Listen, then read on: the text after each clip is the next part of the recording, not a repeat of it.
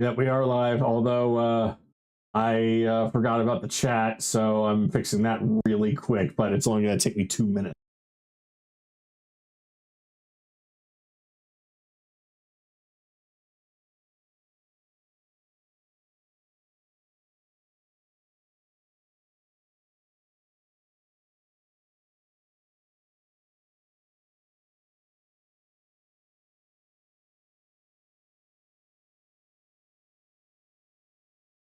Frog mucus.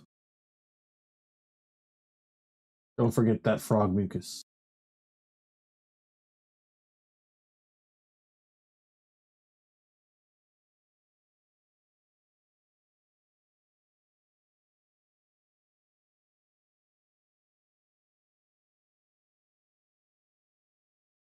I shall fix that.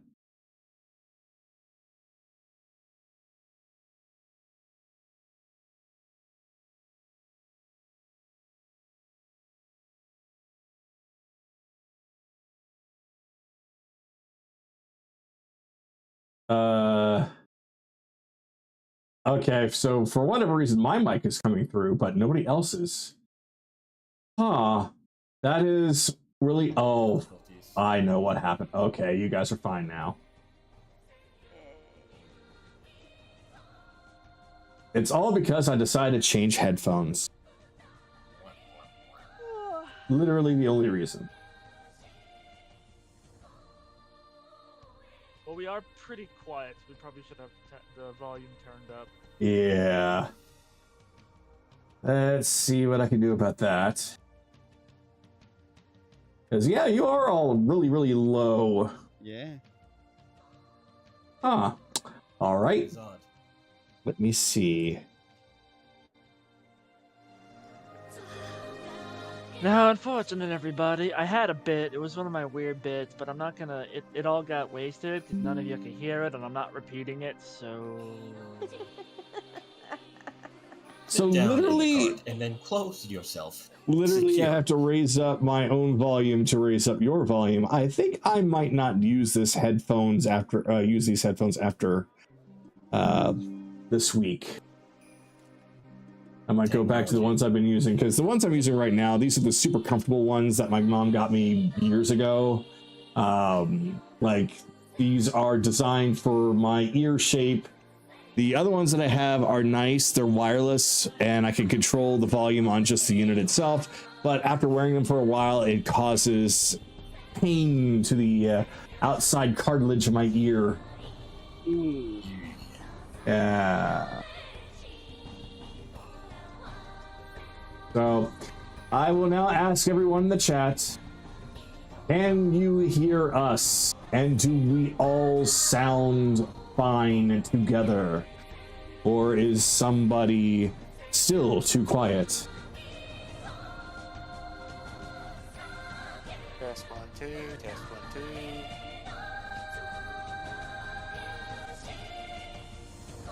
2. We have a yes. Bark? Who let the chickens out? Faces, fingers on buzzers. Chase is said to be quiet, although he didn't really speak all that loud to begin with when he was just doing the testing 1, 2, 3. Everyone else is quiet. All right. Hello. So this is what we're gonna do. I'm gonna switch over my headphones. It will only take me a minute to do this, and then things should hopefully be better, so I can crank you guys up and also not be blasting out my eardrums. Okay. Technical difficulties, everybody.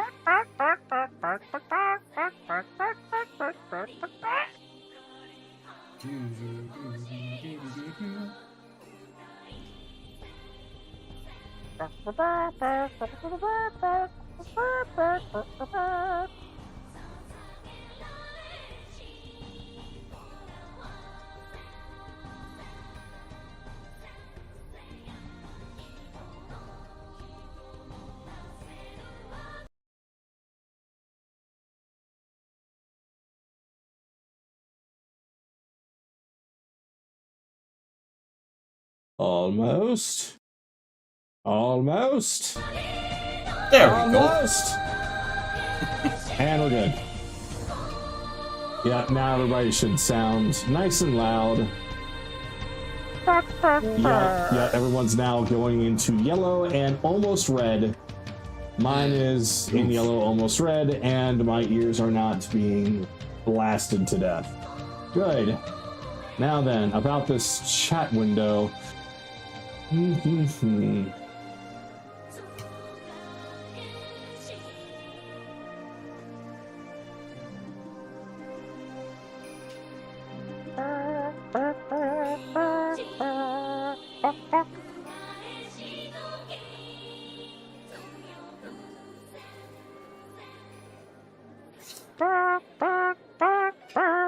There we go.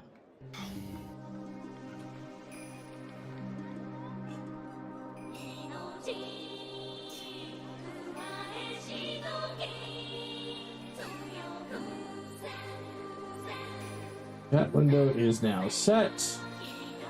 Things don't show up, then I will be confused. It looks like things are doing fine. Yep, because I see Naraku's post. Everything seems to be okay. Excellent! Close that. Minimize that. All 4 of my windows are open. Everything seems to be working fine. Everybody is almost here. I think we can finally begin. Alright. Pull up my notepad here and we shall start. Okay. Oh yeah, this is a beefy one, so I'll give some people enough time to get here. Alright. Last time. The party had found their way to Tiberius and Bob's dual-plane Twilight Carnival, or Tiberius and Bob's for short. Upon arrival, they had found that the place was oddly filled with the familiar, further discovering that whatever they find to be common or mundane is actually fantastical and magical to the Fae. Common household pets and farm animals were on full display as magical creatures from the material plane. Simple games of skill and chance that were often in the carnivals back home were gathering lines of Fae creatures to try. Even the bars and concessions were selling average everyday beer as a wondrous rarity that the Fae workers couldn't get enough of. However, all was not well, as it was learned that the kind-hearted Bob had gone missing for a while. And due to the lack of proper night sky, it was increasingly difficult for the Fae to explain time frames to the party when asked, unless it was something or someone truly knowledgeable, such as Tiberius himself, whom Anaran had a moment to converse with. Tiberius reveals that Bob was not missing, but in fact dead after a recent attack, and Tiberius had to pick up the slack. Despite not being outwardly friendly as Bob was, Tiberius was still secretly highly respected and loved by the community, and showed that he was smart enough to realize Anaran was from the material plane at first glance. Anaran requested a ride to the Sealy Court, which Tiberius agrees to, and the carnival would be departing in a few days' time. Still far and away faster than if the party had continued on foot. And we have the arrival of Ren. Welcome, welcome. I am currently doing the synopsis so you can get settled in. The rest of the party split up to investigate on their own. Careless and Chase stayed together, heading to the big top to find it rather unexciting, even if the rest of the Fae were eating it up. They sat in front of what appeared to be an ordinary and somewhat inexperienced clown, though a closer look revealed that he was looking much younger and smaller than expected. And once his performance was done, the crowd began to pelt him with fruits and vegetables, laughing and having a great time, though seemingly at the expense of the clown, who didn't appear to be enjoying himself. Assisted off stage by an Eladrin dancer, the clown disappeared from view, leaving Chase and Careless to look elsewhere. Bell had found himself at the tavern, befriending a pair of redcaps and satyrs. While the redcaps were rude, they never had any malicious intent for Bell.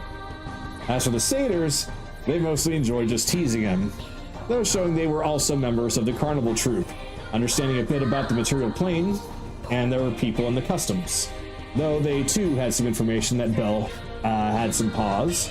as they mentioned a goblin girl was being escorted towards the small tent behind the big top, which was found to be a zoo for exotic material plane creatures.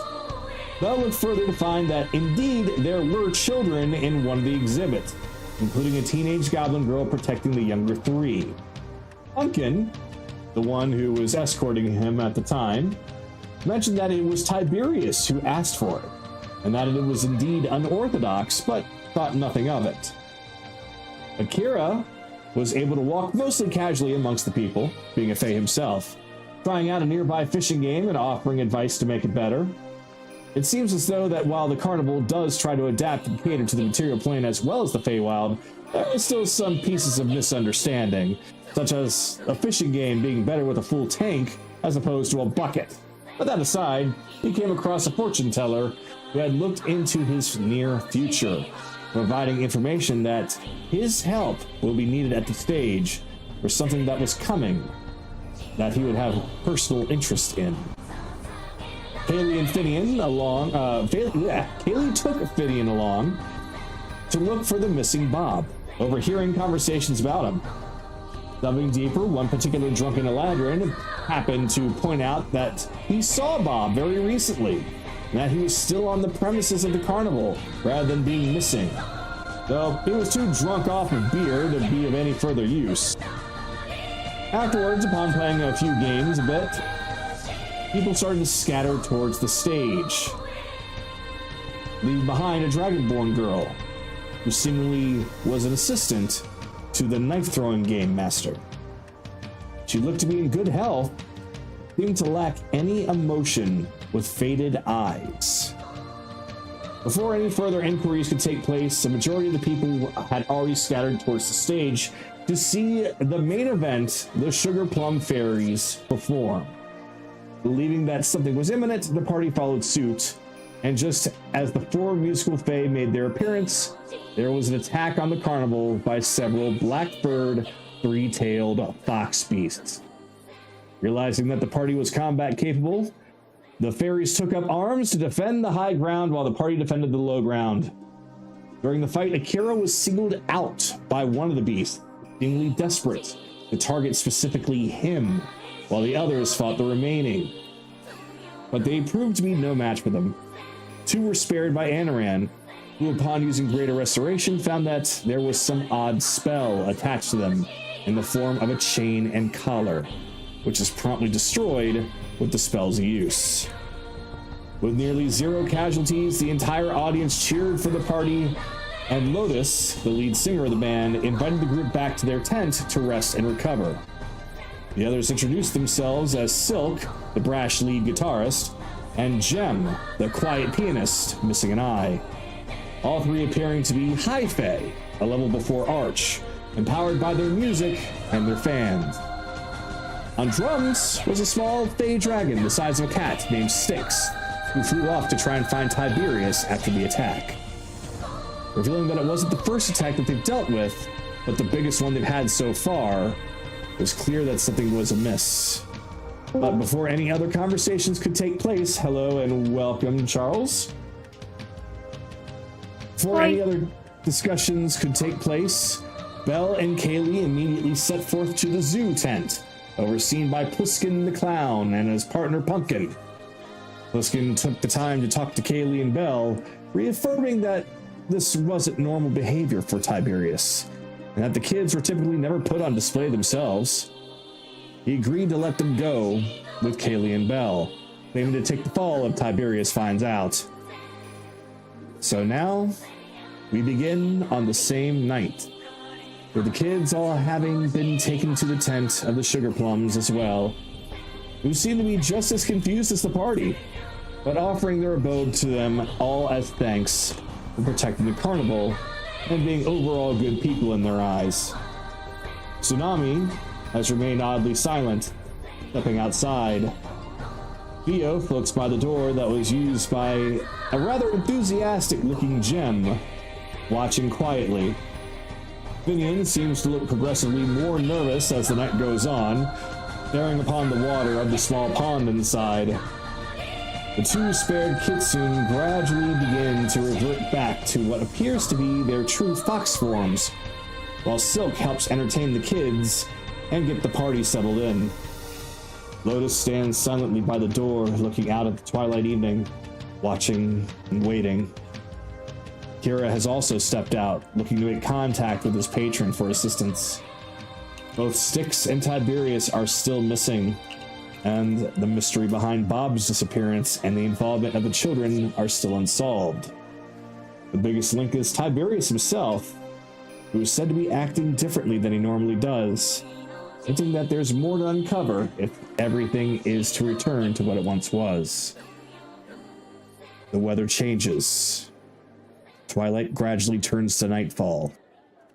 Looking up, there isn't a single cloud in the sky, let alone any stars or light from the moon, yet somehow, rain begins to fall. A rain unlike anything seen in the material plane. The water appears to have a faint luminescence, shining with a hue of turquoise and emerald. The ozone-style smell from the rain in the material plane is replaced with the subtle sense of cinnamon apples and pine. I would like everyone to please roll full roleplay initiative.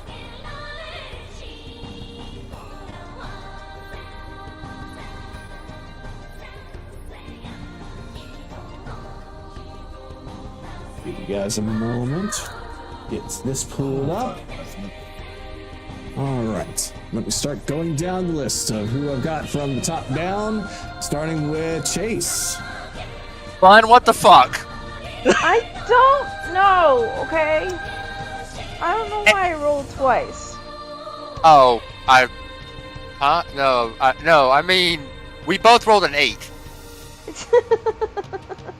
I rolled an 8, Kagura. We both natted it. Yeah. So yes, 8. All right. Chase with an 8. Okay, so I figured I'll go on and ask Kaylee, then you got an 8 as well? Yes, but I have higher decks, I believe. Yes.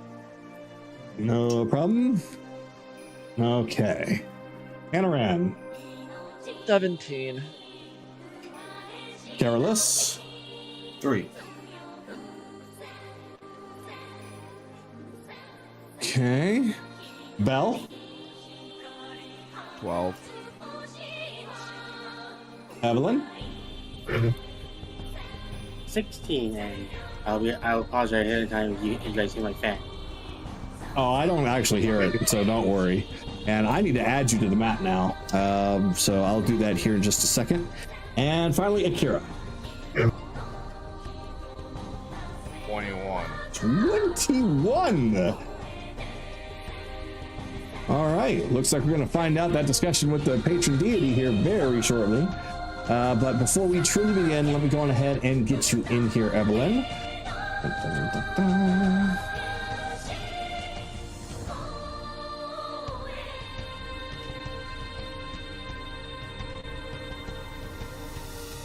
There you are.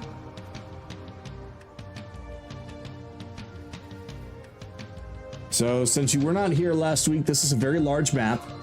This tent here is just a fraction of the map, because this is an entire carnival circus. So if you need time to take a look around, see where things are, or if you have any questions, feel free to ask. But first things first, let me now grab some music. And we shall begin. So, Akira, we come to you as last time you had said that you were going to be stepping out in order to make contact with your patron. So, if you are comfortable with doing that now, then by all means, we can do it now. Might as well. Using contact of the plane. All right.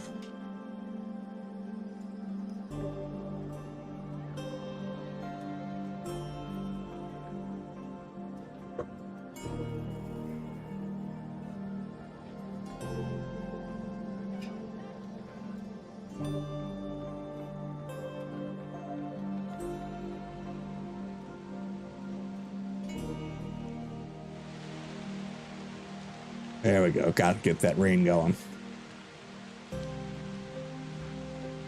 And also change time. There we go. Okay. All right. So use contact other plane. Yep. All right. I'm assuming that there's no rolls involved or anything for that. It's the same thing as commune. I just don't take the psychic damage or do an intelligence check. Gotcha. So if it's the same thing as commune, then all right, then we'll treat it as such. So as you use it, you can hear the voice of Amaya in your head. Ah, well then. Well, actually, I'm sorry. Is it Amaya or are you contacting? It's Amaya. Okay. I was like, wait a minute, there's two technically involved here. Okay, Amaya. So you do hear Amaya's voice in your head. So I understand that you have some questions for me. I do. Question 1. Is Bob the owner or previous owner of this fair? Is he truly dead? No.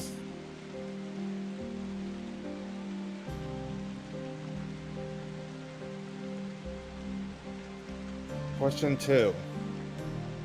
Is Tiberius the one that's the owner of this fair? Is he replaced by a doppelganger? No.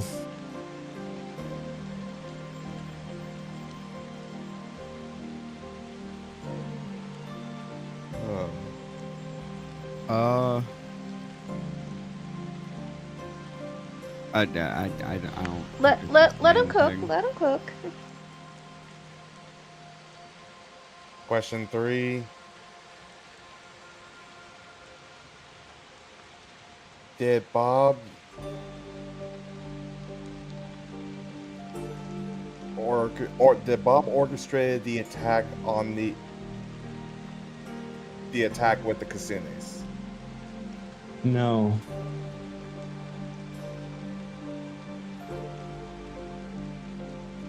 Is Tiberius in charge of kidnapping kids from the material plane?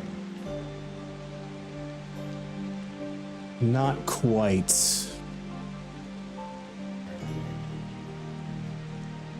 Is there someone higher than Bob and Tiberius above them? In their domain of the circus? No. That's all my questions, but I do have one more thing. Is she ashamed of me?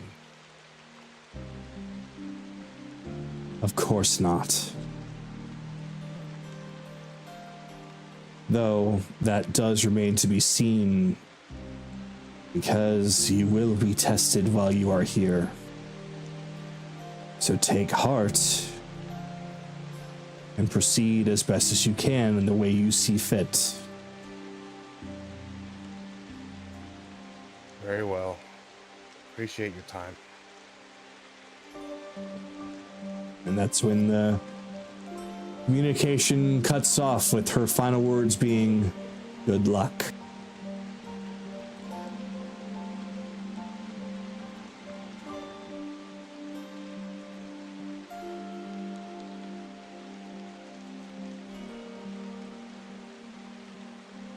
So you enter into the tent, and everything is exactly as I had just described in the synopsis, so I won't go too much, only we'll say Evelyn is awake now.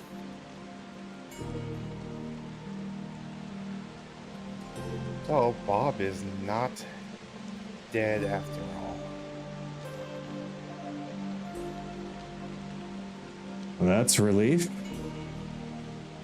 I kind of had a feeling, but I never can tell anymore. Oh, good, you got the figurine. I'm sorry, go ahead. Then why would Tiberius lie to Anoran?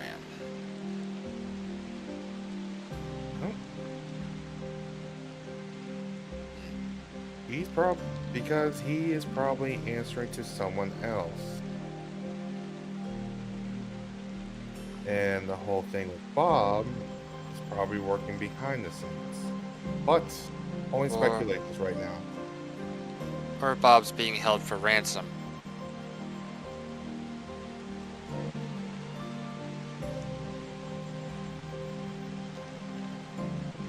That could be something.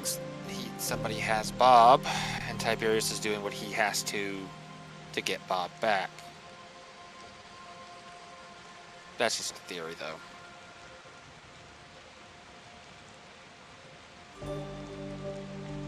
I have a different theory, but I'm not. I'll let you guys do all your thinking. What I said I was going to do. Thank you, Akira. This information has been very helpful.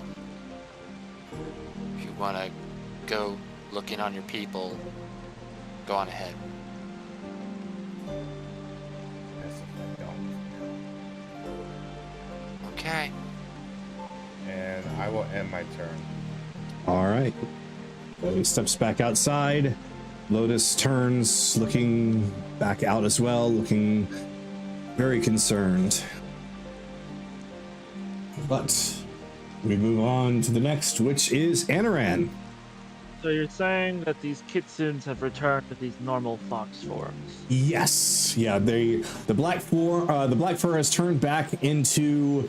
These are the only foxes that I had, but one is, we'll say this one actually is the correct color. This one is a little bit more of an icy blue. Icy blue. Okay.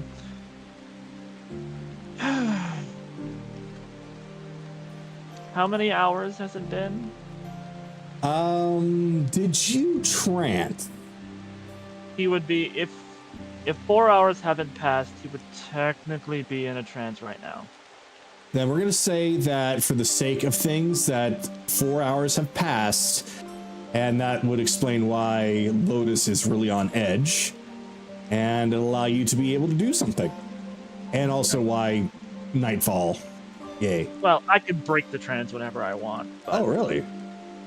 I'm only semi-unconscious. I actually didn't know that. I thought that once you're in, you're kind of locked in unless something forces you awake. Nope. I'm only semi-unconscious. I'm fully aware of my entire surrounding all times. Okay. Then, But if he breaks the trance, he doesn't get the I don't long get the rest. benefits. Yeah. Considering things, I'm going to say it has been 4 hours then. I'm going to let you have your full rest and everybody else gets a short rest. So he'll just gently place a hand, trying to find a pulse on both of them. Okay. So, as per usual, please roll for medicine, though this is probably not going to be very hard. No, probably not. 11. I rolled a natural 2. Oh. Well, it's still Okay. above a 10, so Yeah. just to find a pulse, that's like most people know how to do that.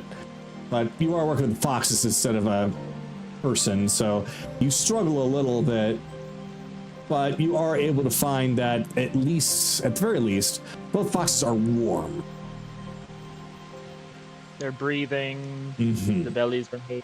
Yeah, you can see that they are moving, twitching, looks like they're breathing, so you don't quite find an exact vein to check a pulse, but every other sign points to them being perfectly alive. Now, Anaran remembers something Akira told him a while ago. Oh boy, I might accidentally piss him off. Well, let's hope I don't. Oh god, where's the exit? There it is. Right, nope. Fine.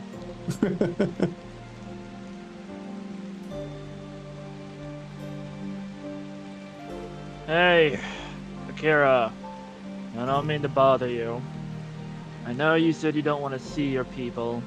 You don't have to be there when they wake up.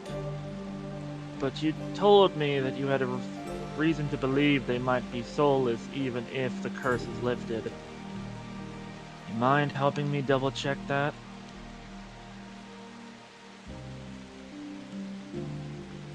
Without a word, Akira just goes back to the tents.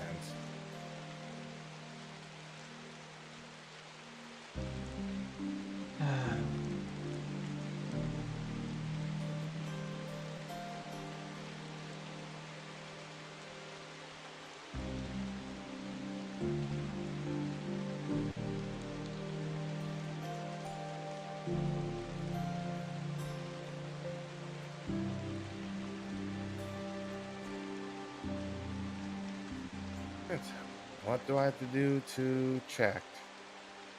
All right, so you're checking to see if they still have a soul, okay?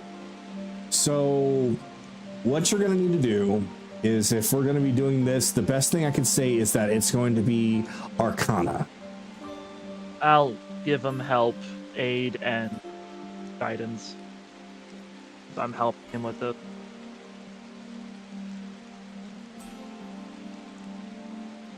$24. 24. Okay. So, with a 24, you're able to investigate them, see what magical effects still plague them. 28 with guidance.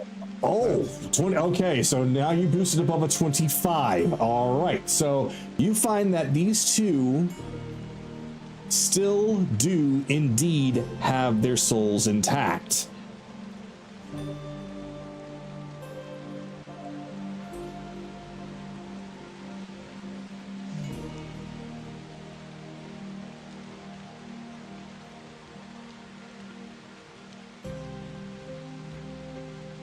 Well, you're probably right then, Anaran. They can't be saved.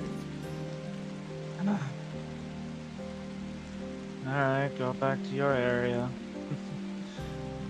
Thanks for helping out.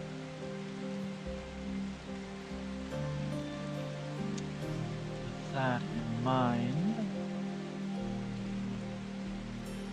Alright, Anaran's going to do just a quick 2 cure wounds just to help heal them. All right. With the new, let's see, with long rest. Blue.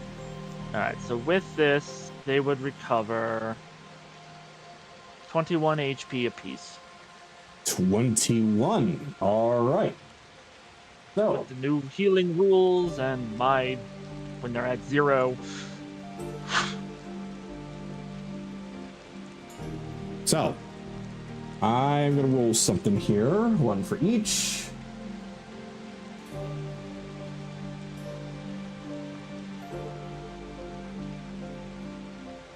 Okay, and you. All right, neither of them wake up right now. Neither of them, okay. Well, at least they're healthy. Yeah, they're looking healthier for sure, but even with the cure wounds, they still are in just a deep sleep. I'm supposed to be exhausted. I'll need to figure out what causes that curse. Either way.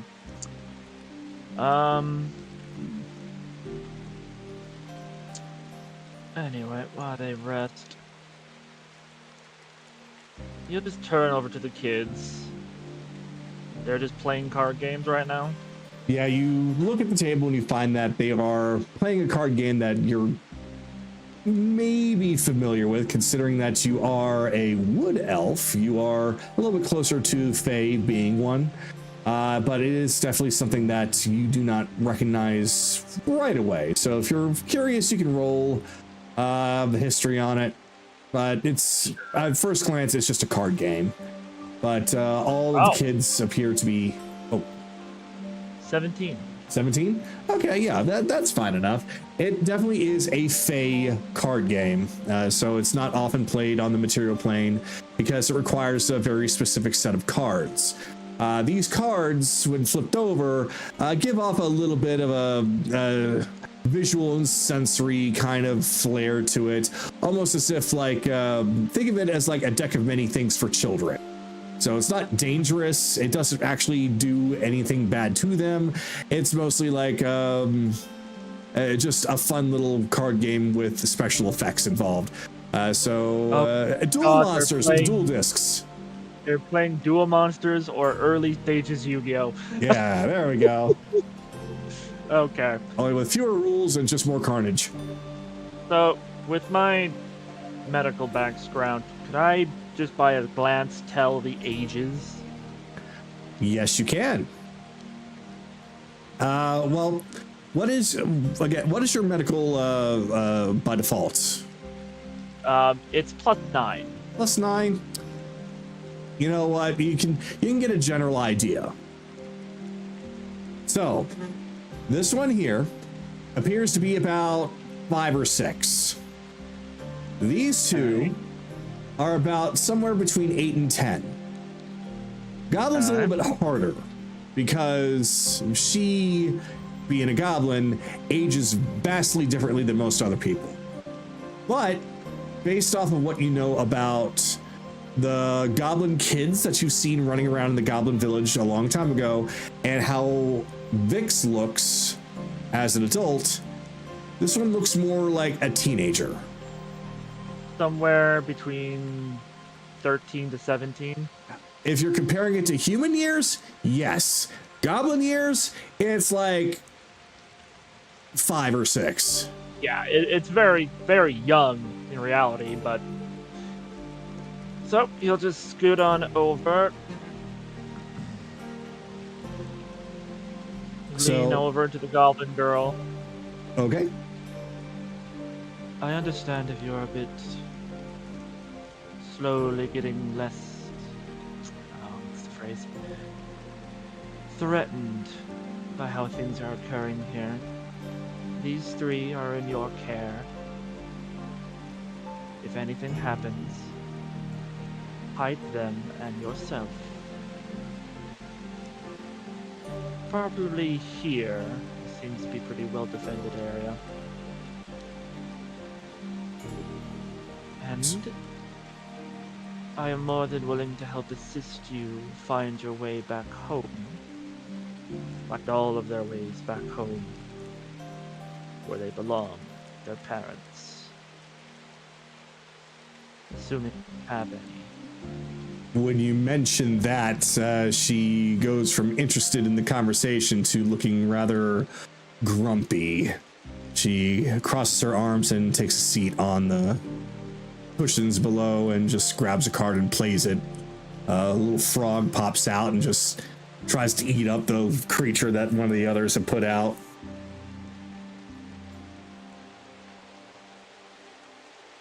I see.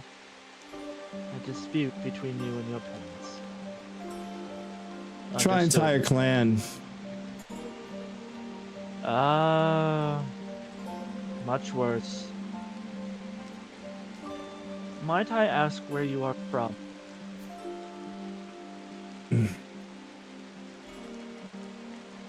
So she will give a name for a continent, because I haven't thought of that part myself yet. That is in the material plane. It is a mainland continent. And you roll either for nature or for history. I'm gonna roll the one I actually have points in. All right. Hey, 21. 21. Okay. So, regardless of what I've named this place later, you know that the goblins of that region are not at all like the goblins that you know in the archipelago. Those goblins are actual beasts, monster-like creatures that do raiding, pillaging, the whole 9 yards. They are the goblins that you know in most fantasy. Gotcha. So, you'll just sit there. Oh, they're the reasons Belle woke up racist. Yeah. I see. Well, are you familiar with a place called the Croy Archipelago? Mm-mm. No, I've never actually left the mainland. That's fair. It's a place of 3 islands, pretty close by to each other. Relatively big islands. But the goblins there are more... well, not what you're used to.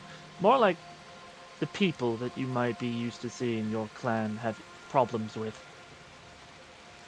They're welcomed into society. They're really good with technology, too. If you wish to go back to the material plane, but don't want to go home, making yourself a new home among some of your kind that you may have a better time with is always an option. You know, I have no reason to think that you're lying to me, but forgive me if I find that a whole bunch of bollocks. Nope, that's fair. We're here in the Feywild, and even my skills are being tested by these creatures.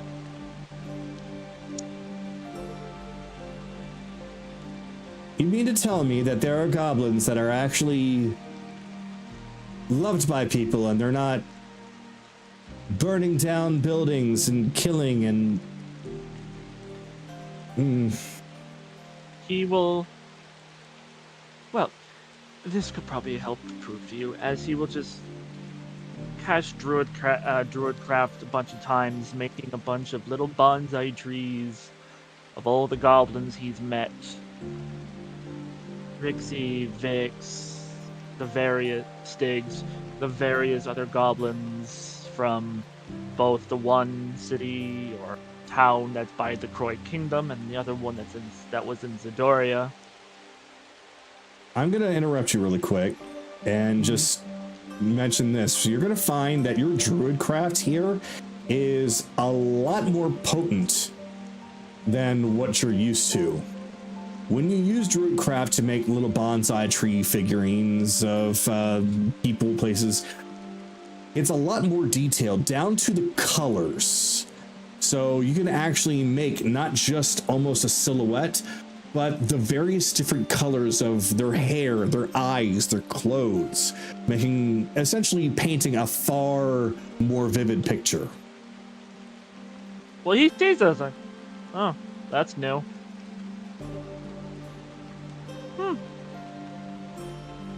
Either way, and he'll just make them in full detail, just small ones, like what would be like a figurine for even her hand. Just small ones that she can look at. So she does take a look. Looking up at you, looking back down at them. Either you're really clever and know how to make this kind of bullshit right away, or you are telling the truth. He just points to the Vix. That one has a short temper. I've seen her blow holes in ships. Oh. I'm glad to see that things don't change. Points at Rixie. That one nearly died. But she's got wild magic, so she was a little hard to predict. But she's a good lady. She also wants to be a mother, but unfortunately circumstances have prevented that. I see. I'm sorry to hear that. And then he just quietly go through the various goblins. A lot of them are just civilians, but the ones that they've met, the ones they've saved. And this is Stiggs. Huh, he looks silly. Yeah, he's your god. Or one of your gods. My what? Deserac. Fucking posing hour. You are who you choose to be. Uh-huh. I'm very familiar with him. Wait, he's there? Yeah. Well, I mean, he's probably popping in and out. I don't really know where he is half the damn time. So, now she's kind of broken free of her, secluded, arms folded. She's a little bit more relaxed and loose and interested. The other kids have actually stopped playing and they're also listening. And after a moment, she just stands up and looks directly at you and flat out says, "Please, I would love to go." Well, we currently have them. They did have some problems that are being caused by various bad people. And I can't give you that to them. I can't bring you to them right away because that bad person would, well. It's dangerous, I get it.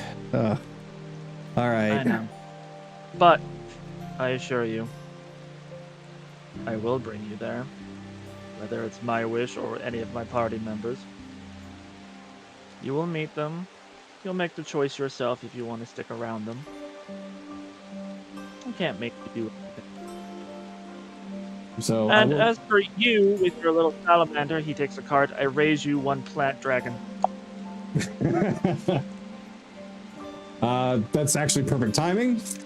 So, as you place that down, she just looks at it, watches it pop out, just roar a whole bunch of leaves coming out of its mouth. Noxie. Noxie. I'll remember that. And these three. Little one over there is Harry. His name is James. And that's Heather.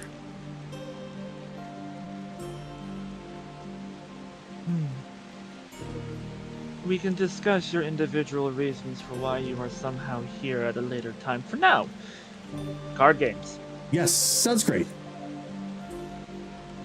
And that's it. All right. So, now the kids have been given their names, or at least finally were comfortable enough to reveal them. And so we move on next. Their fucking list. What was that?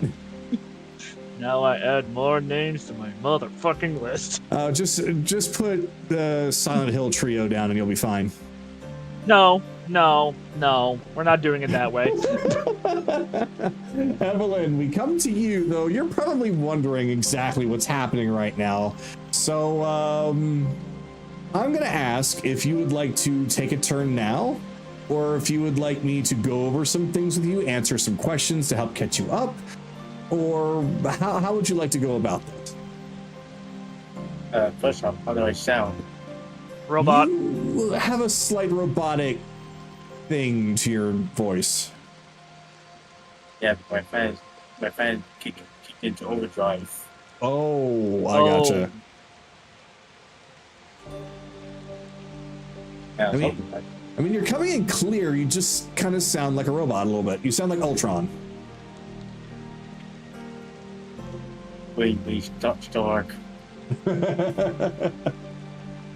You kind of sound like when you're up against a fan and you talk into it. Yeah. That makes you sound like Darth Vader. Oh, okay. Oh. Oh no, Charles has evolved into Megatron. But I'm just skipping. Yeah, just skip. Yeah. All right. Then Bell, wherever he's all the way down there. All right, yeah, he was at the zoo. Yeah. So, by the way, I wasn't like I'm actually like coming back to where everyone was. Like after all that, I just wasn't moving until it was actually my turn because it was the same. oh, his name is Pakali the Clown. Well, he's Pliskin now. Iroquois Pliskin. Yes.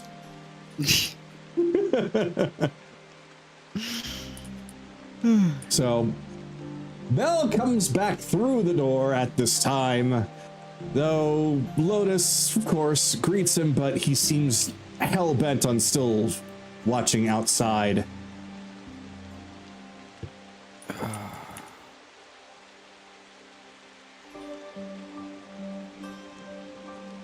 Okay. Well, they're acclimating, I guess. Yeah. Getting them out of the cage and Anaran's presence seems to have calmed them down. Except this one.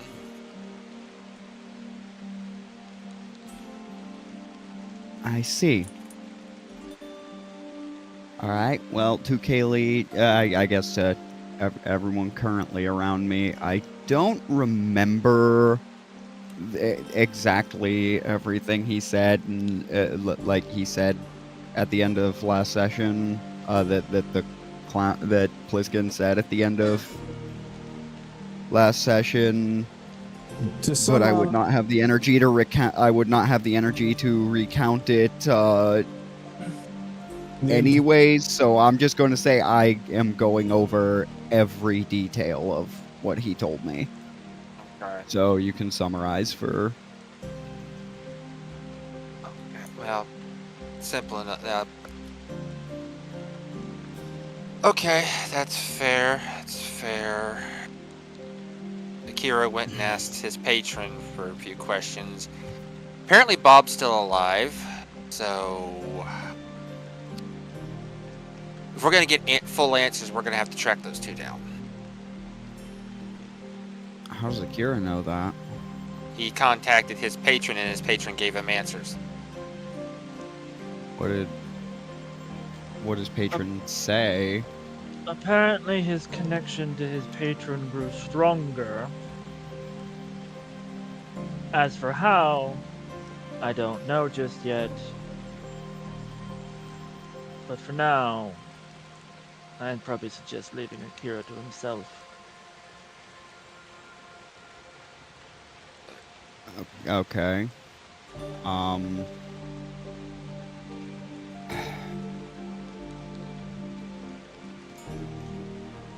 I have a couple of theories about what's possibly going on here. First and foremost, what are the odds of a shape changer having taken his place? That Akira asked, and the answer is no. Okay. Well, if Akira can get another question later, or if Anaran, if you are capable of determining this, find out if somebody in the Fae parlance, in the parlance of the Fae, acquired Tiberius's name. You're gonna have to clarify that statement. The hell's Parliament supposed to be? I said parlance. Parlance, yeah, I don't know that word.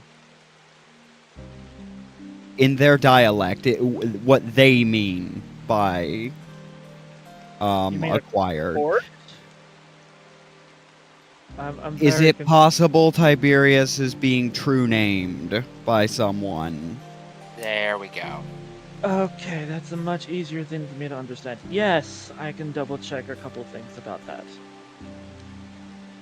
Because I don't want to jump to the conclusion that he suddenly went crazy, but the Redditor in the bad fedora learned that trick here, and he learned it from someone. He learned it from the hag. Yeah, I guess that was established. Peg's still but- from here, so. Yeah. No. But, okay, that is a possibility, although Fays are even more guarded on something like that, so... Well, it's something to look into. Again, to find out that answer, we need to talk to Tiberius. Which means we need to find him. I can track him. I'm more guarded about it, but that's not the same as impossible. Have you tried his trailer? He has a trailer? It's right next to us. Why was that not brought up earlier? Nobody asked. I'm gonna kill these people, Chase. I stand up it's- and... She grabs his ear. Easy. Stop. Easy. That, like, didn't your small dragon friend went to go find Tiberius? Wouldn't that be the first place he checked? That's exactly right. That's why there's a bit of a problem. I've not seen Tiberius enter in, and I haven't seen Styx come back. I don't know where either of them are, and I'm getting worried.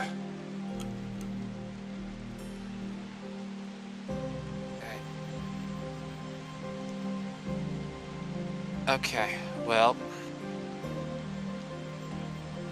Well, if nobody's home, then detectives are gonna do a little bit of poking around in it. I mean, I have no objection to that, but good luck. I've never seen that door open for anybody except for Tiberius and Bob.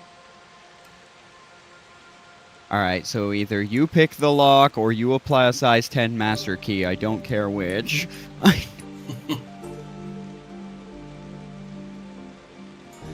I could try, but I don't know how Fey locks work in the Feywild. It depends on the Master door. key. If Maybe it's I should magic, just ask. Maybe I should just ask nicely. That works on some doors. Oh, it's worth a shot. Wait, if it can be reasoned with, it can be threatened. Oh goddamn! Alright, size 10 master key it is! If y'all go, Don't run off, please. Come back here. you can go investigate. If things look like other methods won't work, come back. Anarin might be able to dispel the magic on the door.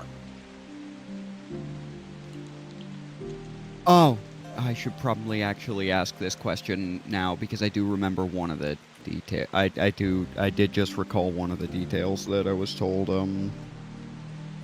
Like as a player, I just remembered one of the details I was told. Is there anyone in this room who is under contract, under actual contract with Tiberius? Well, actually, yes. That would be us.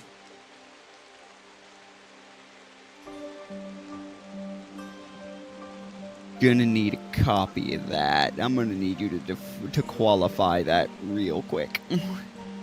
Copy. Is it- Copy. Copy of is it what? a verbal contract? Oh, yes, absolutely.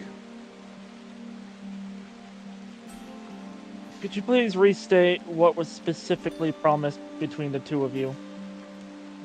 All right. Well,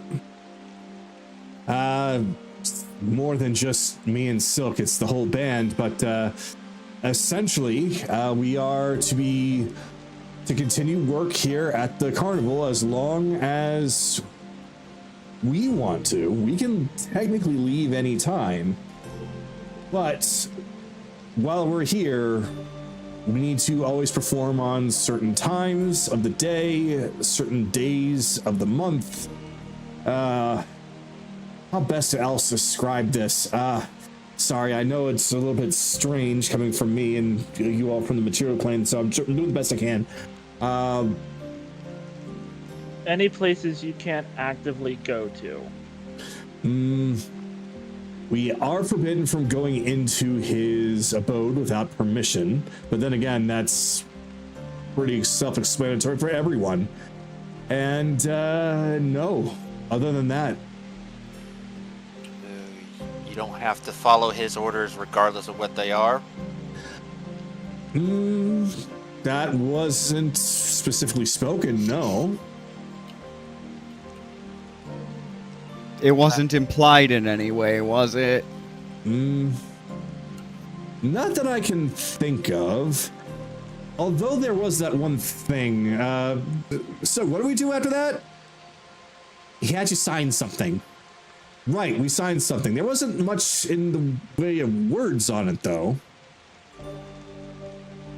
That Just- you could read. That I could read, no. Do you have a copy of this document, or did he just, like, pull contract fraud? No, we weren't given anything. It was just a verbal contract, and that was just me signing. What? In the material plane, it is not a verbal contract if you have to physically sign off on something. Wait, really? Yeah. Adaran, is it safe to declare their contract void? They didn't get a copy. Actually, I guess Chase would be the better one to ask for that. No. not in these kind of deals. Son of a bitch. Alright. Well, that means the trailer's not locked to us. It's only locked to these people. If the contract is there, find it. If not, it's probably on Tiberius's body. Silk, are we in trouble? I don't know, we might be. I want to be in trouble. If I may, this brings to light a bit of a method that I'm not too sure I'm comfortable with. You have all met Tiberius, and you identify him as a Fae, correct? Yes, absolutely. Are you certain he's not a devil?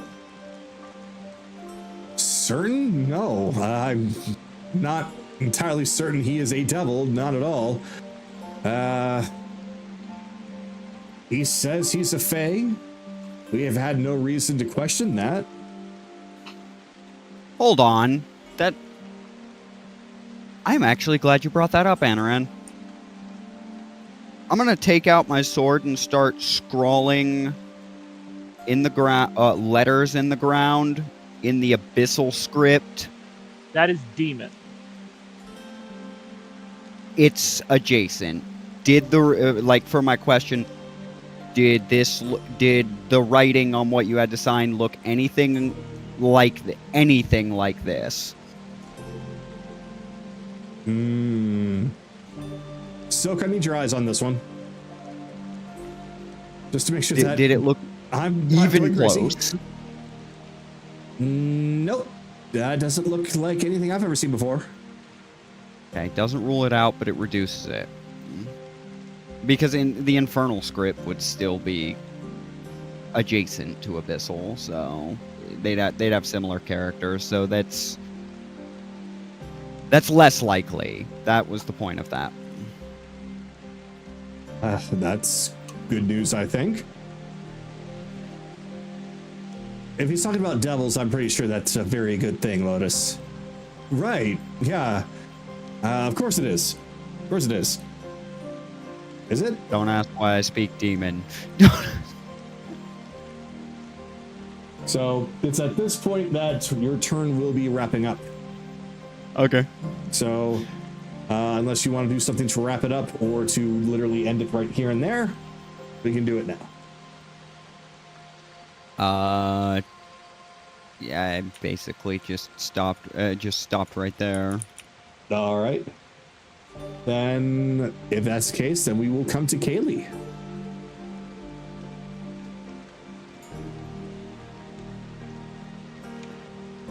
Okay, well... Are we going to his trailer, or... What's going on? I mean, that's what I want to do, but like at out of game, my opinion, everyone should probably at least get a turn before we do something like that.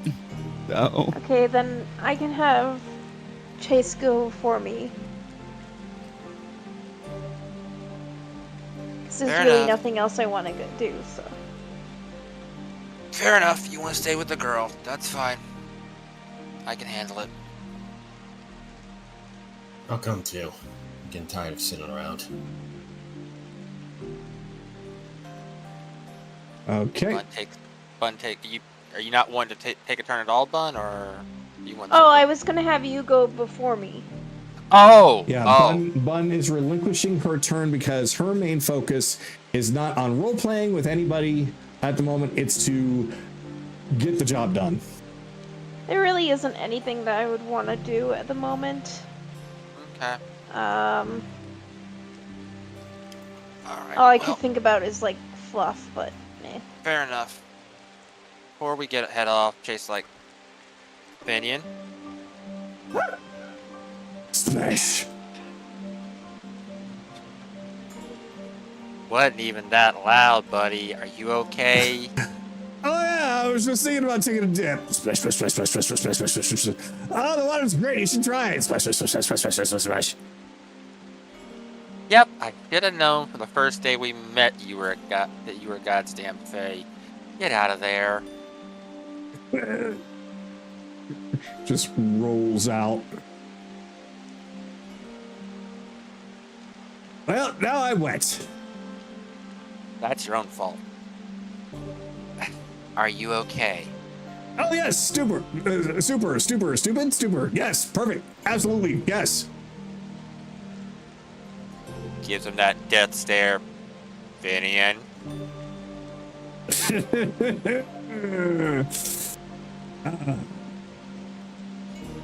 No, I'm absolutely not okay. But, do the best. Look, I didn't know coming into this that your people would be involved. And like I said, my promise still stands. You don't have to deal with them if you don't want to. I'm afraid now I don't think there's much of a choice in the matter.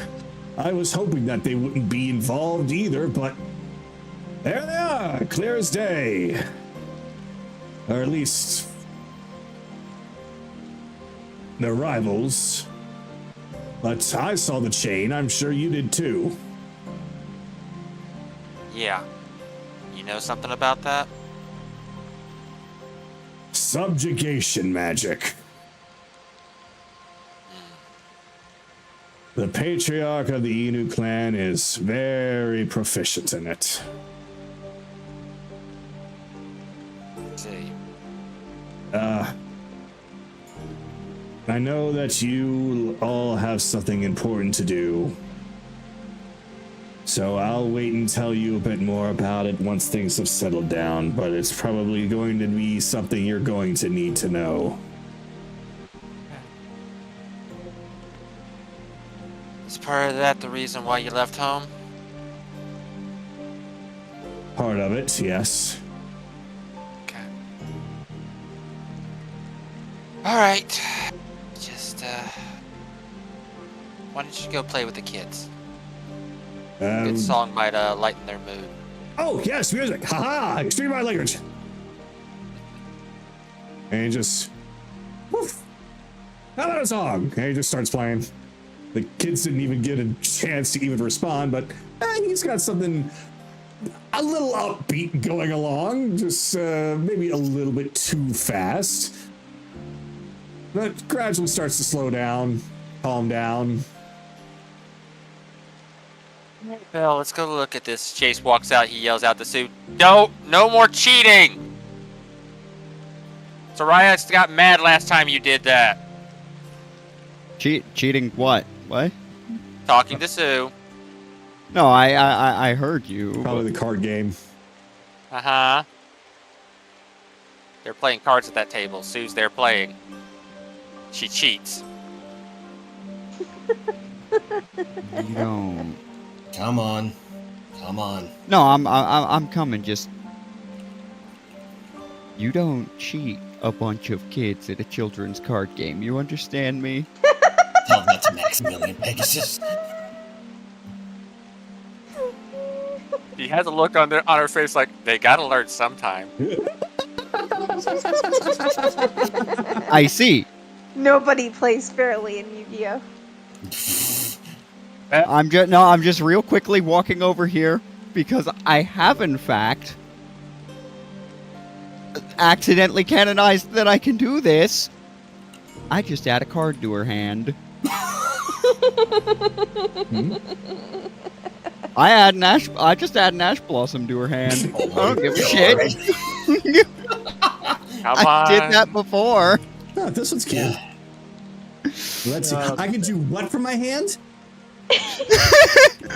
Alright, Okay. where's this trailer at? They said it was right outside, so it's gotta be this one. I would assume. Wait, I thought Kaylee wanted to be here for this as well. No, she said she wanted I to. don't know what you guys want me to do. He's doing it because potentially picking lock is what he's. That's why she said for me to come. I can pick a lock too. So she was ceding her turn to you. Okay. So that she could. I'm trying so hard to make sure that we don't do what we did last time, where you guys, because remember what happened last time? you guys felt like we were taking too long, and I don't want to do a big event thing without other people getting their chance to do their turn. So that's why I was like, I can switch with Chase, and then we can go after everyone else has gone. Okay, alright, let's... Basically, what would change is that Kaylee would be over here if we're doing this now. Yeah. Yeah, We can do whatever you guys want to do. like... Belle, the skill set is still here at the door. We can continue. Yeah, it's fine. Okay. Alright. Let's see. Let's check this lock first. Alright. Is it locked, first of all, Kagato? Okay, since we're here, all right, hold on. Okay, so I need you to describe to me what it is you are doing. I'm first attempting to examine the door to see if it is locked. All right. Physically locked. Okay. So you're examining it, or are you going to touch it? God, I have to touch it if I'm going to check to see if it's locked. I mean, you know what? Fine. Be that way. So what happens is when you go and reach for the handle to check if it's locked, you just hear.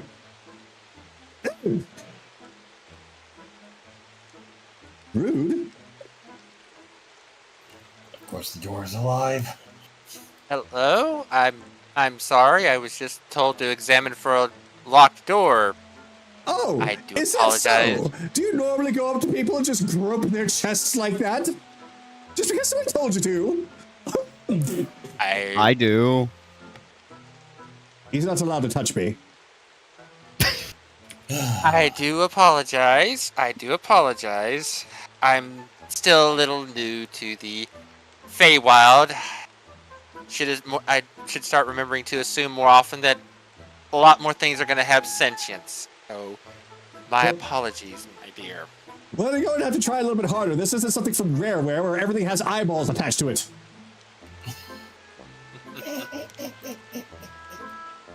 Again, my apologies. We need to examine inside because Tiberius has gone missing, and we think that something inside might give us a hint as to where he and Bob have gone. Ah! You believe Tiberius has gone missing? Well, last I heard, Tiberius went out for a walk. Walk. Is this Yes, like was- an enthusiastic one, or? Very enthusiastic walk. Did he say where he was going? Oh, he was going to check here and there. It's usual routine of checking the ins and outs of the carnival. You know how it is. Well, people Where- have looked over the carnival for him, and he's nowhere on the grounds. Ah, that is very strange indeed. Well, here's a statement I thought I'd never say. 14, I'm insight checking the door.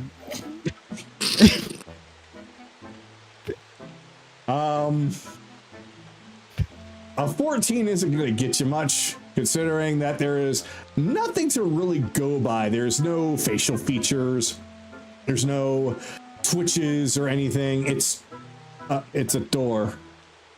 A sentient door, but it is a door. Hey, you said these handles were your chest, right? Indeed, yes. Are they glorious? Mama? What are you up to?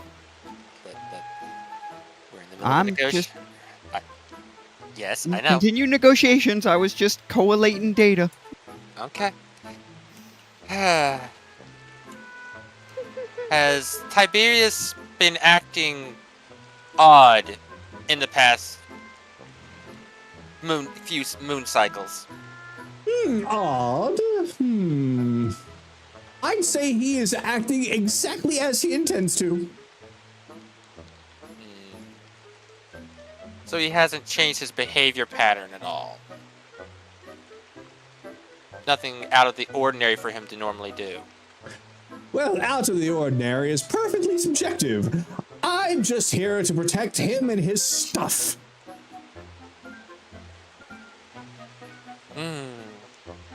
What kind of stuff? Stuff that could possibly help us find him if he's truly gone missing. Well, he has given me precise instructions not to let anyone in without his say-so. So, I'm afraid you don't have permission. But we don't not have permission. We're not under contract. Contract schmontract. You are not on the list. Therefore, you cannot come in. Are you sure we're not on the list? Absolutely. I can see it right here. Article 3, Where's Section your 9. eye part? People that aren't part of the carnival cannot be allowed in. And even if you But were part of the carnival, you can't be allowed in. Surely there's a loophole in case the ringleader's gone missing, though. Perhaps there is. We'd have to check the book. Where's the book? It's in here. Well, we can't look at the book if we can't get in to look at it now, can we? Oh, that's a shame. That's a shame. I'd probably do it for you, but I don't have any thumbs. Which part of this was your eyes? If the handles are your chest? Yes. Arguing with a fucking door. Almost had him this way. Oh, I didn't. Okay. Well, if we cannot check with the book about loopholes, then how do we know if there's a loophole at all? So, if for just a moment we may come in to retrieve the book to see if there's such a loophole. But that's against the rules. You But we don't know that it's against the rules if you can't check, and neither can we. You're making assumptions. Oh, Therefore, I it's know a it's against the stalemate. rules, but you don't know it's against the rules. But since I know it's against the rules, then I can keep you out.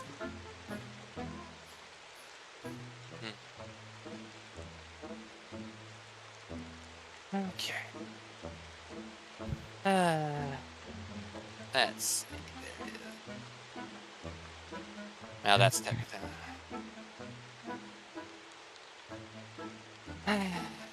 So, you are just not allowed. So here's a question. You're simply just not allowed to let anybody inside through you, correct?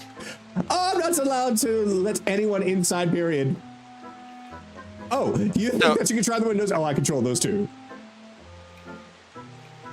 You control the windows. You think I'm just a door, do you? Okay, so you are the okay, there's the next piece of it. You are the entire trailer. Perhaps I am. Perhaps I'm not. Questions, so many questions. I didn't know I'd be getting such visitors today. Well, A lot's happened. So, if someone were to get inside without you letting them inside, what would happen? If they got inside without me letting them inside? Ooh, that'd be breaking and entering. That would be very, very mean. But could you do anything? I could yell and scream. Well, considering the people here want us to help them find Tiberius, I don't think they'll mind if you yell and scream for a little while if we're just trying to help find something to help his boss. So, True, but they know that if I'm yelling and screaming, it means somebody's trying to break in, and they know that's not good. ooh, I have something for this. Well, I don't. okay. I'm gonna go get Anaran and have him silence the door. It's the whole thing, Bell. The whole building, buddy. We can't silence it at all. I am quite capable of screaming out of my butt, you know. That's Where- just called farting. We're Oh, that'd be the back of you, right? This anatomy is fascinating. we've reached a dead end here. Without any course of convincing it to let us in, it's not going to, and having the whole circus on our asses simply because this thing decides it does not want to protect its owner is all by me. It's fine by me. Now, if you do happen to find Tiberius, you can bring him back here, and then he can say to me specifically that I can let you in, then everything will be fine. Wait a minute. Just Tiberius. I have an idea as well. I think Wait, you're no. listening. No, wait. I don't think you heard the voice. Never I mind. did, Oh, you did. I believe. Like, haven't we spoken to? Like, wait, who No. else spoken to him? Only Anaran, I think. Who has a damn near eidetic memory? Wait a minute. It won't work. He won't be able to. He can't. Come on. Let's step away for a few minutes. Regroup. Okay, I just want to test one thing. I just grab Let the him. Well, doorknob. it's his. Go ahead. I just grab the doorknob that it claims its chest. Rude. Are you messing with me, or can you actually feel that? Of course I can feel that. Neat. That's all I needed to. That's all I needed to know. I want to introduce you to a technique I've coined throughout 1,000 generations. I grab both doorknobs. Okay. Activate nipple clamps. Oh, Shocking no. grasp. Shocking. So, all right. So you activate shocking grasp on the door, and it begins to screech.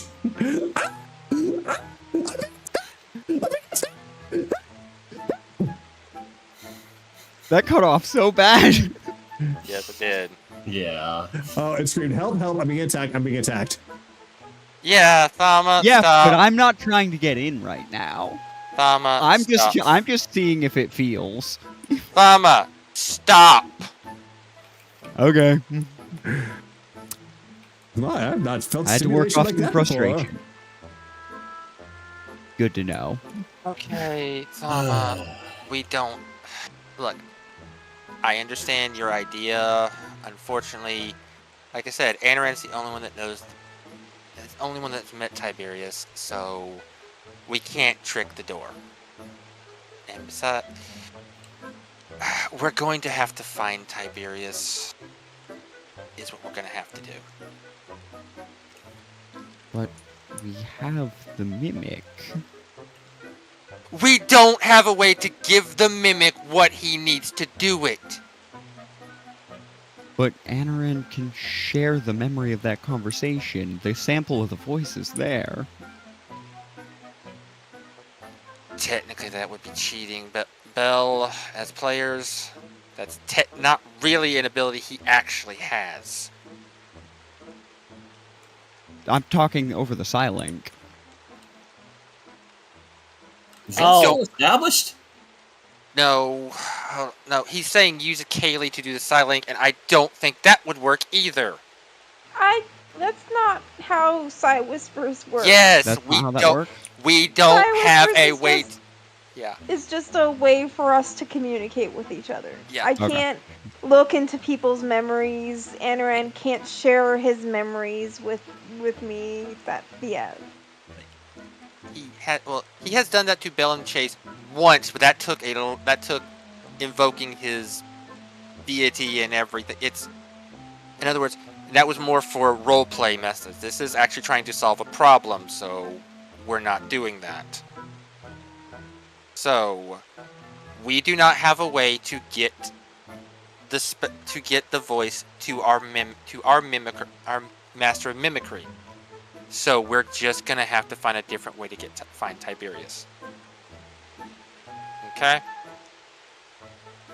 Wait. We might have a non-bullshit way to do it. And what's that? This is a band. An acting troupe. They know what he sounds like. This is a musical band. You can ask and see if anybody is good at doing impressions of him. Okay, go. Just go back. Go ask Bell.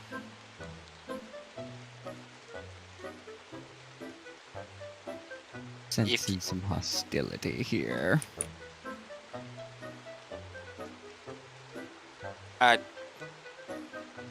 understand what you're trying to do. I'm just not seeing a as a player, a logical way for us to do it with the tools we have available. Yeah, I'm having a little bit of trouble grasping it. That's why I'm I know you're trying still to. tossing out ideas out there. I understand. I understand. Okay. So allow me to interject and say, you guys do have tools. It's just not the tools that you imagine. It's not tools of you having a thing on you to do it with what you have, but the tools of investigation, such as you're on the right track there, maybe asking some people, maybe learning some things. Yes. So. Yeah, that's what we're trying to brute force the method, Bell. I think there's probably another way for us to solve this problem. We've come up with one solution, and we're trying to brute force it instead of trying to look for other methods to get in. Okay, I'm glad you clarified that because because that's not brute forcing. I just start channeling fire into my hands. This would be brute forcing. No, he's gonna grab Before his hand. dispel. No, I dispel it. I don't even raise it towards the door. Yes. Bell, actually, you don't raise it toward. Never mind. No. Okay. Let's regroup. We'll go campus the circus. Ask a few questions of people. Maybe somebody else knows a way we can get inside, or find where we can, or at least a way we can find Tiberius. Okay. Okay, because I really don't want to resort to making the door orgasm until it opens, because I've learned that is now possible. Please don't ever put that image in my head again. Ugh. All right. I swear they're becoming one. Who's joking? Every day. All right. That's. I will end my term for there. Okay. So, you all went as a group, but technically, Careless, you didn't do much, so we should give you a turn. So, I got really nothing, honestly. I literally have nothing. You have nothing. Okay. So, right now, this is what I am going to say first. I'm going to get some music on.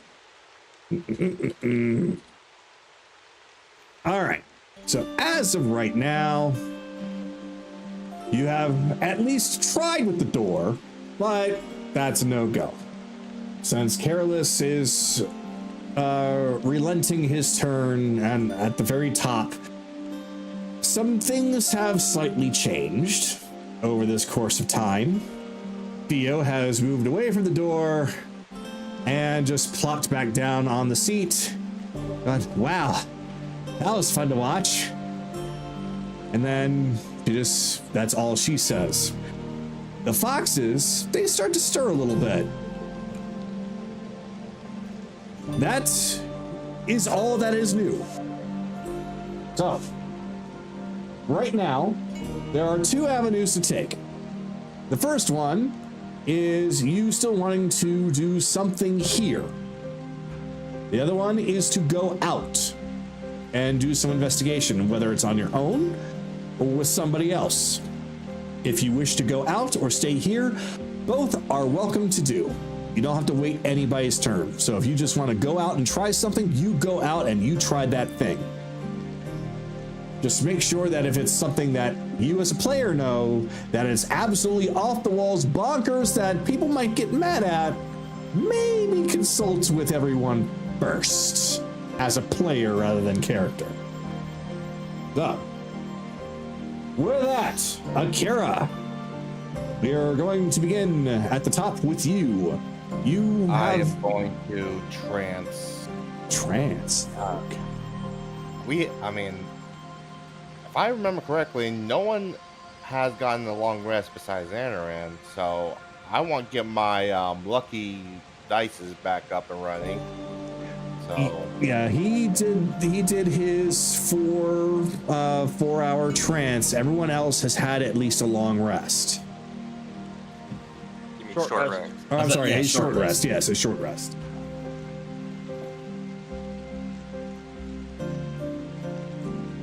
So if you want to do more than just a short Yeah. rest, then yeah, you can definitely try it.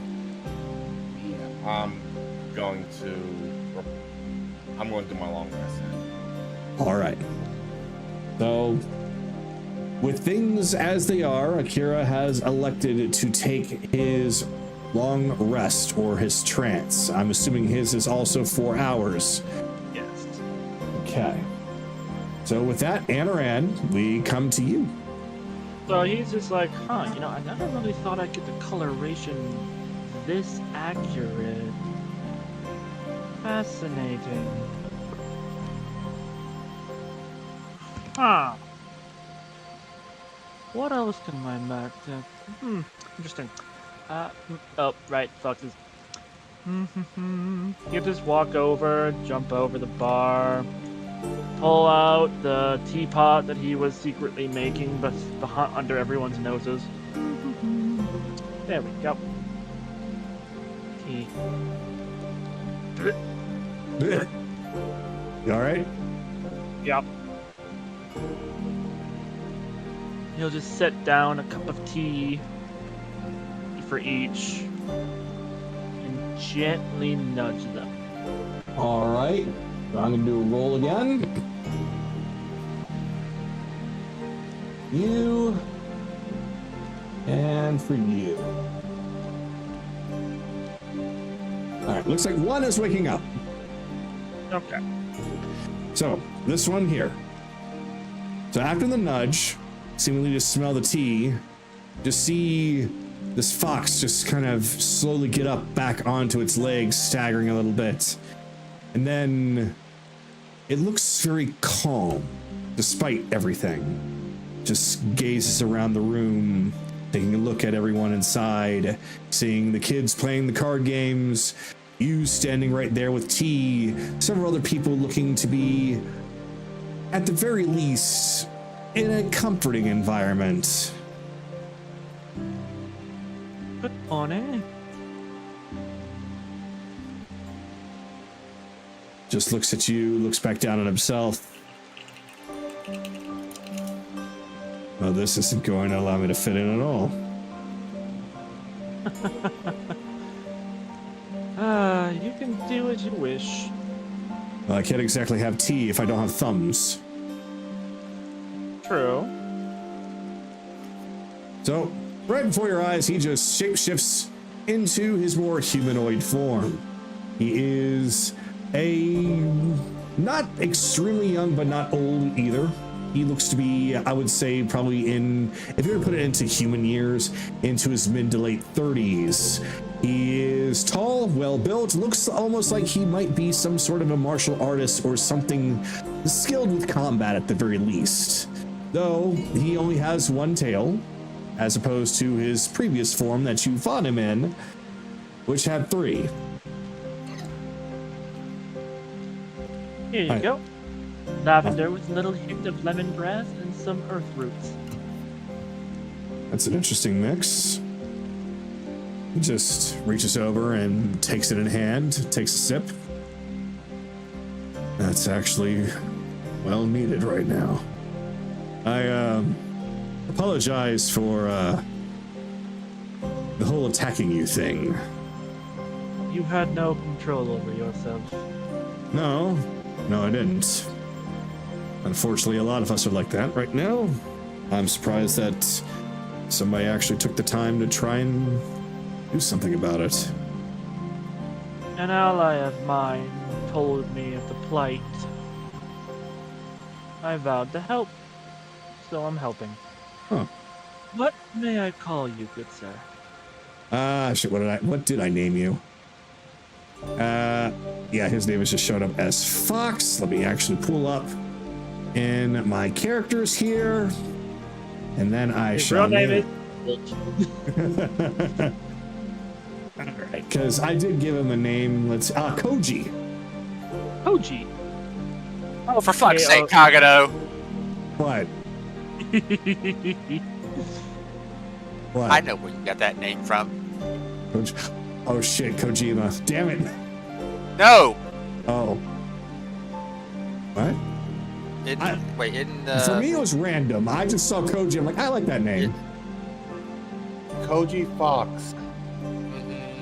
From Final Fantasy. He's the head of the translation team for Final Fantasy 14. Oh, is he now? He's the reason. Coincidence. Pure coincidence. He's the reason behind a lot of the fucking puns in the fucking translations. Well, now I know what kind of character he's going to be. Thank you. Oh no! Whoa, no, come on, don't do that to us. Nope. I mean, he's still going to stay the way I intended him to be. I'm just going to add that as a little character quirk. Thank you. God fucking damn it. Koji. Very well then. And the blue one. What might I call her? I have absolutely no idea. Not from the same tribe? Not at all. In fact, many of us are not from the same tribe. Though we are from the same clan, we are spread out, doing our own thing, until the Inus decided to make their move. Speaking of such a thing, explain to me the mental state that it put you in. Emotions overflowing, mental limitations, puppet in your own body. He is not looking at you right now. Anaran will just scoot on over. He has nothing to do with this. Is that so? He's actually abandoned his tribe. I see. Very well, you may live. Thank Oh you. boy. He's also a bit of a belligerent coward, but he's also a very good musician. Ah, so he's the one that's playing that melody. I see. I'm sorry, No. I was ignoring you before. In fact, you know what? There's far too much at one time. Take it one bit at a time. We'll start with your questions. You were asking how I'm feeling. I asked, how did it feel when the magic was affecting you? Well, Imitating your mental state, causing certain emotions to flare. best way I can put it is that I was incapable of saying no. And it also forced your body into a monstrous state. While there are such things as tri-tails, 4, 5, 6, 7, all the way up to 9, those were artificial. They were imbued with something, transformed us, and what you saw is what some of us have become. I'm sorry we could not save more. Unfortunately, heat of battle, I could only save you two. It's fair. It's disappointing, but it's fair. Can't save anyone. But save who you can. I'll save as many as I possibly can. But now that we know that the method works, the information needs to be spread. Just takes a look over at you for a moment. Ah, Yes, another Fae. I'm here. So Oh. I'm surprised that you knew how to deal with that. Interesting. You How will did you learn? pull out the amber amulet. See if he recognizes this. He takes a look at it. That's a nice trinket. Is that what you used? You've never heard of the Raven Queen, have you? Not a Raven Queen, no. What other variant of Raven have you heard? There are a few. None of them that had Queen attached. Stories here and there. Fascinating. You were a little Very- quiet. Did you say fascinating? She says fascinating, yes. Oh, okay. Allow me to fully, properly introduce myself. You may refer to me as Anaran Estelle, Herald and Hand of the Raven Queen, Goddess of Death. And Fate. So, a herald of a goddess of death, and yet you help to bring life. That makes no sense to me. The idea is simple. Death is much as what you are supposed to get to when you naturally are supposed to die, or in instances like what happened. But if I don't have to kill, then I won't. The lady can be quite merciful that way. I She see. doesn't want people to die, but she'll be there when you do. Interesting indeed. Yeah, you aren't from around here at all. I'm a material worlder. The fact that this little transformation fooled you, not him, was interesting. Well, that explains a few things then. Or Are you that hungry? we've never heard of anything like a Raven Queen, for when we pass on, we know that we just return to the ether around us. Maybe. I would quite like to meet this Queen of Ravens and ask her why she is so discriminatory towards death.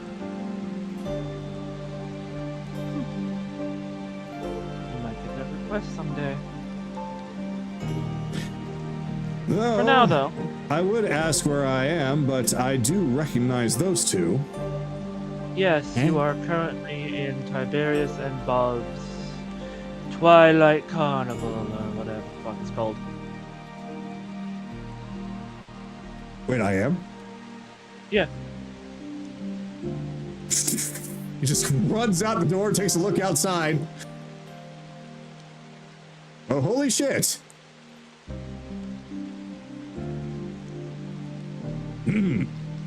Forgive my manners there. I have not been here for many a time. Well, this was where you were forced to attack.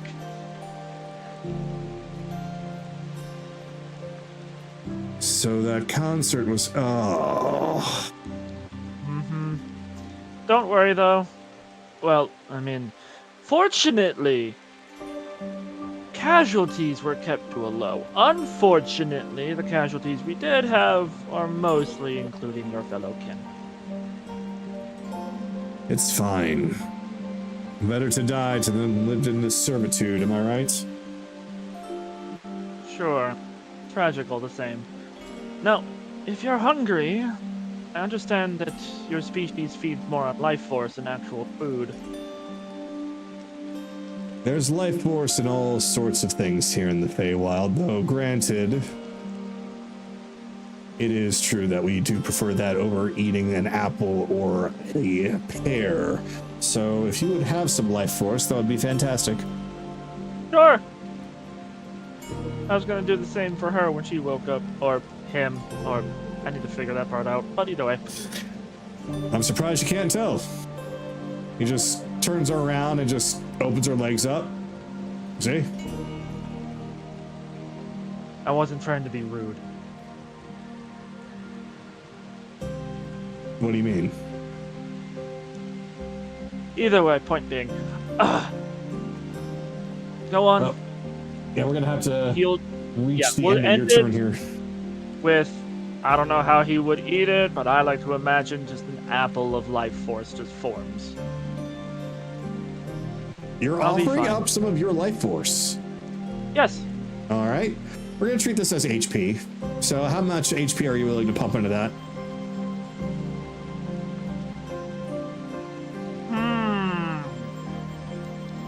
Not normally how this works, but okay. I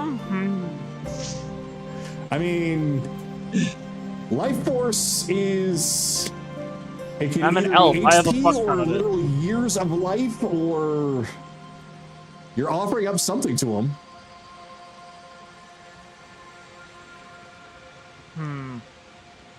You're making me reconsider this.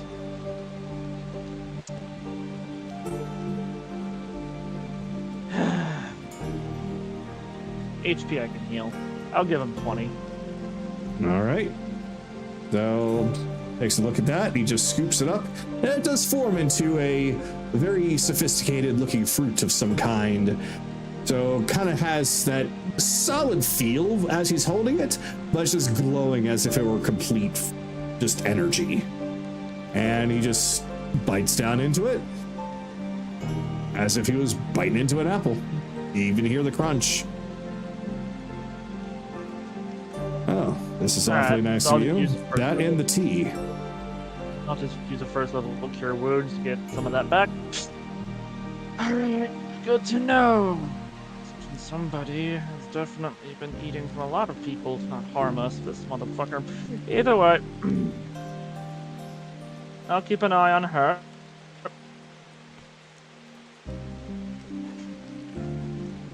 Very well. I shall mingle, Oh, I suppose. and if you have any... Yes, just no violence. Or I will put you down. Why would I choose violence? I've already chosen that earlier. Oh, wait, it wasn't even my choice. Besides, Just in case you wanted to choose. as far as I'm concerned, there's no reason to raise any arms against any of you, except, though you have already told me. That's why I'm saying no violence. I'll speak with you later then, Inu.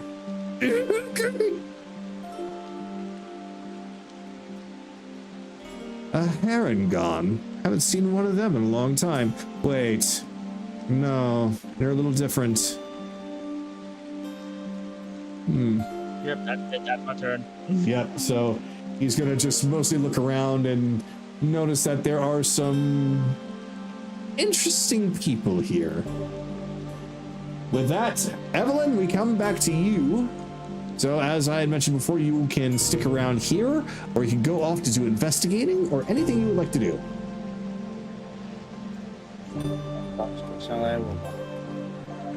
Unfortunately, you still do.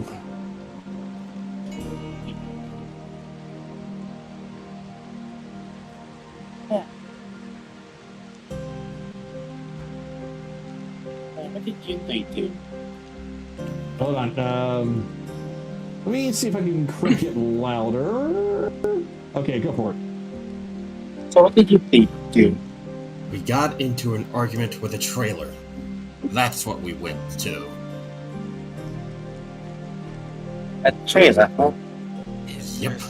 If there's any evidence about their deal in that trailer, we need to find a way to get into it, or we need to find where Tiberius went.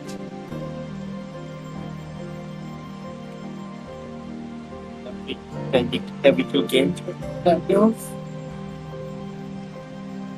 Say that one more time. Have we took into that deal? Charles, you're breaking in and out as a robot. Yeah. And Yeah, it's mostly that when you talk as a robot, we can hear you, but sometimes you're just not coming through at all. Well, if you want, you could try to type out your question easily. Yeah, you may have to use Tailspire for your questions, buddy. I'm sorry.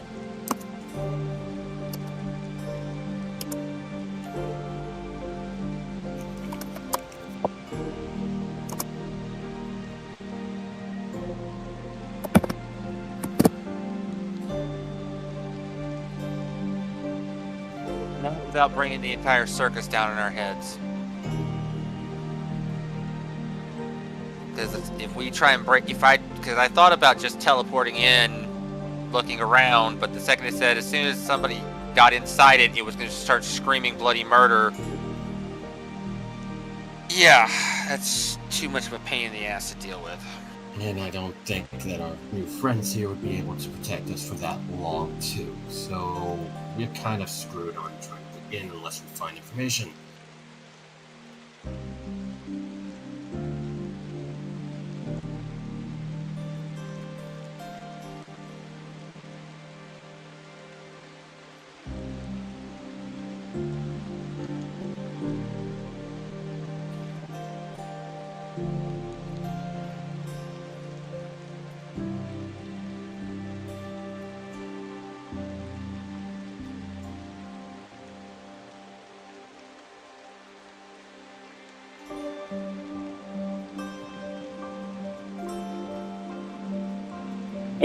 Hey, chat, you doing anything? I would say try it again or type it out again. I believe she asked, any chance you two know anything? Talking to Locust or Silk? Okay. So they turn to each other, basically asking each other the same thing. But then that's when they realize, almost speaking in unison, Sticks. Little dragon fella? Sticks knows mimicry. I'd ask if Jem knows, but she doesn't speak anymore. Let's see. So we can do the plan, Bell. We just gotta find the one with mimicry that actually knows the voice. So we need to find the little dragon. And he hasn't been back in a while, you said, right, Lotus? Yes, that's right. He went off to look for Tiberius, but it's been a while now. Believe you call it hours? It's been a few of those. I understand this is a large circus, but that takes way too much time. If you want, we can go out and look for him together. I'm actually way ahead of you on that one. Until I got interested in what was happening here, I was about to go out and look for him.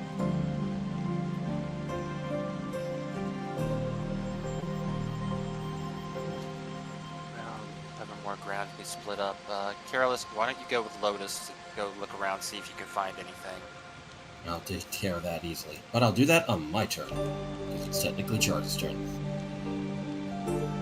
Silk. I'll be going off with this paladin, so you've got everything covered here, alright? So, back to Evelyn.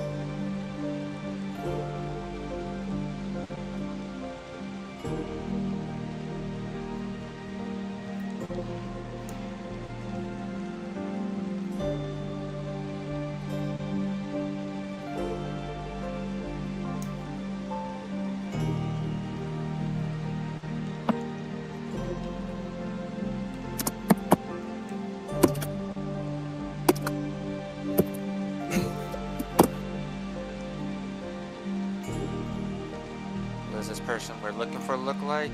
He's a little purple. Wait, actually, Lotus, is he blue or is he purple? It depends. His color changes through all different sorts depending on... He's like an Eladrin in that way. Okay. Look for... Honestly, just look for a small Fey dragon. Can't really miss him. He's the only one here. At least Think of it like he this, should though. be. Like, he's about as big as a normal house cat would be in our world. He's got wings like ours, and he's completely covered in shiny blue or purple scales. That's what the dragon looks like. Tiberius, however, is, from what Anarin said, is a big elephant man. So if you Oh happen to see yeah, someone like- here you go. As he'll just make a weirdly now completely identical image of Tiberius as a bonsai tree. Yes, that's actually a perfect representation. Looks exactly like that. Cool, right? Did your bonsai tree powers get stolen? Okay. Yeah.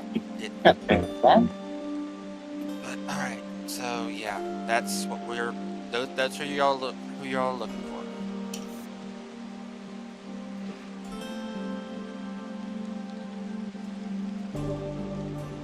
think.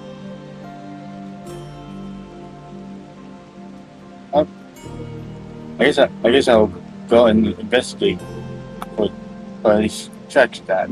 Okay. You actually came through pretty well there. So, okay. So, going out to investigate.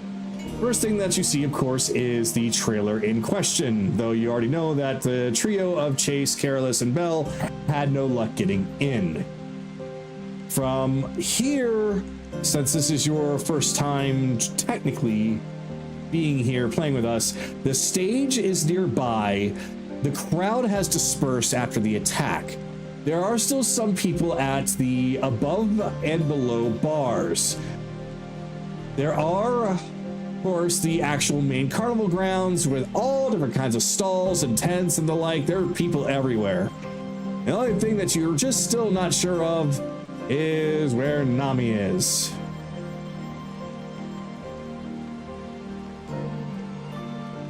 I guess I'll investigate like for a little pub instead. Okay.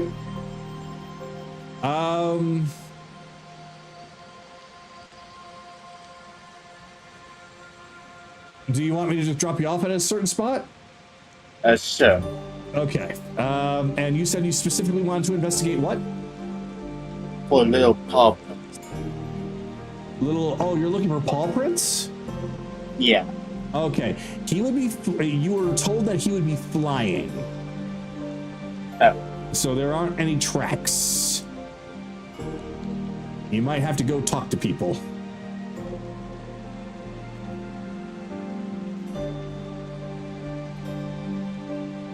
Well.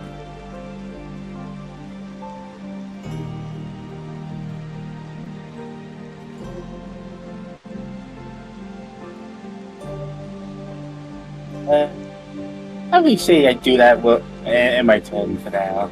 Okay. So everyone now knows that Evelyn went off to do some sleuthing on her own. So, Belle, we're gonna come to you. He had to step away to deal with the pain. Belle, are you back?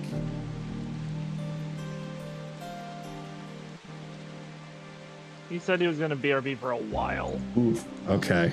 We'll come back to him then. We'll probably go through until the end and then see if he comes back. So that will leave us with Kaylee. So Kaylee, before anything else, Silk comes up and she gives you a little tap, tap, tap. Tap, tap, tap, tap, tap, tap, tap. Hey, sorry to interrupt you, but I know that you have a lot to do, and quite frankly, I really do not know what to do to help, except stay here. I can watch over here for you.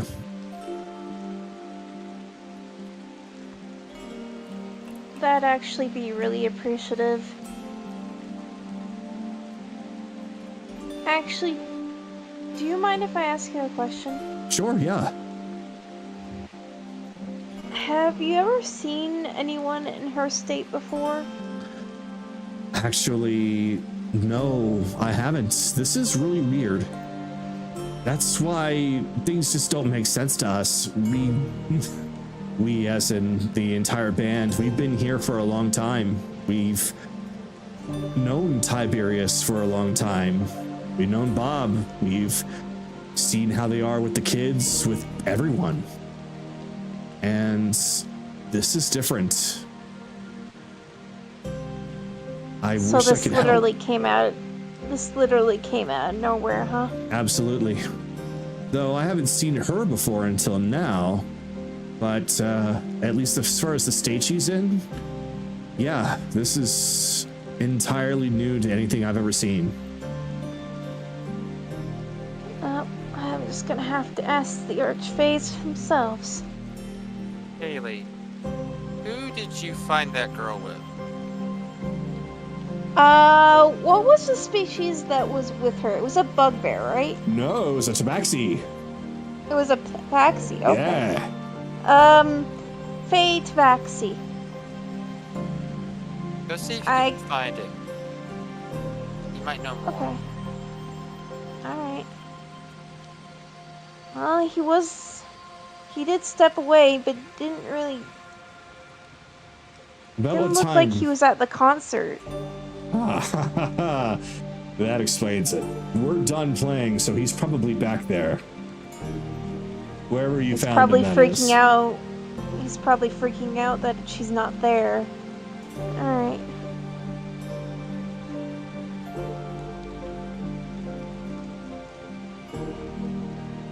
God, how big this map is. Alright, so now, since we now have some stuff going on outside of the tent, people are starting to go out and about, I believe it is now time to change over to this. Alright. So. It's right there, yeah. Let me, reveal. I believe it was right here. Yeah. Where Yeah. What did I do with him? Oh. Oh, that's right. The bugbear was for the strength chain. So, all right. So basically, Kaylee, as you arrive, you just see a lot of people just kind of standing still, as there's a lot of noise and clanging and breaking and ripping and everything, as you just hear somebody screaming at the top of his lungs, which I won't do here because I don't want to get in trouble. Where is she? Tiberius is gonna kill me! Oh, why did you?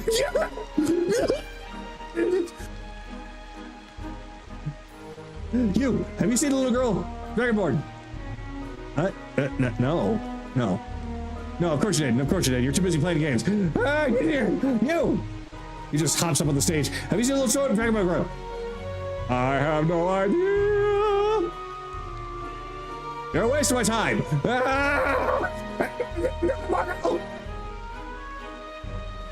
Eventually, he just dives right back to his little game before plopping down on his knees and knocking his head right onto the table. God, that is gonna kill me. Who's gonna kill you? Hello, would you like to play a game of Dagger Toss? Look, you can just be front with me. I know that there was a Dragonborn girl here before. No, there wasn't. What are you talking about? Dragonborn girl? I never heard of Dragonborn girl.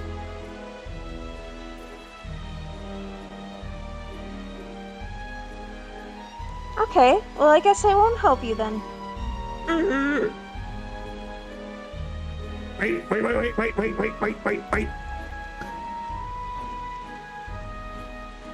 Okay. Yes, there was a Dragonborn girl that was assisting me. And how's she's gone? She's supposed to stay here. Watch this place. I mean, you can't exactly, appreciate music, so just have them stay here. Well, watch them. Who gave her to you? Tiberius. Okay. So, basically the answer to all my questions is going to be through him. Do you know the reason why she is what she is? Actually, I don't. I didn't really ask.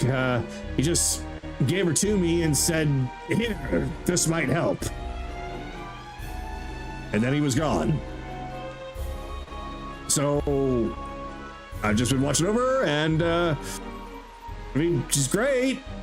Just for the fact of not talking, not smiling, not blinking, not anything. Like her emotions are completely sucked out of her? Yeah, something like that. I think the most important thing was I took a look at her eyes. There's like no twinkle in her eyes. Like they were completely blank. Right. When kids come to the carnival, they usually have these big sparkles, real big and bright and awesome looking. and she has none of that. Right. And you've never seen her before? Not before this moment. Well, not not before he was giving. Not before he was giving her to me. How long ago was she given to you? A time frame? Hold on. Oh, that's right. Damn it. Person night sky. Let's see. Oh, wait. I got an idea. Okay, so let's see. This notch here was when that guy. Okay, he missed. She was with me on that one. Let's see. This scratch here when he tripped and fell. Scratch. Nope, that's a little trickle of blood. How'd that get there? How many nights ago? 1, 2, 3, 4, 5, 6, 7, 8, 9, 10, 11, 12, 13. This many. And he just takes his glove and just shows you a couple of digits, ultimately leading up to the number of about 17. 17. So more than 2 weeks. Okay. Alright. Okay. Look. Just forget about the girl. And forget about Tiberius. Can't quite forget about them. Although I guess I could. You got a potion of forgetfulness? I mean, I guess. Just don't worry about it anymore. Oh. Okay, if I'm not supposed to worry, wait, you're gonna take the fall for me, aren't you? Oh, how nice of you. Thank you. Yes. I'll take the fall for you. Yes, you have my thanks. Alright, well, that's all the information I can get. Let's see.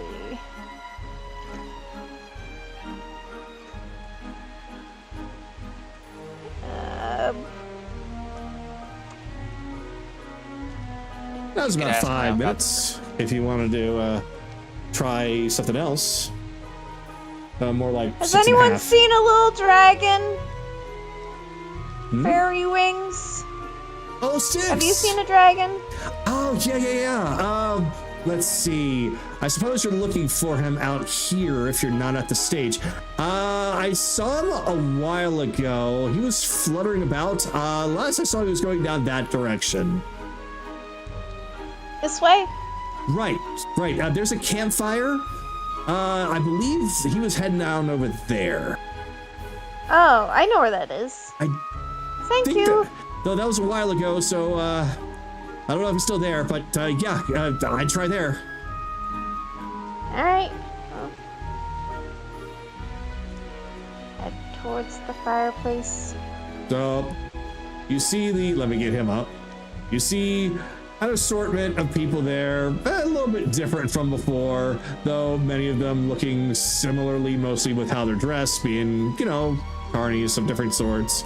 But they all seem to be still on break, enjoying themselves a nice several cups of beer. Has anyone seen a dragon named Styx around here? Styx. He was here before. Anybody know where Styx went? I would assume that he went right back to the stage. Isn't he performing? He was earlier, but they stopped for some odd reason. I think there was an attack. Yeah, there was a kitsune I heard it all the way attack. from over there. Yeah, there was the bomb over there. Wait, you heard that too? I thought the people were playing games or something. No, there was some fighting going on out that way. There was fighting going that way? Yeah, that's what I heard. That's not towards the stage. Lots of whack and pow and bamf and biff. Okay, well, thanks. I even saw the speech bubbles. All right, so as you exit, I am going to say that you have found a very obvious little trace of something glistening in the ground.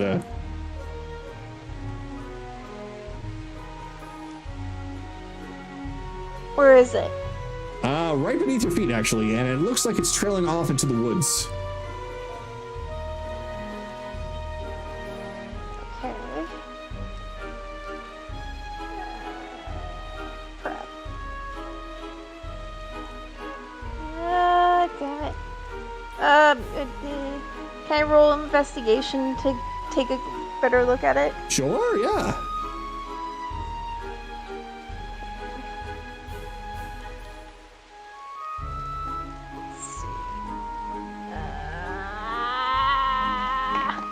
Wait, no, not 8, not 8, not 8. Not 8.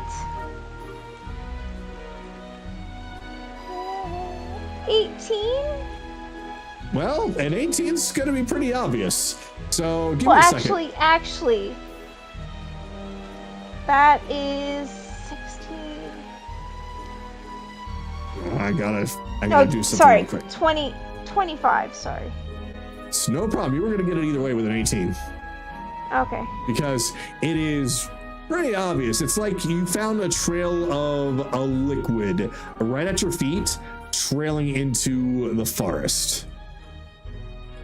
So hold on, I gotta let this stage load.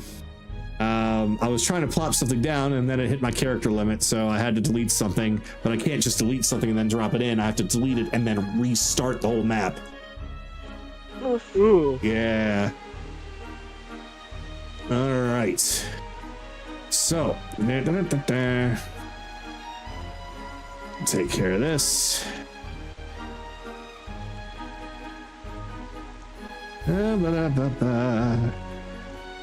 All right. So you find that it is starting to go. There's like little spots here and there, but the trail seems to be one. Oh, hold on. Will it do it for me now, please? There we go. Looks like it's starting to go that way. Okay.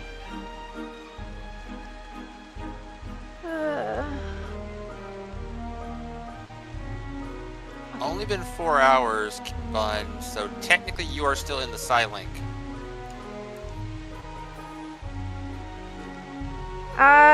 Okay. Well, I know that Anoran's not in the Psylink anymore.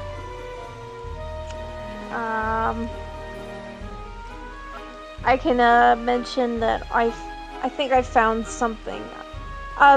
The liquid, is it blood? You can't really tell what it is on first glance. It kind of shimmers. It looks not quite like anything you've really seen before, and yet it doesn't really mix with the rainfall that's coming down right now. Then let me ask this. Mm-hmm. Is it really thin, like water, or is it really thick? If you were to, say, touch it, I'm going to ask you if you want to do that. No. You do not want to touch it. Okay. I'm not touching it. All right. Then, if that's the case, you're going to need to roll for survival.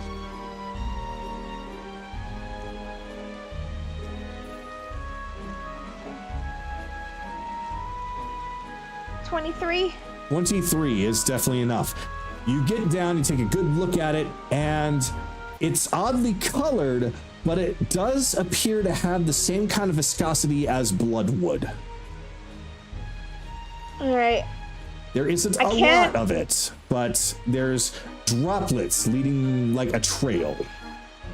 I will say through the Psylink, I can't say for certain, but it looks very much like Fey-like blood is up at the entrance. Some people were talking about there was fighting while the Kitsune attack was happening. Roger that, and I'll tell the others. I think I'll end my turn there and just wait for the others to get here. All right. So, on that, Chase, we're going to come to you. Haley found something. What'd she find? She's not sure if it's. She found something. She said could be Fey blood at the front of the circus. There was apparently fighting up there as well. Oh, Might looks like we know where to go. No, 1 second. Yep. Go. Yep. Go on, Kira. Let's go follow him. I'll catch up. Right. Yeah. So Lotus immediately just bursts out and takes flight.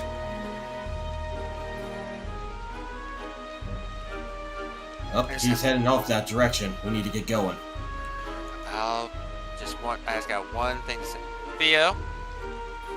Oh, let me get back. Okay, I got him there, and everything's kind of noisy around here. Everything okay? Oh wait, yeah. What's up? What were you doing? Nothing. Let me rephrase that. What did you witness in the room over there? I watched Gem collapse. Yeah. Jason goes.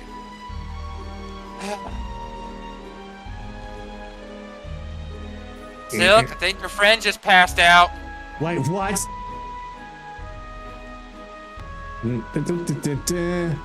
Okay, hold on. So much happening at once. Sorry. So give me a quick second to change up music here. So, all right. So you open the door, and what you find inside, at the very end of the room, Gem seemingly has collapsed. Though she doesn't look like, at least from what you're seeing, like she's curled up in any kind of pain, more so that she's just exhausted. Because in this room appears to be 8 beds, along with a large bookcase and several trees with candles on them, and different side tables. So this is what she was working on. Is this for us? I think so.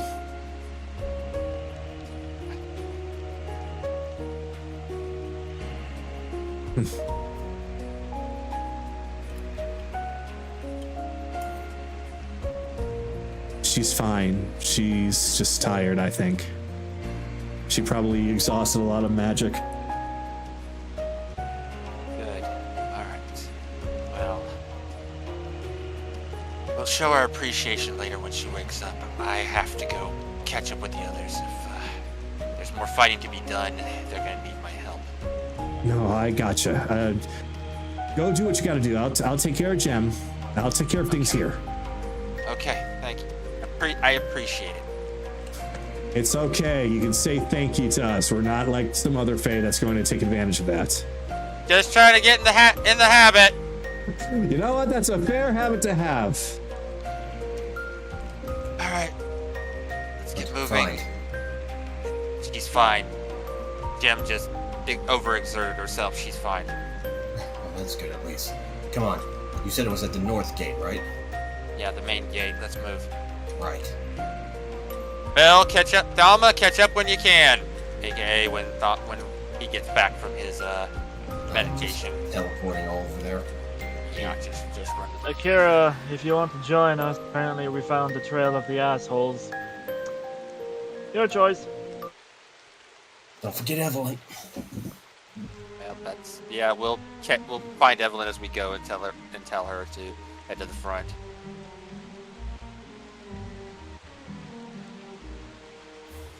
Okay. Okay, so Chase and Careless and Anaran have all arrived. Just to have things be a little bit more, we'll see how things want to go when I ask if Akira would like to come and join the group, or if Akira would like to stay and continue to meditate or trance. He got interrupted. Well, I guess that's fair. Then I'll ask Evelyn as well. Evelyn, you definitely would have seen them running off in that direction. They would have seen you based off of where they were. So you know where they were heading if you wanted to go in that direction or continue your own investigation. I'm pretty sure Chase was over at Gil that I went to mention that they found trail. Yeah. So that make it easier for me. All right. So with that then, you're more than welcome to join them. And then Belle, same thing with you. If you would like to, if you're back. He is muted though. I think he's gone to go do some stuff with his mouth. Probably. Yeah, trying to find some That's okay. He doesn't necessarily have to be here. So we can just continue without. So Lotus goes and confronts Kaylee. What did you find? It looks like blood, but it doesn't look like normal human blood.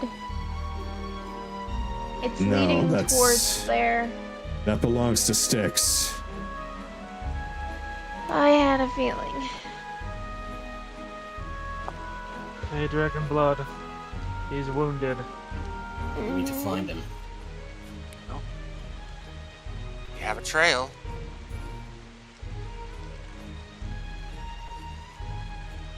Is this technically a map change or? Nope. No. Nope. I already see the figure, but we're gonna play it out. Yeah, it's okay because the trail would have led that way. It doesn't get obscured at any point. Styx. Ooh. Hold on. Let me try to heal him up. Carol, so come over. Or you could have just let the elf, our resident healer, do it. Let him. Somebody do it. That's fine. I'll do it. I'll put his hand on Styx, and I'll dump about 10 HP back into him with lay on hands. Come on, little buddy. All right. So of course you see the wounds heal up. It's not terrible, but it was definitely enough to knock him out. And that's when he eventually comes to. Tiberius! Tiberius! Easy, easy, easy. Styx, what happened? I had to.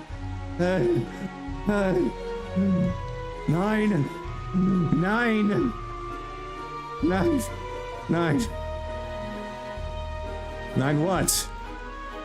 9 tails. 9 tails. Another kitsune? With 9 tails? Where's Tiberius? Oh no. I lost him. Well, let's see if he's anywhere within 1,000 feet. Locate object Tiberius's watch. All right. Let me take a look at the rulings for it. I can't say what it is because that might also spoil something. So locate object 5e. I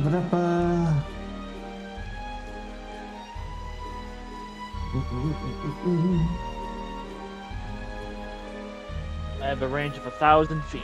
Yes.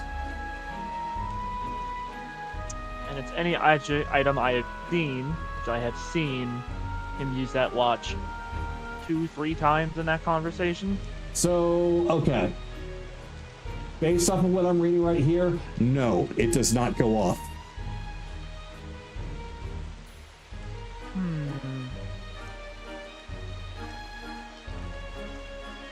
Doesn't pick up on it.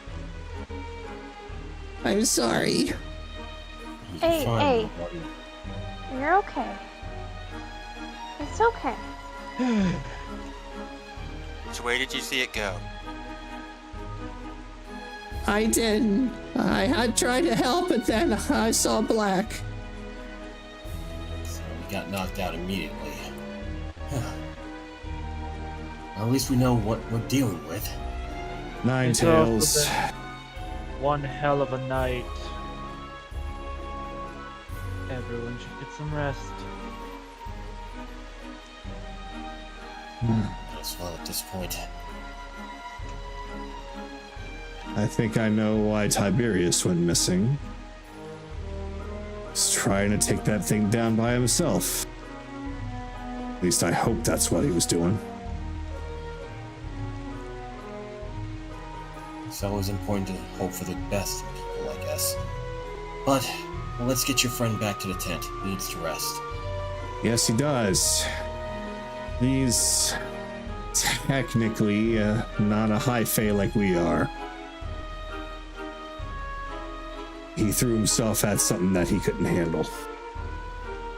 Well, you need more rest than all of us. Here, you want me to pick him up for you? Or carry him back? It's all right. I've got this. But right now, what I really would like you to do is see if you can help me figure out this whole mess. I'd really be indebted to all of you, actually, if you all would help. Can't get to the Sealy Court until this whole mess is resolved anyways. But we would have stuck our nose in this anyway, regardless. Make it sound like that you've been doing this a lot. Oh, trust me, Lotus. We have. Quite often. Oh. Thank the missing stars that we have a lot of meddlers coming and joining us today. Okay. That's one way to put us. Let's... Chase. I don't want to imagine it, but a Kitsune can take a different form, right? Yes, you've seen our resident one doing it multiple times. Yeah, that's what I'm worried about. You thinking what I'm thinking? Akira, what was your exact question to the Raven, to Maya? Depending on what question you're talking about. You asked about Tiberius being a shapeshifter specifically, as in the There's race. no doppelganger. Tiberius is not being replaced by a doppelganger. Doppelganger. Well, That puts my mind at ease a little bit at least. no. Doppelganger is a type of creature. You might be onto something, Carolus. Best to not let them know about it right away, then. But it's a lot late night. We should at least get some rest before we go after Nine Tails.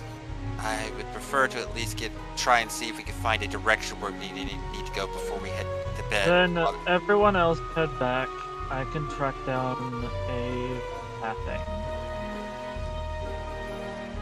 I'll be back before you know it. Okay. Be careful, Anoran. Kaylee? You okay? Where's Nami? That's a good point, actually. Has anybody seen her?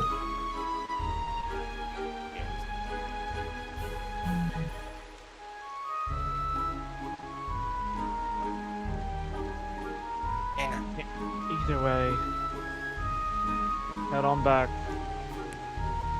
Try to contact her in a moment. Come on, Kaylee. Find her. You get a feeling of what direction she might be, Kaylee? Is your connection that good? I was about to ask that. My apologies then. You know that she's still somewhere nearby, so it's possible that she has not left the carnival. Do I have a general area? Actually, Like not north, too south, not too far from where the tent is, actually. Okay. It's closer to the stage. Go. If you got a lead, go find her, Kaylee. Gotcha. We'll be back at the tent. Yeah. I'm stuck. Oh, Teleported to the wrong tent. so as Kaylee runs off, two satyrs turn to her, almost try to catch her, but she's just off. But uh-oh, we lose. We Bell. lost Bell. No. Uh-oh. I think the Okay. paint got too much for him. Ah, shit. All right. Then I was hoping that Belle would be here for this because I was using these two for it, so we're just gonna have to do it like this. Like, actually, oh well, shit. Are they the ones? Yeah, I think so. Well, let's try. Excuse me, are you friends of Belle? Probably would introduce himself as well. He probably introduced us as both. Yes. Oh, know him. okay, good. Yeah, we were looking for him, but yeah, I understand that he was really interested in this goblin girl. Yes. So, yeah, sorry, Micah, this is Mika.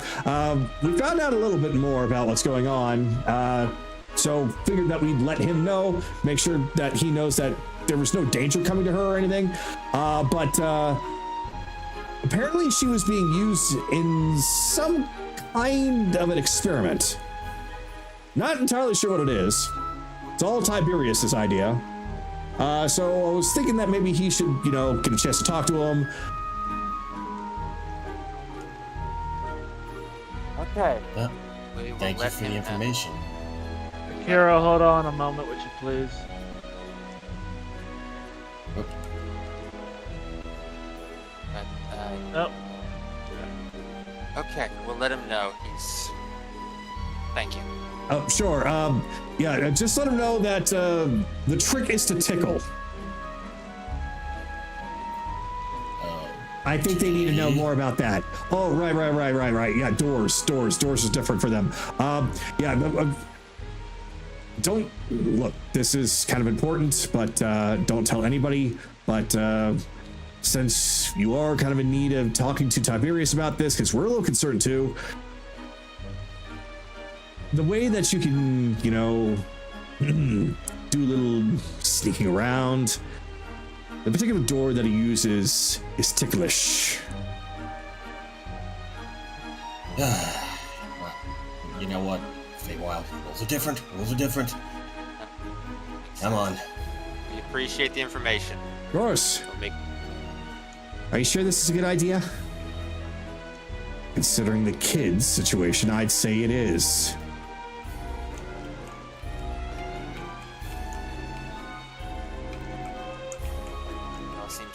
Dama seems to be out of it. He's probably having a discussion with Belle. Well, then we'll handle it. Yeah. But Anaran was talking to Akira, so we'll let them do their stuff first. All right. If I happen to guess it, you are the only natural Nine Tails? Or am I just seeing things? Can be more. Okay, I'm.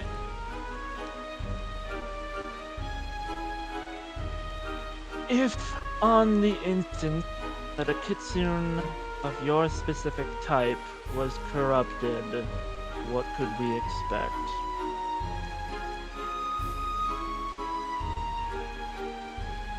Thing that we probably have faced. Alright. I didn't know if there was any differences based on the tails. Oh yeah, it's technically the amount of power that the Kasumi can do. But my Nine Tails doesn't match, unfortunately. Very well.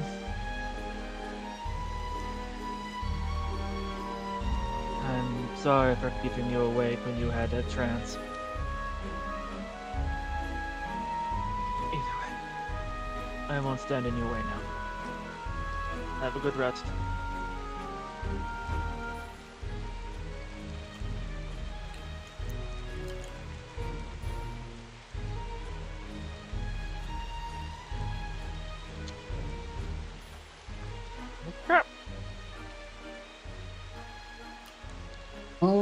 right.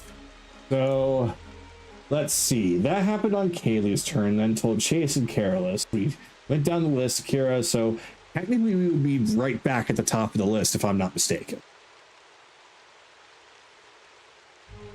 So, that being said, I'll ask you. Oh, go ahead. Actually, that all happened on my turn, so technically Careless would go next. All right. Actually, And- he's got a point. Okay, that's fair enough. You're basically last on the list anyway, so it's not going to take up too much extra time in case I was horribly mistaken. So yeah, go for it. All right, you two, come on. Let's triple tag this door. Information. Evelyn, Oh, you coming? well, look who's back. -1. Oh no, added 1. Look, we're not gonna waste any more time with you blocking our way. Careless, just we don't need the word. Time for talk is done as Chase starts tickling the door. And he will join him. All right, and so I was like, no, and it just starts rolling around laughing, or at least that's what it sounds like, as the doors can't really handle itself, and it just swings the doors wide open as it just continues to giggle and giggle. It just can't get any words out edgewise, though it seems like it is, well, in fact, extremely ticklish and very receptive to that. There does seem to be the matter of that it might not be able to keep laughing forever. Evelyn, All right, we gotta keep keep going. this Yeah, fast. Evelyn, keep it distracted. I'll approach the desk, and I'll investigate it. Roll for a perception check. Oh, perception. Okay. I'll assist. So roll with advantage. I got this here Is- at. Okay. I'm gonna add a. I'm gonna take that 9, but I'm gonna do a tactical mind to boost that up a bit. So 1d10.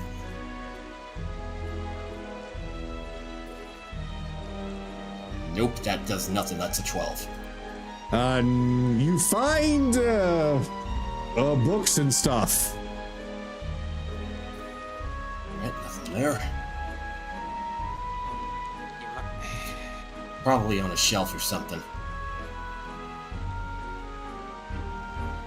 Chase will try and check the same thing because Careless was in a hurry.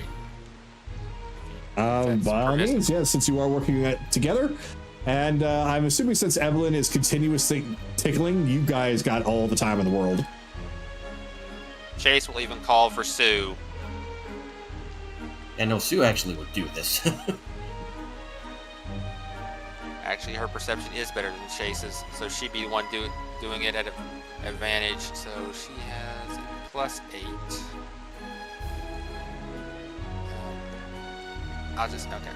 I will just roll mine advantage and then add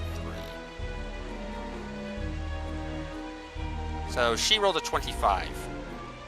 Oh, geez. Okay, yeah, she definitely sees like she's just tapping on it like this.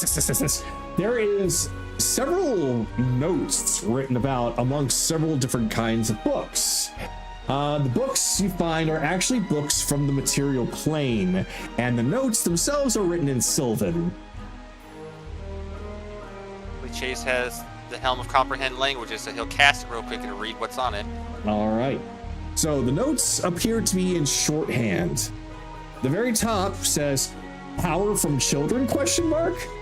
And then underneath that it says letter A's condition unchanged. Letter B's condition unchanged. Letter C's condition improvement. Beneath that, "I twinkle?" ? Possible improvement. Take slowly. Underneath of that, in hastily written notes, "Twinkle lost emergency procedure for A and C. Experiment direct involvement. Result TBD." This is the reason the girl lost her.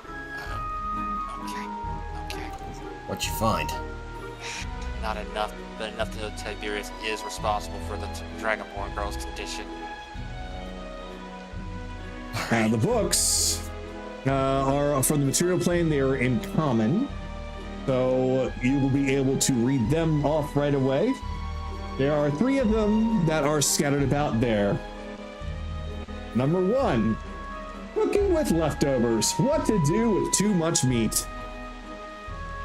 Number 2, caring for orphans. And number 3, running a prison. Okay, that third one I do not like, but at least we can take this first one and give it to Anaran. Anything else? Okay. Yeah, let's check these shelves. You take a look at that one, I'll look at this one. So we'll again attempt to check things out. Perception again, Kagato, or investigation? That's still going to be perception because you're looking for something. Yep. Sue has a 26. Okay, Sue immediately just grabs something off the shelf and pulls it out and just shows you the title. Once again, it is a material plane source book of some sort that says Specialties in Containment. Containment? What the fuck is he doing with all these kids? Okay. So what about you, Careless? Are you going to find something? I'm going to roll perception right now. All right. Hey, dirty 20. Not bad. Okay. You find a book, and this one appears to be a textbook. Okay, what's on the textbook? It's a school textbook for, we'll say, social studies for 3rd graders. It's just a school book for kids. I don't like this at all, Chase. We're gonna have to get the information from the elephant's mouth. Right. We need to get some rest first before we do that. Come on. Yeah. Let's get out of here. Okay. Evelyn, I'm going to need you to roll for perception.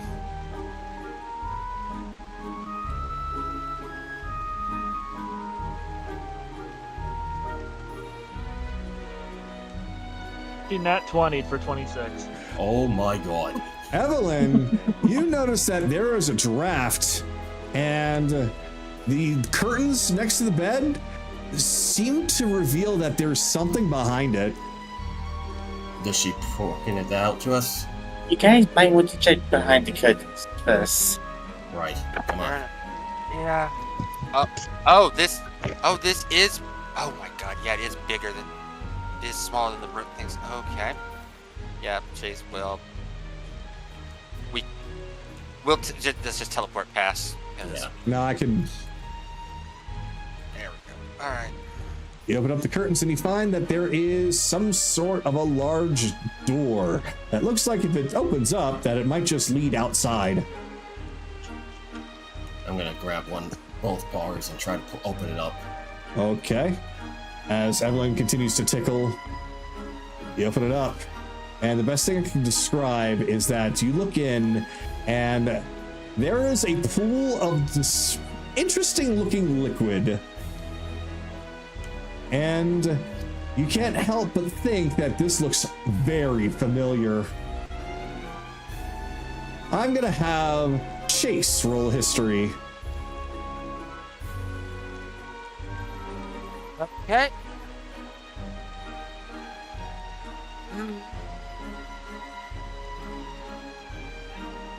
Oh, the 7. And I don't think adding on 5 would only make it a 12, so I don't think that's enough. Nope, but Careless might be able to do something about that. So Careless, now your turn. History. Nope, I got even worse results. That was a 2. All These right. dice are going back in jail now. Sue is able to check. It's her stats for us. Hey. History, she just has a flat roll. Oh boy. Maybe we should have assisted each other. Well, this is one of those situations. Come on. a 17 do it? Yes, it would. Considering how recent this was. This looks very much like a pool portal that was taken when you went after the hags. So he's gonna start getting a little bit excited. Wait, what? Okay. Calm down, calm down, calm down. He's going to, well, write it out and just kind of, she's gonna quickly take out a sheet of paper and just write that out. Like, Wait. Son of a bitch. okay, that's more information. Okay, so we. Alright, let's go. All right. Yeah. Anaran and the others need to know about this. Uh-huh. Alright, Evelyn, you can stop now.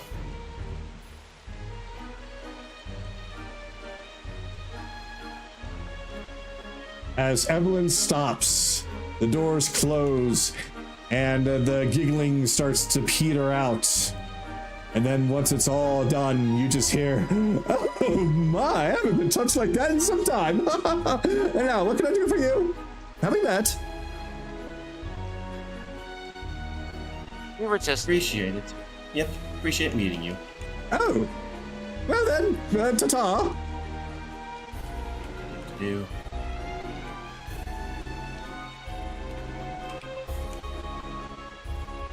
Technically, it is till your turn, Sky. So if there's any last things you want to do before we go Yeah, back he's to just gonna approach Finian. Finian, keep an eye on these kids tomorrow. Don't let them leave this tent.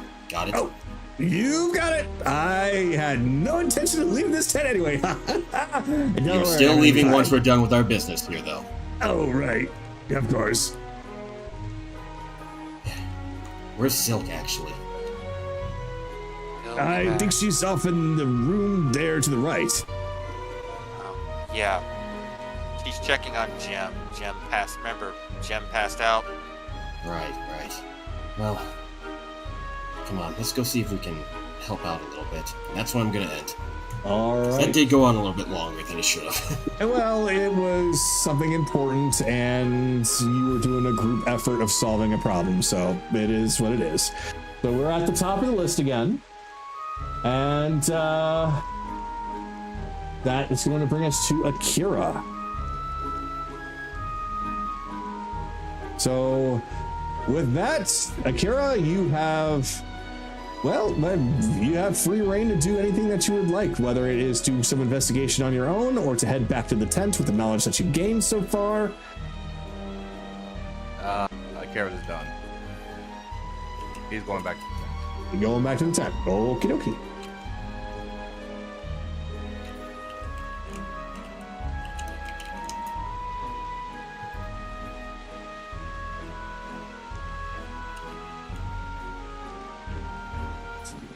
So,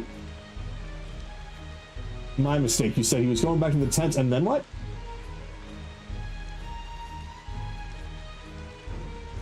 I'm basically skipping my turn. There's nothing more I want to do. Okay, gotcha. Okay, so if that's the case, then Anaran, we're gonna come to you. Alright. Cast Pass Without a Trace, and I'm gonna start tracking.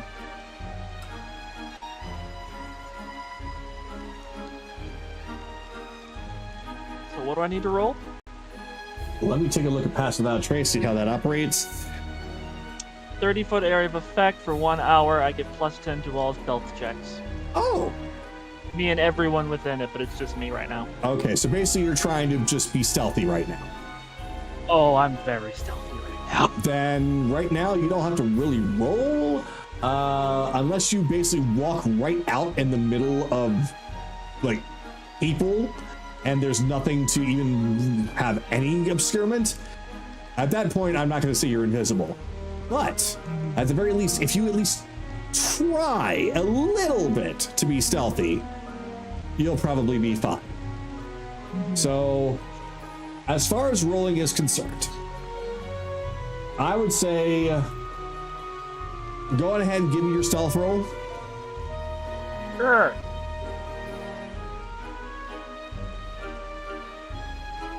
It's 20. 20. Okay. So you're pretty sneaky. So just as long as you keep behind objects, stay to the shadows, act like a thief, then you'll probably be okay. But you're gonna lose that as soon as you go right out in the middle of a group. So, all right, yeah, you're sneaky now.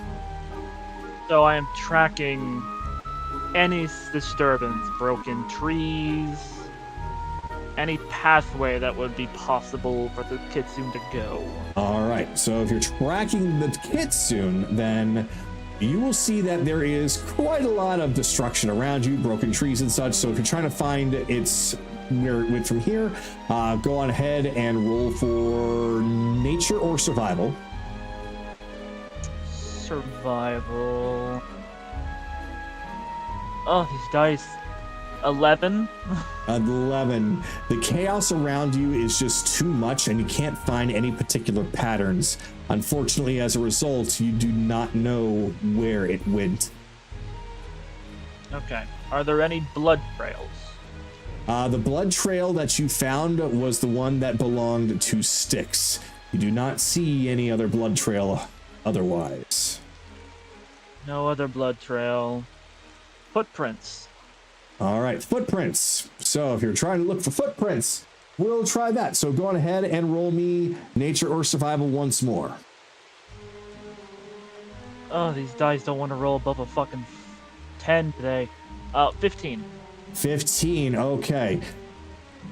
That is enough to get a general idea that it seems to have tried to completely leave the premises through the woods this way. You can see that it was large enough as it was walking, splashed into the lake, that it left little indentations of what appears to be footprints of a ridiculously large size going that way. All right. Any footprints of matching an elephant man? All right. Once more, since it's a brand new set of footprints, roll for me once more. Same rules apply. Wow, there's the luck. Nat 20 for 29. Oh, nat 20. All right. So you see them going back towards the circus. He was never taken. Kitsune left. It wasn't any through signs the of a front. struggle? It was this way. That way. Any signs of a struggle, or this seems like these two things just separated? As far as the struggle, what you see is with the trees and the like. But are you trying to see if the two of them fought? Yes. If there's any signs of the elephant man trying to fight, or if it's like the only damage so far seems to be from sticks. Gotcha. But You're there trying to isn't, see. Kitsune blood. There isn't magic damage like burns or anything. Very well. All right. Then go on ahead. Same rules apply. Okay. Survival still? A survival or nature. Oh, these fucking dice. 12. The 12, unfortunately, you can't really tell if there was a scuffle between them, just that a scuffle happened. And from there, you can't tell who won, who lost, what happened. It's just they seem to be with their separate ways. There's no blood. There's no like obvious magical damage. There's nothing. There's like nothing that you can discern from that roll that you can see as something that had happened between them. Okay, so how about a passive 24 perception for anything that seems out of place for these woods? So I am gonna say for that, let's see. Most of these would be broken down.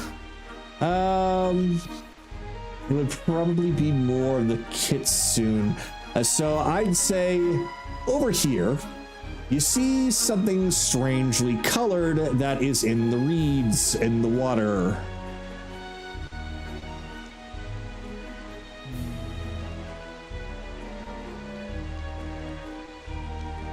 Yeah.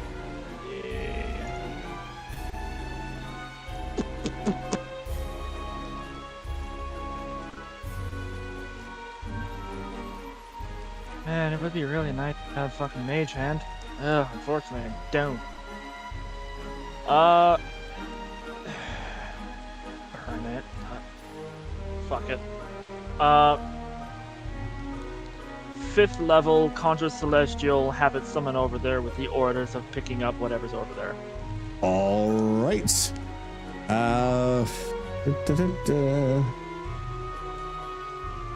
You made the fig invisible by the 10. Brought it back. So, yoink. Here you go, boss. Just hands over something to you that almost looks like it's a tuft of kitsune fur. Looks like it black? was ripped off. What color is it? Black. Deep black. Okay. Ripped off.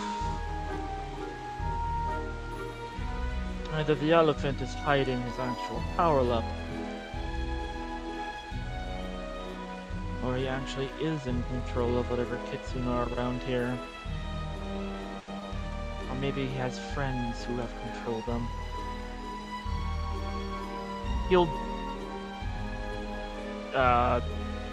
drop the concentration on the summon.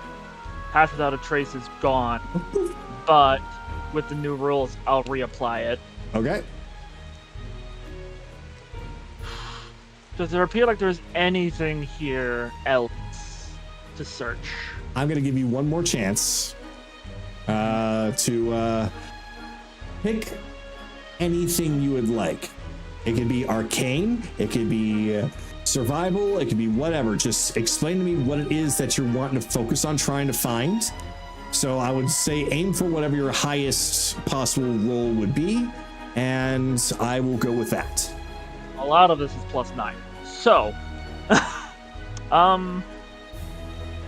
actually, I'm gonna do medicine, and I'm gonna try to figure out what tore this fur off. I'm sorry, you're gonna do what with that fur? Medicine. To try and figure out time to damage the fur to figure out exactly what was enough to pull it off of the kitsune's body. Gotcha. Whether Okay. it was cut, or yanked, or got caught in something and ripped out by itself. All right. Yeah, with medicine, you can tell that this thing was a chunk ripped right out of its hide. Just ripped right off of it. You can actually roll me your medicine, and I'll describe it further. Another crit, 29. Okay. So, what this appears is that somebody or something, which you probably have a good idea who, got a big fistful of this thing's fur and just tore it right, like the flesh and all, right from the back or side of wherever this tuft came from.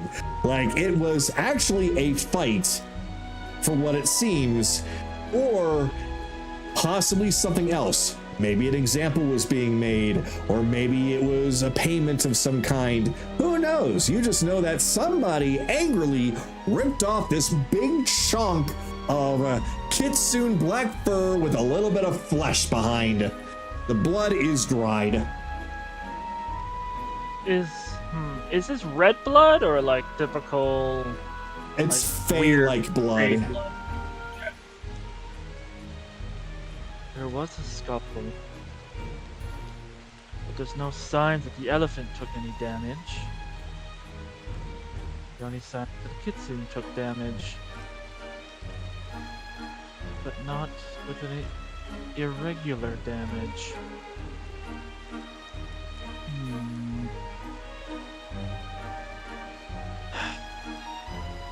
Interesting. But are the targets still in the carnival? I'll cast Sending. Okay. So, first. To Kaylee. Darling, our elephant is still in the carnival. And I think he's hiding a lot of his power. Or he has someone that's backing him up.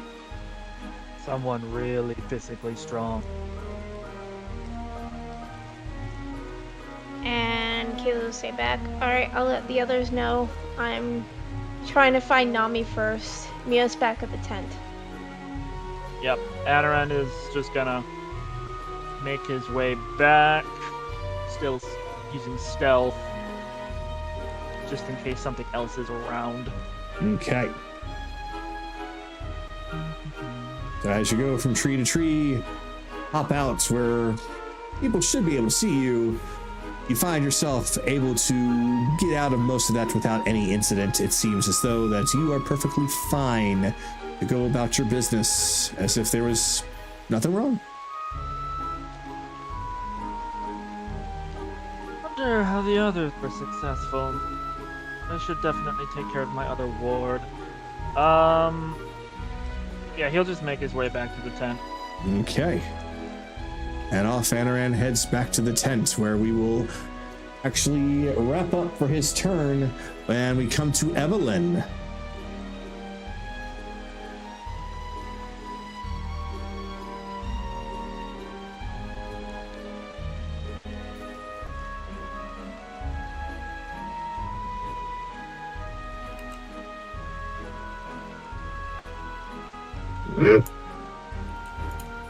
Yes, you. I didn't speak that. Oh. That was my fan. Oh. Oh. That's the fan. That's the fan noise I expected you to hear earlier. Nope. Yeah, I forgot your fan goes bleh. And now you fine. sound perfectly fine. Yeah, you sound so perfectly fine. Let's capitalize on it. Go, buddy, go. Unfortunately, I can't think of anything. Oh. Okay. I mean, that's fine. So, unfortunately, Belle has definitely taken off for the night. So, instead, that means we're gonna come to Kaylee. She just said she had to BRB.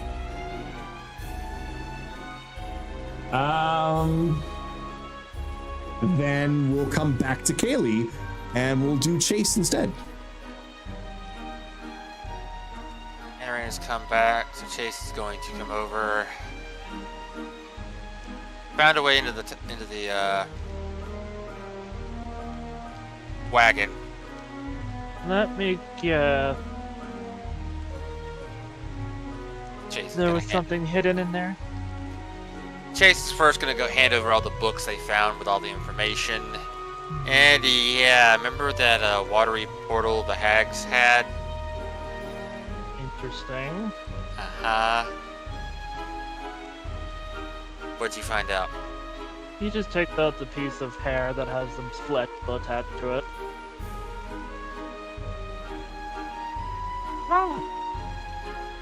Either our elephant is hiding his actual power, or he has a bodyguard that's really physically strong. There was no signs of an actual fight outside of what happened to Styx. The kitsune ran more towards west,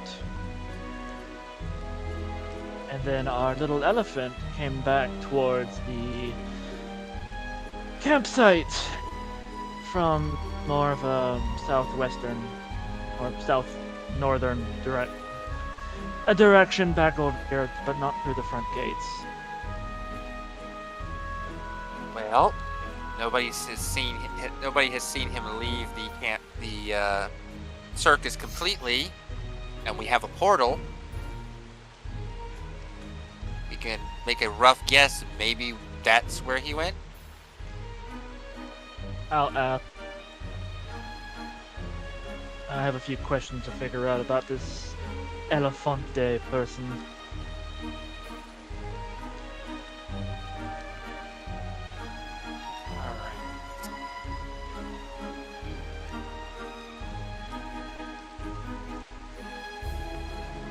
So, you having fun, Sue? She nods her head. Alright.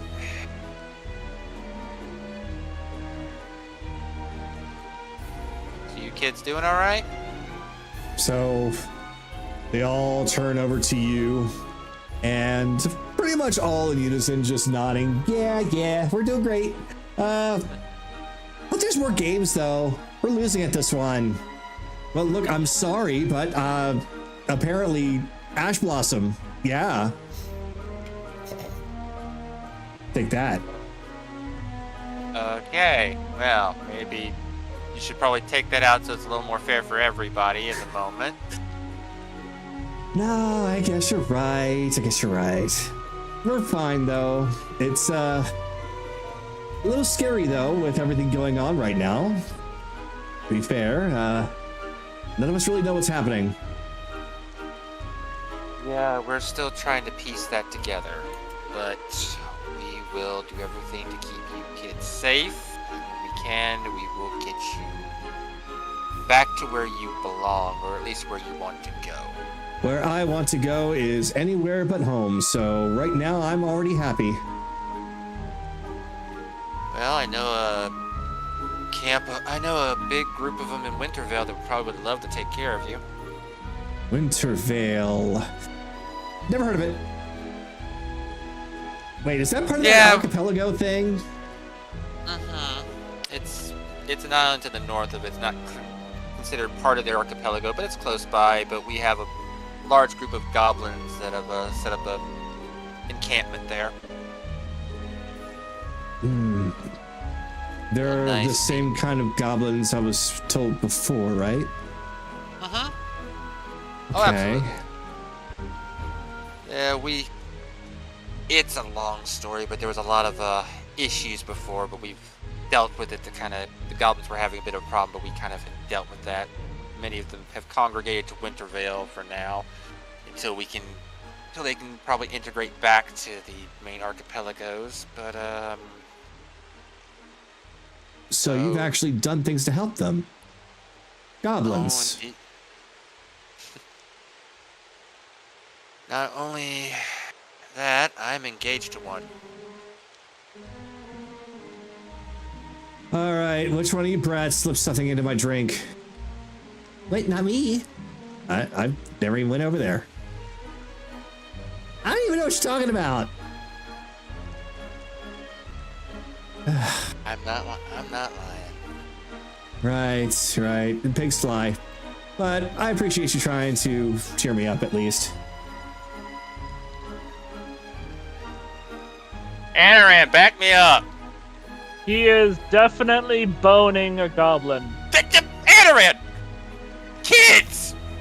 They're fine. That one's an adult. The other ones are too young. Oh, Anaran. James, what's a boning?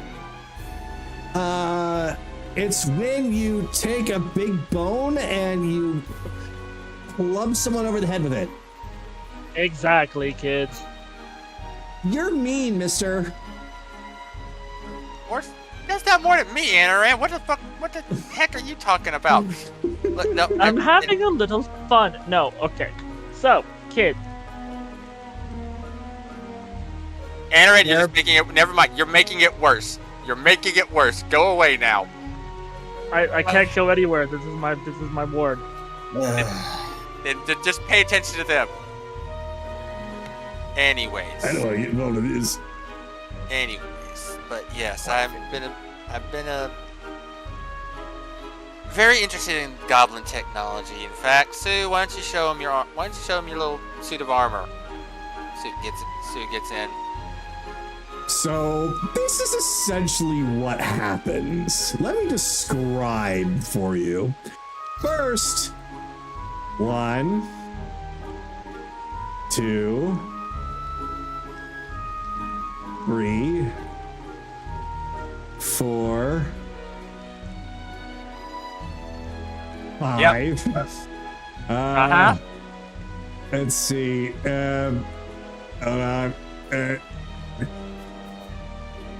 Because coming out the door with a now awakened gem, we're gonna have 6 and 7. as Silk and Gem both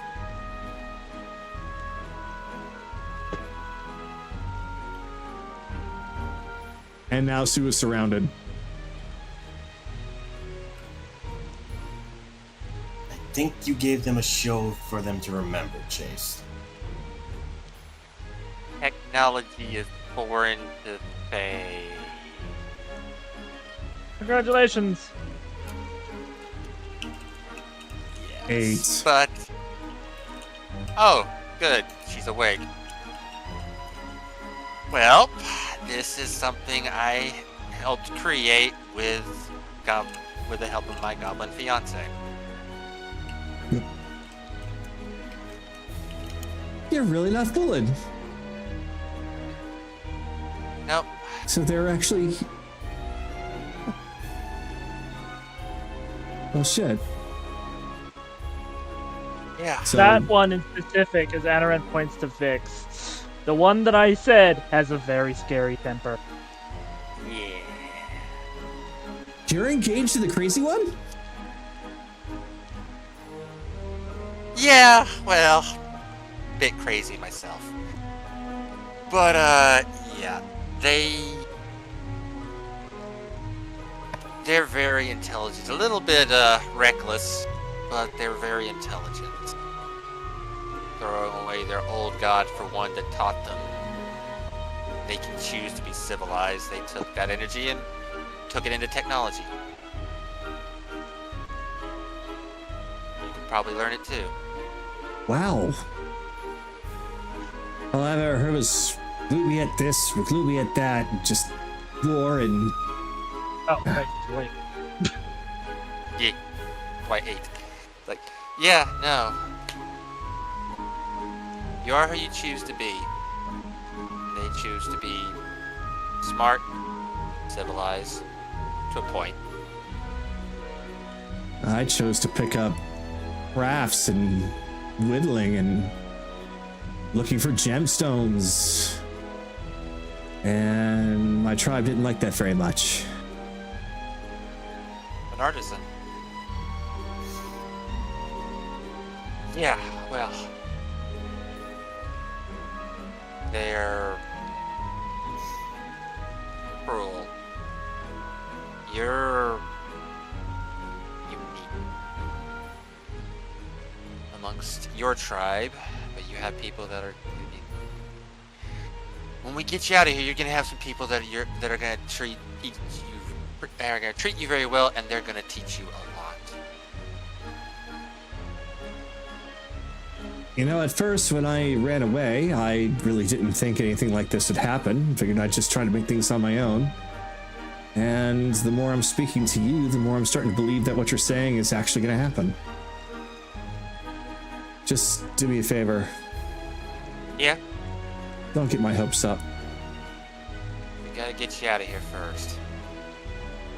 I'm gonna do everything in my power to make sure that happens.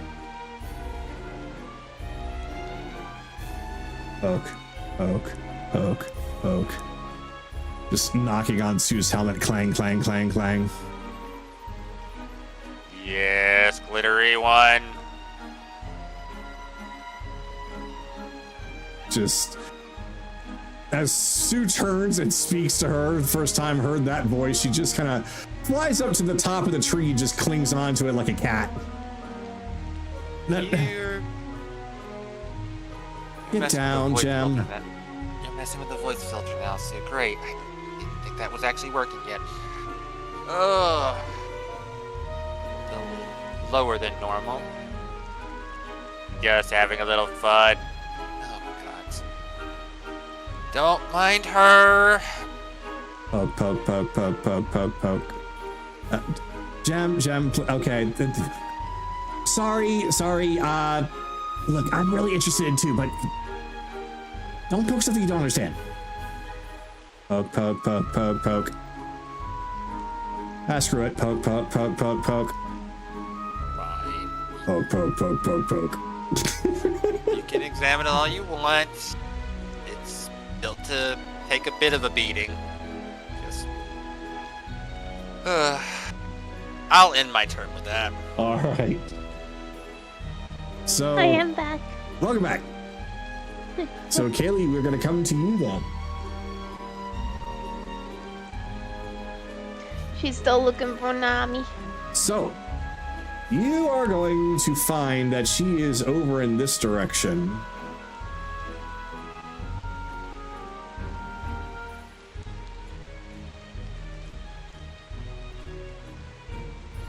Oh no.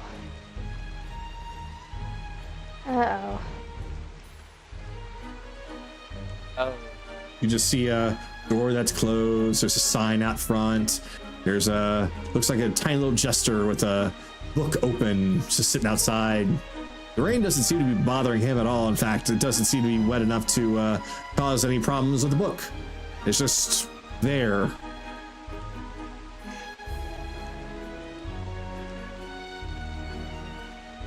Is his face being covered by the book?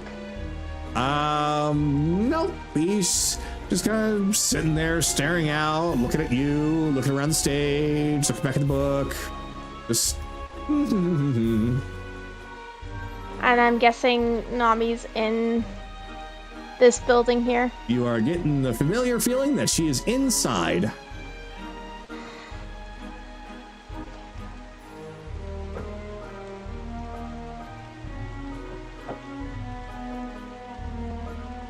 Hello?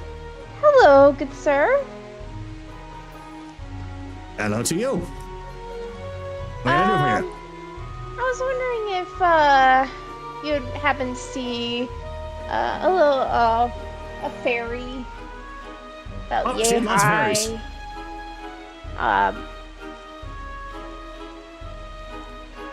A fairy that can get bigger. No, didn't see anything quite like that except earlier when those monsters arrived. Well, something like that. But other than that, nope, not recently. She looked more normal size last time I saw her. And went down. So in you did there, hear. yes. Right, yes, I did. So you were lying to me. No, I wasn't. You asked me if I saw somebody Yes, you of were. a fairy that controlled her size. I said yes. And that. No, you didn't. You said no. You said I could have sworn I said yes. As the DM. okay. Like, literally, I'm sure I said yes. So if I said it wrong, I apologize. So we'll do retcon you it know and say where he says she- yes. Do you know where she went? Yep, right inside there. Am I allowed to go in there? Let's see. Take a look at the list. Let's see. Strangers that help save everybody. One of them had long ears. And an axe. Yeah. Yes. Yep, that's you. Yeah, go on. Okay. Okay. Enjoy. I'll go up to the door.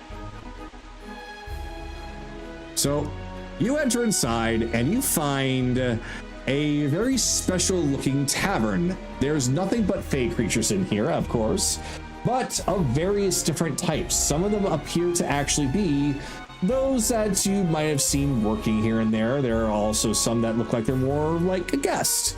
Either way, it is a small, very fancy, very nice, very bright, very glittery looking place, all completely made out of stone. There's water trickling from all different sides, mostly from the rain, so it gives the place a very nice little glowy, translucent look.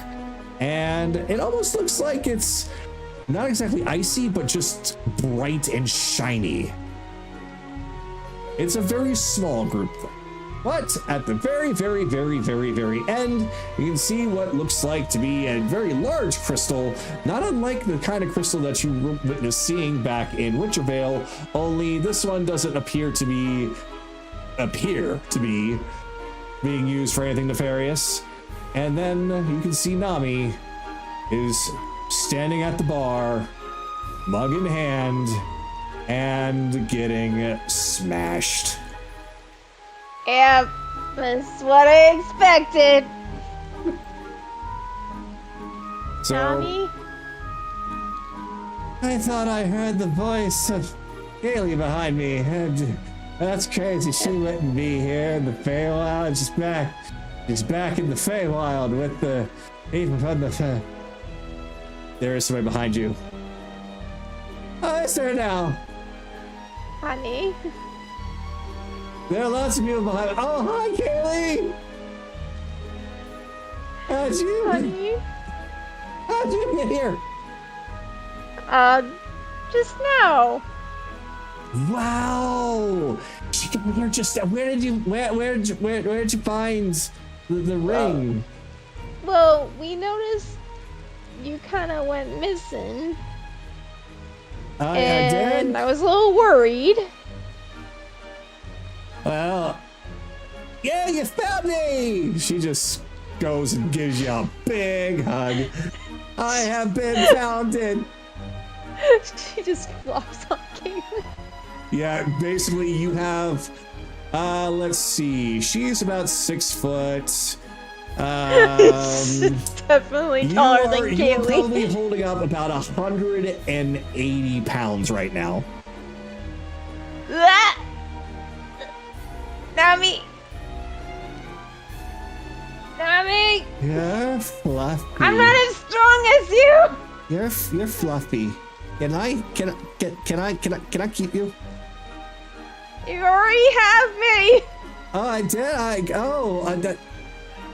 I win. Hey! She just jumps up on the. I win. No. That Nami. I get a free drink, right? She takes her arm. No. Yeah, she get a free drink. Yeah.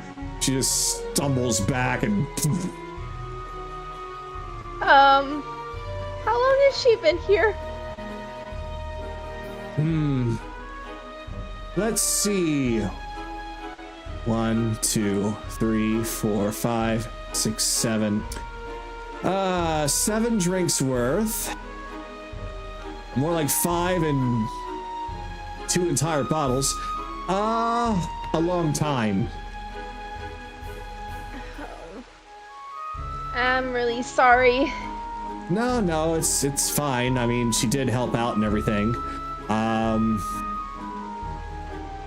She looked like she was having a lot of struggles in her mind, so I offered her some things to drink, and then she got wildly addicted very quickly. I'm kind of surprised, because, she is a fae, is she not? I mean, wings. I mean, obviously fairy, right? Question, Kagato. Yes. Has Nami ever drank alcohol in the material plane before? Yes, she has. Okay. I don't know. She's drunk alcohol before. Not the first time. Well, then this shouldn't be such a Wait a minute. Where did you say you all were from? I'm from the material plane. Did she come with you? Yes. Oh, no. So she's starting to go around, putting some stuff together, like, okay, a little bit of this, a little bit of this, a little bit of this. Oh, she might be a fae, but she's been in the material plane for who knows how long and got used to the alcohol there. So, of course, she comes back, has a few sips of this stuff, and she has become an alcoholic. Okay, hold on. No. And she just goes over to the large crystal, just knocks off a couple of chunks off of it, and just falls in the glass. It immediately seems to chill just directly in her hand. All right. Give her this.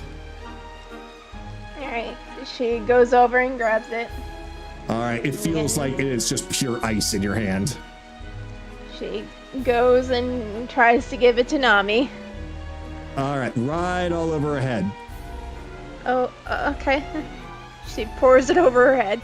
So basically she just got splashed with the equivalent of magical ice water, and just, well, that was refreshing. That was okay. You know what? Material realmers are weird.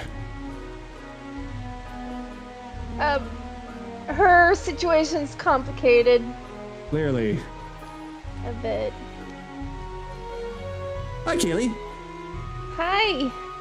Uh, So, kind of I can noticed explain. that you disappeared. Apparently, you had been here for a while, having some drinks. I can explain.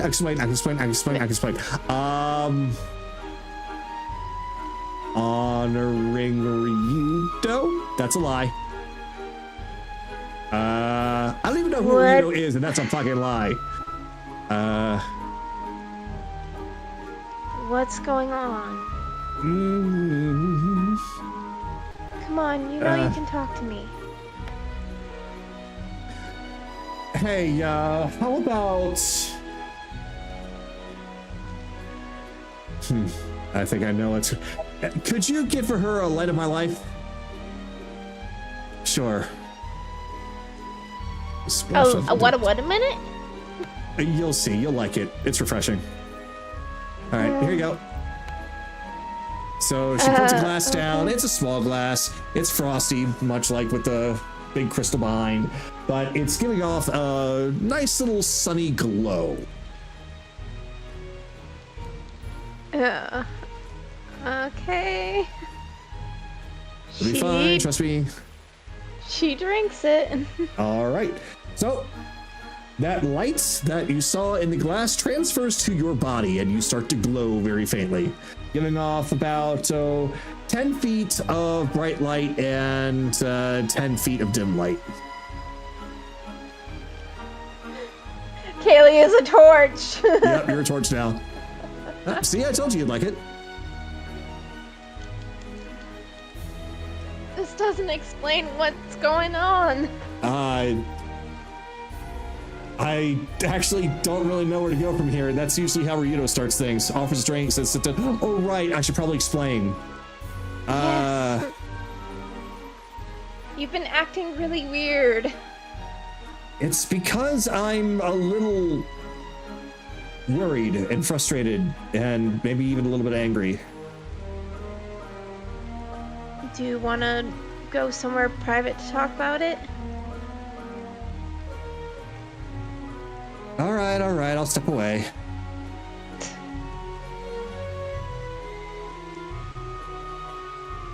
Does that work? Yes. I guess so.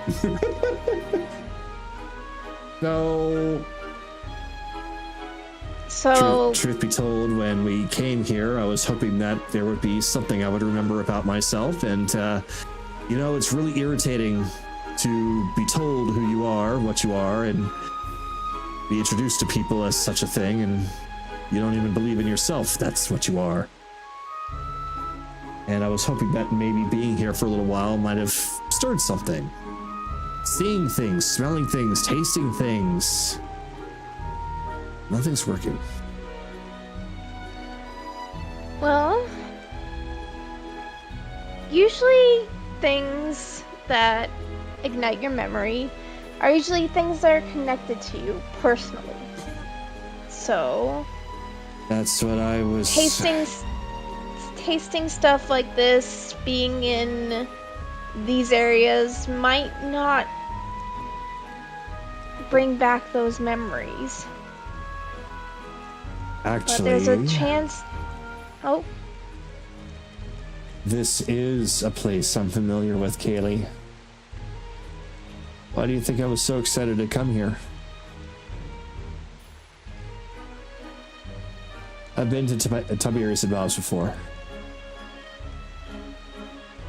there also could be another thing that's suppressing your memories. Oh. Well, where is it? I want to kick its ass. Well, you don't know why you left the Fey realm or the Fey Wild, right? All you know is that creature, right? Right. That's the only memory that I have. Well, maybe it's tied to that.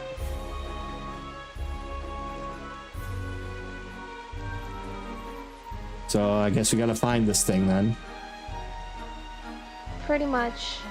No, Basically, I think what might have happened is you're experiencing basically trauma, and it's repressing your memories because your body doesn't want you to remember that trauma, so it represses the memories that is associated with it. So the only way that we can get you to remember is for you to face that trauma. This is something I've heard a lot of you mention before. So yeah, you're right. I mean, it's part of the reason why I wanted to come back at all. I wanted to find out why. Then don't rush it. Just be who you want to be. You want to be Nami, right? You know, no matter how many times I hear it, no matter what way it's said, it still rings true, doesn't it? You are who you choose to be. I mean, the goblins had one way of it. No, Cheserek's got a point. And I choose to be me no matter what.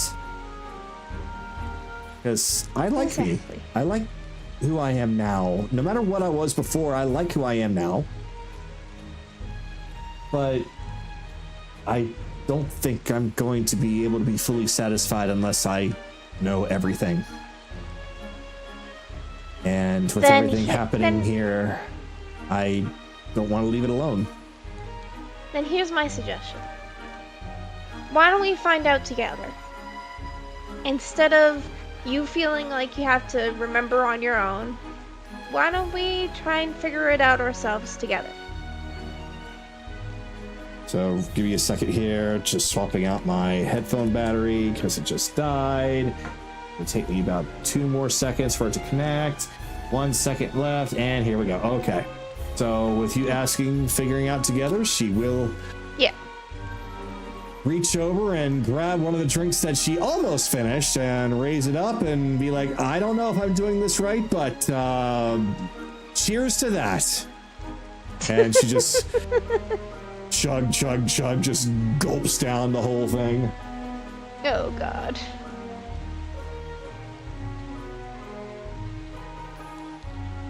I'm okay. Okay. Making sure. Okay, maybe I'm a little fuzzy. Come on, let's head back to the others. Can I have my bar back now? Yes, you can have your bar back now. Okay, thank you.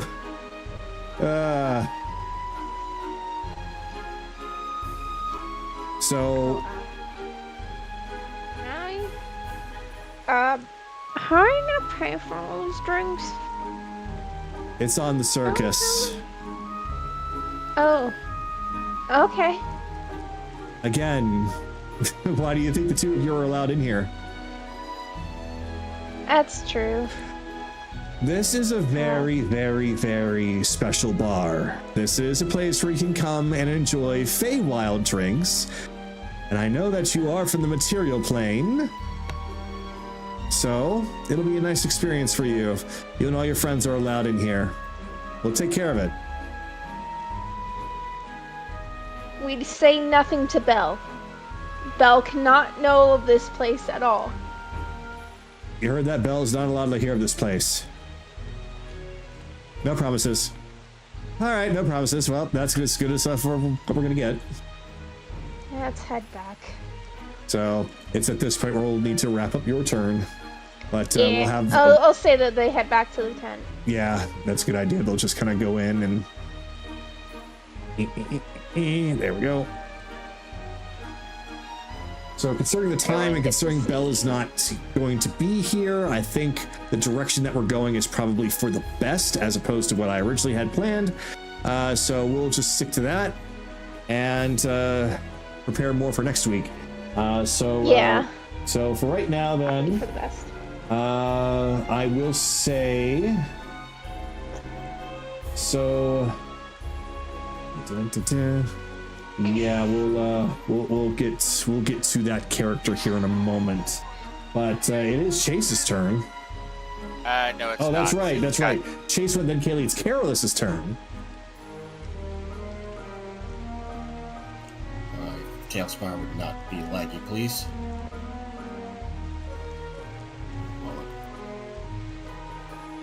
There we go. There you two are.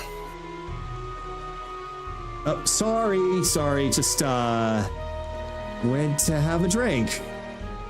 A lot of drinks. Are you sure Ryudo isn't rubbing off on you, Nami? Maybe a little bit. Oh, right. Hold on a second. Hold on, everybody. Hold on a second. Okay. She goes behind Belle and puts her hands over his ears. All right. So everybody here is welcome to join the bar that is over there by the stage. We have special VIP over there. They serve Fae drinks. And not to tell Why Belle. are you... Okay, yeah. What's that? Beer? Beer is great. I like beer. I don't think you have to worry, Nami. Anyway, figured you two might as well know. We got into that trailer over there. A bunch of books. Found a pool much like what the hags had back when we were fighting them. Whatever's going on, guy's fucked up in the head.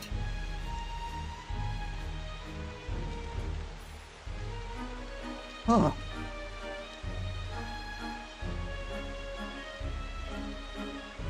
I'm gonna be honest, Careless. This sounds really weird to me, and this is why I haven't really said anything. But this is, as I told Kaylee, this is not the first time I've been here. No, I'm not I understand. I've not met Tiberius and Bob myself, but they've always been told to be really kind people. Yeah, I'm tending to believe you on that, considering that this is your home world, so why would I not believe you? Honestly, though, if there's really a Ninetales Kitsu here taking somebody's form, yeah, that's a problem. It left. It's not taking anyone's form. It left. It fled deeper into the woods. Well, at least we know where to go after it, then. We're not going after it. We're going after Tiberius.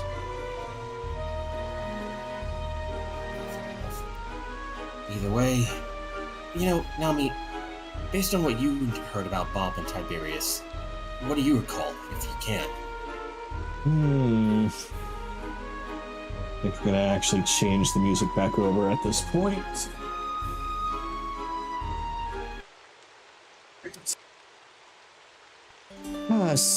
Let's see. Well, we got some new distractions.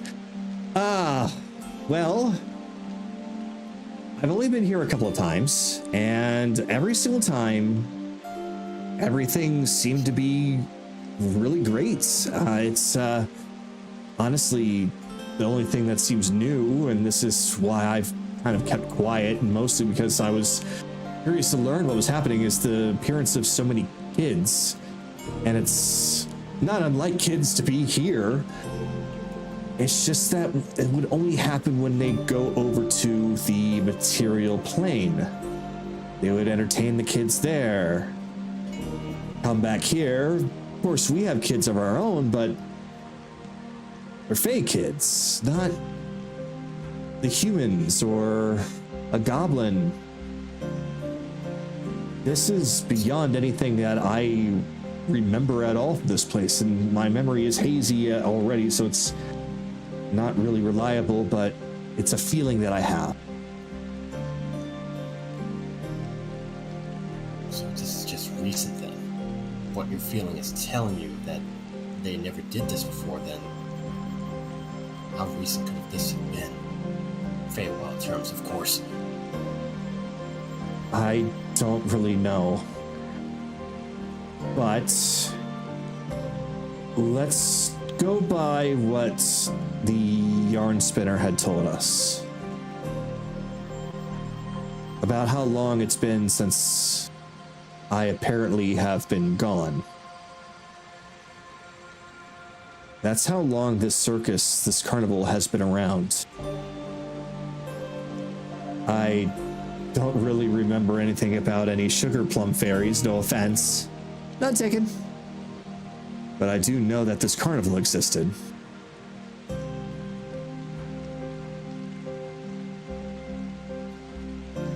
So they've been at this for a long, long time. Something definitely happened then if one of them decide to start taking mortal kids from the mortal plane, though. With the material plane, sorry. Still getting used to the names and whatnot. Material plane, mortal plane, it's alright. Wait. What's up? Twinkle in the eye. Twinkle in the eye? What if Tiberius was trying to bring back the night sky? And he thought the kids could be a power source for it. Because of the twinkle in their eye. Like the twinkle of stars.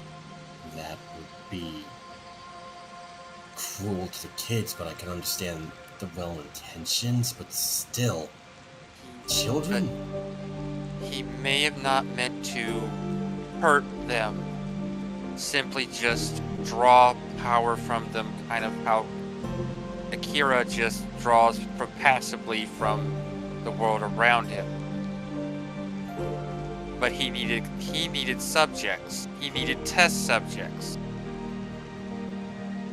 So he got Wait. They aren't that good at science. Wait, the books, Chase. That's what... Yeah, you got a point, actually. It started off well-intentioned, but then it became this. Especially that third book. Yeah, he grabbed what he could. He doesn't understand how the material plane works, so he grabbed what he could. But that doesn't necessarily mean he's in his right mind now. I need the answers from him. Again, this is just me running at the mouth right now. No, I get it. Theorizing, trying to come up with some kind of excuse before we find him and get it out of him ourselves. But still, I guess the old saying is true. The way to hell is paved with good intentions.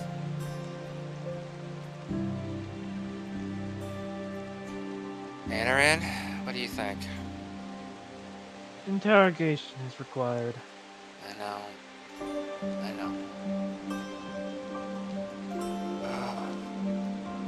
Anyways, excuse me, just continue. You're fine. Thanks for getting that thought into my head, because it just hit me the same time you did. Just approach Nami. Nami is actually, at this point, her entire posture has changed. She's got both feet on the ground. She's kind of leaned over. She's got both of her hands actually on the back of her head, as if she feels like she's done something wrong. Hey. Look at me. Nami. You did not do anything wrong. Okay? I don't even know exactly why I left it. It feels like just because I did, so much has happened. Just because you left doesn't mean that it was a terrible thing. Obviously, the people missed the night sky, clearly, but you didn't do it to intentionally hurt anybody. You didn't do it to intentionally cause strife within the Feywild. Whatever reason you had to leave, we'll find it eventually. Remember what the goblins learned. You are who you choose to be. Okay? So why did you leave?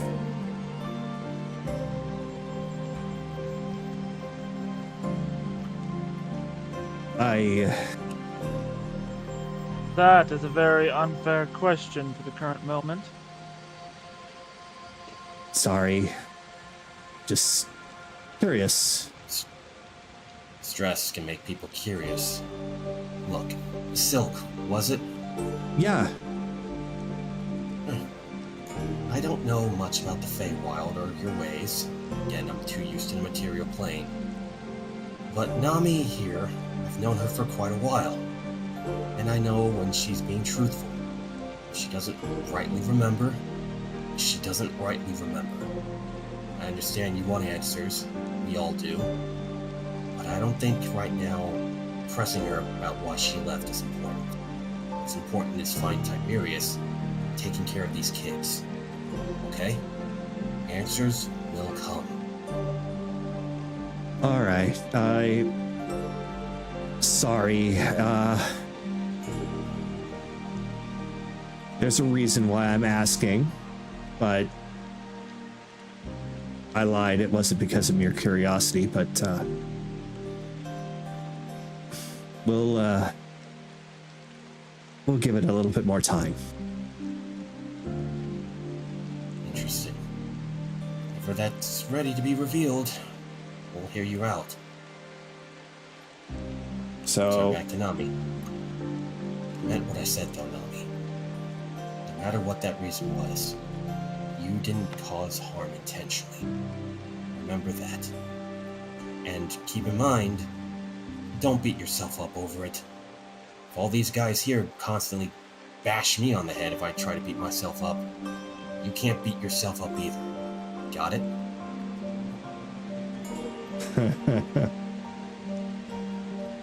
It's actually happened. I actually got a lecture. I'm careless. No, not a lecture. More like a friend consoling another friend. That's all. I was mostly teasing. And I understand, and I thank you. Both you and Kaylee have helped me feel a little bit more comfortable again in my own home. Yeah, I should hope your wife would help you feel a little bit more comfortable. You look at Kaylee. Okay, how plastered was she? She had 10 drinks. 10 drinks and she got 10 Feywild drinks. Nami. He just gives her a pat on the head. Dork. Look, it's been a while since I had those tastes before, and I don't know how to make them. Otherwise, I would have told Rito. Oh, wait, no, he must never know. No, He must never ever. Kaylee grabs Nami by the shoulder. She's like, he must never, ever know. In fact, Rio must never come here. Ever. Careless will give her a look. If you tell him about how strong the alcohol is here, I don't think even Serenray will forgive you for making that grave mistake. It's already bad enough with mortal alcohol. What do you think what Fey alcohol would do to him? Oh, actually, Kaylee, you're still apparently glowing. I am still glowing. You are still glowing. I just read this drink. It actually lasts for an hour.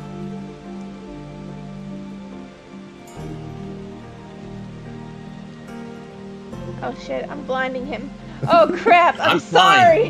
No, it's not that bright. I mean, it's bright light for up to 10 feet, but you're not like a flashbang. He'll take notice of her going to the Dragon Girl. Have you picked a name for her yet? Just something to call her by, since we don't really know her real name. Or is the text RP being considered canon? Because if so, I'm gonna take that back. Typically, we consider it canon, yes. Okay, I'll take that back. Look over at Julie then. How's she doing over there, Kaylee? Is she just still sitting there? No food in front of her? Well, she made sure that she has food in front of her. Good. Speaking of food, excuse me one moment. Yeah. Okay. We have a couple of minutes left there, Careless. Yep, he's gonna come over. Okay, kids, time to eat supper. Come on. time to eat, and then everybody get ready for bed. Let's go. Aww, not already. Yes, and when you wake up, you can get back to playing your games. And if you behave very well, I'll make everybody plus wooden swords. Not to stab with anybody, though. Come on, time to eat. Let's go. Okay. You just all find a place. 2 and 3. Alright. We'll look back at the Goblin Girl. What, Come on, me too? that includes you. Yes, you have to eat as well. I mean, I know I have to eat, but you're not seriously telling me it's my bedtime, are you? Careless, this is. You gonna do Agatha all over again? No, I'm just making sure they get food. Kids need to eat, man. Yes. She is in the same situation as Agatha. Technically, biologically, they would be the same. Well, biologically, they're about the same age. I get what you mean, Chase. I get what you mean. Not doing that with her like I did with Agatha. I just want to make sure that they're taken care of. That's all. She's grown enough. She'll be fine. So, When she's ready. just the mention fair of enough. getting food, Jem scurries behind the bar and starts grabbing some stuff. And essentially just begins to put out plates of different kinds of things for the kids to eat. They are, of course, a lot of Feywild foods, but it's because they're from the Feywild that they look absolutely beyond perfect in every way. Whatever colors that you imagine back at home, let's say like the color of a red apple. The red here makes the red apple at home look like it's gray. It is so bright, it is so vibrant, it's so highly saturated that it just looks like one bite into anything is going to energize you for a week. No, so a cartoon apple then. If you want to think of it that way in your imagination, then sure. Well, it's either that or a Honeycrisp. Go look over, Jim. You're pretty quick at getting food ready. Not bad. She just looks up at you, Careless, and just gives a silent smile, and then keeps on going forth. And he's gonna take a seat by Kaylee while the kids eat, and I'm gonna end my turn there. We'll wrap it up there. So we're at the top of the round, and that is where, as everyone is distracted, this fox tries to start to scurry away. Picked up from underneath the belly. You just see as its legs are just moving as if still walking, and then slowly coming to a stop when the realization hits. You'll just gently hold and then start petting. Slowly turns over to Anaran. So, Anaran, Sylvan. Hello. this fox, her eyes open up really wide, and she's giving you what looks like the puppy dog eyes. More pets. However, you are immune to charm effects, aren't you? Not immune, just resistant. Resistant, okay. I'm gonna need you to roll for a charisma saving throw, please. She's trying to do something to you. 20. Oh, you have no problem. So she continues to stare as the petting continues. Staring. Looks like she's straining a little bit, like, and once you realize nothing is happening, slowly turns in your hand and begins to start running in place because her feet are not on the ground. And So, Sylvan, however, if you want, we'll let you do what you want with her first. After we let Akira do his thing, because he's first. I just want to step that up to say that when it's your turn, likely something's going to happen there. So, Akira, what would you like to do? Is in a trance. So you're trancing once more. Yep. All right. So, while you're trancing, I need you to please. Are you okay? When you're trancing, are you able to at least be aware of certain things that are around you? Like, could you roll for a perception?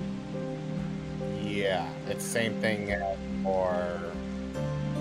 It's the exact same as all elves, Okay. which we are only semi-unconscious, so we are actively aware of everything that's happening around us. All right, cool. So if that's the case, Akira, please roll for me a perception.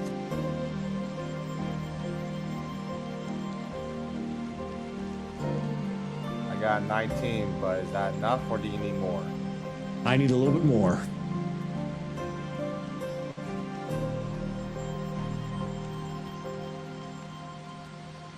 $28. 20. Oh, wow. Okay.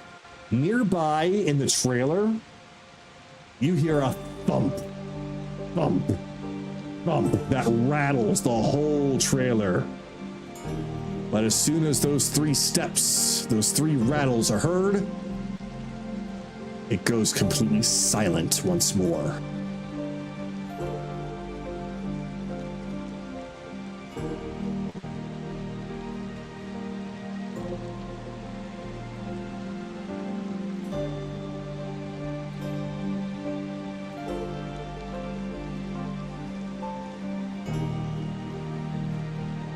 So with that, did you want to do anything about that or continue to trance? Gonna continue. All right. So, then while he's trancing, let me see. Get this.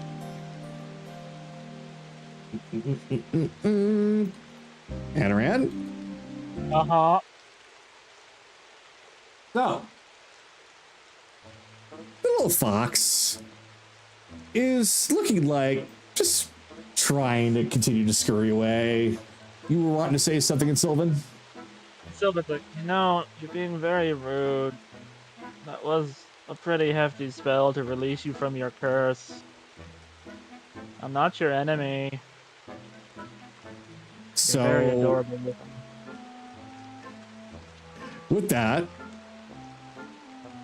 Fox then just lowers its head and once again tries to do an even stronger puppy dog eyes on you. It automatically fails.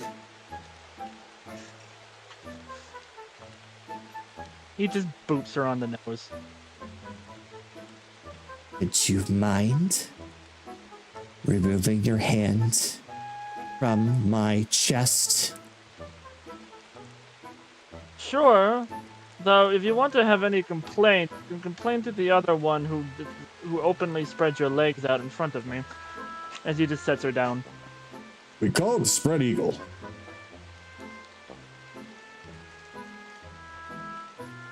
Anyway, back to this thing. Fine. And that's when she appears before you in her normal form. Suppose I should say thanks. You've got a messy-haired woman dressed in a icy blue looking kimono, and just as you were told that she had icy blue fur, that is her hair as well as her tail. And wearing sandals and with fan in hand, she definitely gives off the more Japanese Eastern aesthetic, much similar like Koji. I'm familiar with the attire. I'm not exactly by Kitsune craft. It's quite well made. Look, I thank you and everything, but I really should be going see have this thing. And Okay, look, hold up. I understand you want to go, probably try to save a few people, right? Oh, I couldn't give a shit less about saving anybody. I just want to rip somebody's eyes out. Okay, well, unfortunately, any asshole like that is not here at the current premises. Where are we anyway? Bears and Bob's Twilight Carnival, whatever the fuck. Oh. What time of year is it? Well, I don't know what the year is in the Feywild terminology. Oh, Lotus. you're a mortal realmer. All right. I'm a mortal realmer. You. How long has it been? Oh, let's see. And he starts to do a lot of calculations in his mind, and more calculations in his mind, seemingly to take an excessively long time, almost comically so, as Lotus hears his name and comes out. Sorry, I was making sure that everything... Wow, we are very busy in here today. Yes, well, this young lady would like to know what Feywild year it is. Oh. So he just goes over and tells her it's something you wouldn't understand, something about what type of moon it is, how many stars should be in the sky but aren't there, what kind of constellations are out, and mentioning the tree with the candles. Oh, yeah, Anaran's paying very close attention to this. Like, information I would like to learn. So that's when she essentially just snaps her fan and gets all up into Lotus's face, pushing the tip of the fan up against his chin, and says, "You mean to tell me that it has been that long that I have been under that control?" Carry the 2. I see intelligence is not your strong suit there, Koji.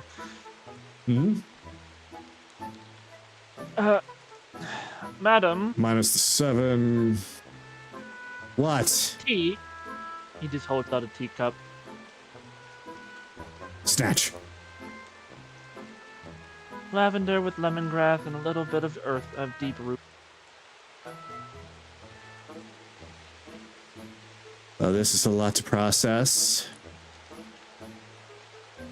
No, children. Too bulky. Too fluffy.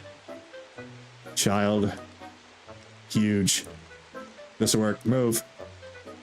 Just goes over to the seat over there and just plops down and just takes the cup. And despite her desire to just start chugging it down, she's trying to remain as refined as possible for about 2 seconds, and then she just slurps it. I would like to roll an insight check to get a general gist based off her clothing, how it's arranged. If it's like, if she's part of high kitsune, like high class, definitely not common class clothes, or...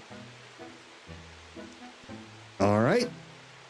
If it gives me kind of like a Zidorian noble kind of vibe. Okay, 19. 19. With the knowledge that you have of the Feywild and her clothes and her demeanor, you cannot tell. She carries herself like a noble woman. She carries herself like a noble woman, but at the same time, she's showing mannerisms that are anything but.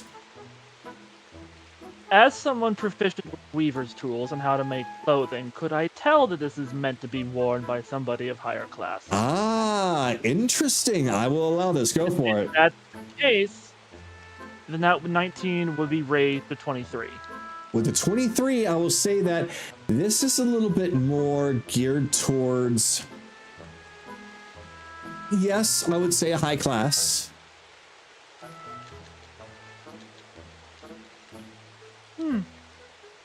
Her demeanor, however, seems a little bit more brash. That's fine. You know what? Let's see. Takes out a teapot, starts actually cooking. Let's I've see. got it. I've already told her. Oh. Yes, Koji's definitely not one on the smart side, but reliable. My apologies, madame, for the introduction. I just didn't want to accidentally running off into the middle of nowhere. She just kind of anything refined about her just starts falling apart as she just slams her fist down on the table. 30 mortal years. Ooh, I'd understand you're pissed. You know what? Actually, I have something for that. I know kitsuns don't really care for food, but... I don't care. You want anything to eat specifically? Just, once again, she snaps her fan, just points at you. If it's edible, I'll take it. He just gets a smile. He looked at Jem. I'm gonna need this entire kitchen. She just slowly turns her head over to you, but unlike a certain other master chef that you usually work with, she just nods her head and slowly backs away. So, let's see here. And he just searches through everything. Okay, so that's this and that. Actually, I'll just use my own stuff. Pulls out a bunch of... We'll say that they stocked up before they left. So he pulls out a bunch of swordfish. Okay. Snaps his wrist, grabs a bunch of herbs, and just goes to work almost efficiently without wasting a single movement of his wrists and arms. Debone. You're really gonna like this. I don't care, I just want it. I take it that probably after 30 years you haven't been given anything truly of real sustenance, have you? You have no idea. So, after some time, he put down a plate of seared swordfish. It's gone. With... I haven't Continue. finished plating it. Well, that part's gone. Oh, lightly, softly grilled, cut open slices of apples with a small little hint of honey draped along the middle. A side dish that is swordfish fin soup with another sword form of tea, although this one is using pieces of the swordfish in order to make it have more of a umami kind of flavor. So to best describe, go ahead. And it's like, no, he just lays that out, and obviously he has more of it prepared. So best to you go. describe it is that she is not like Nihiri or Full Breeze. She doesn't consume it that quickly. It looks like that she is actually one who is not the devourer of worlds. However, considering what she seems to have been through, the best way I could describe her eating pattern is she was just served the chef's special from the Meowscular chef in Monster Hunter World. Mm-hmm. She's rapidly taking a bite of this, that, or the other, just all courtesy, all manners, just out the window. Bite of this, rip it off, chew this, drink this, gone, gone, gone. And then she just gasps out a little bit of satisfaction before flopping down face first on the table with a thud. I have more if you wish. I might have that hair soon. That's what it feels like to be alive again. As he just sips some lavender tea. So as her face is now just planted into the wood, she finally muffles out, Yuki. Yuki. Very well. Madame Yuki, or just Yuki, her. Just Yuki's fine. Very well. Snap point you. It's rude for one to give their name and not receive one in return. I was just going to do that. He just bows slightly. You may refer to me as Anaran Estelle. Very well, Anaran. This was good. Just good? Roll insight. Guidance. I think I don't need guidance. I didn't need guidance. 30. With a frickin' 30, that looks like it's the best thing she's ever eaten in her own goddamn life.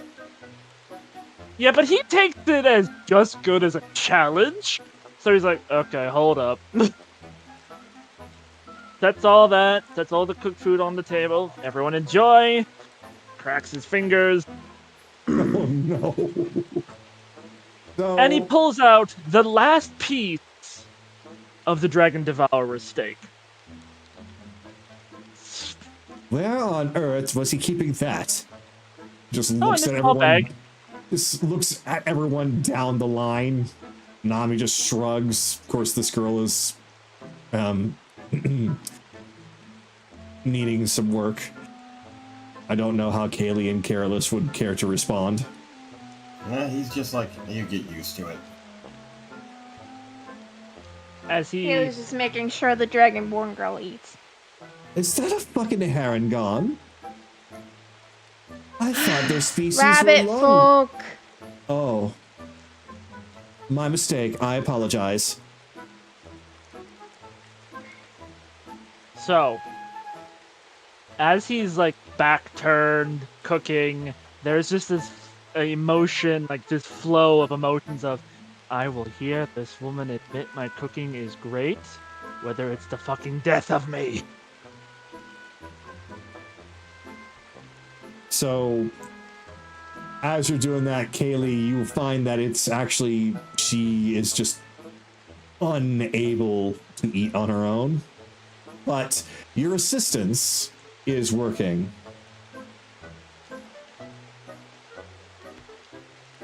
That's good.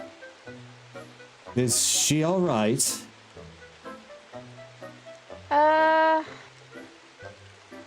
Her emotions were basically removed from her.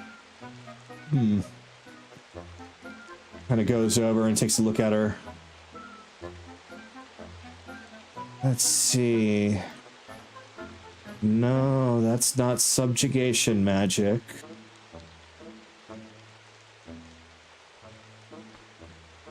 Anaran will just say, I don't think that's... go ahead. emotion magic. I think it's good. And stop this here, go back to this.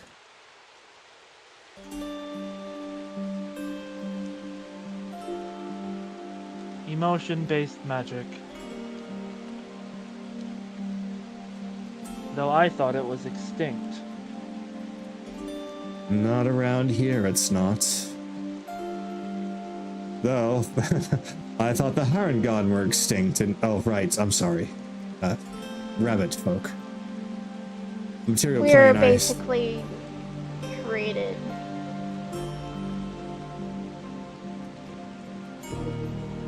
You'll From have what to... I heard, Harangon are from the Feywild, correct? They were. Rabbit folk were created by Luna as a means to have children without having children. Well, as far as the Feywild is concerned, if there are any left, then they are doing a very good job of hiding, because as far as I'm concerned, they're extinct. Yeah, well, the rabbit folk were almost extinct too. I see. She continues to look over at Julia. Or is it Julie? Julie. Julie. Look at Julie. And she takes her hands, places it on her head.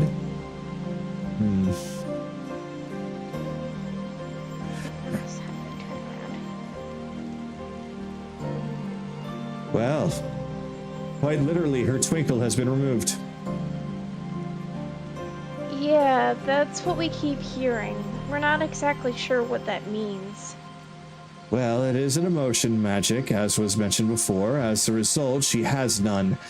It is said that the eyes of children sparkle at their brightest whenever they see something fantastic, something that only children can perceive.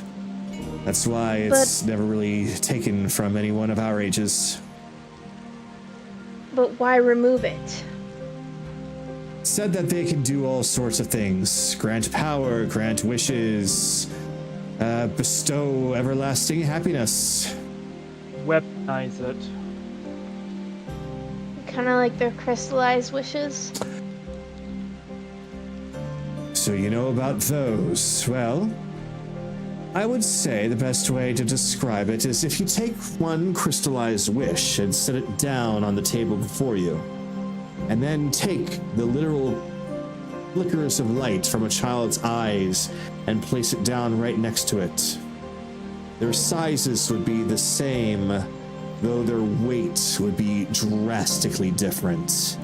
The crystal would weigh almost nothing at all, like a blade of grass, and yet the twinkle would weigh far heavier than anything you've ever tried to lift. So it's basically a money farm. Well, I suppose money is one way it can be used if we're comparing it to how things are done in the material plane, from what I understand. Though, it's far more than just that. The only way to get it back is to find it. Because they're unique to every child.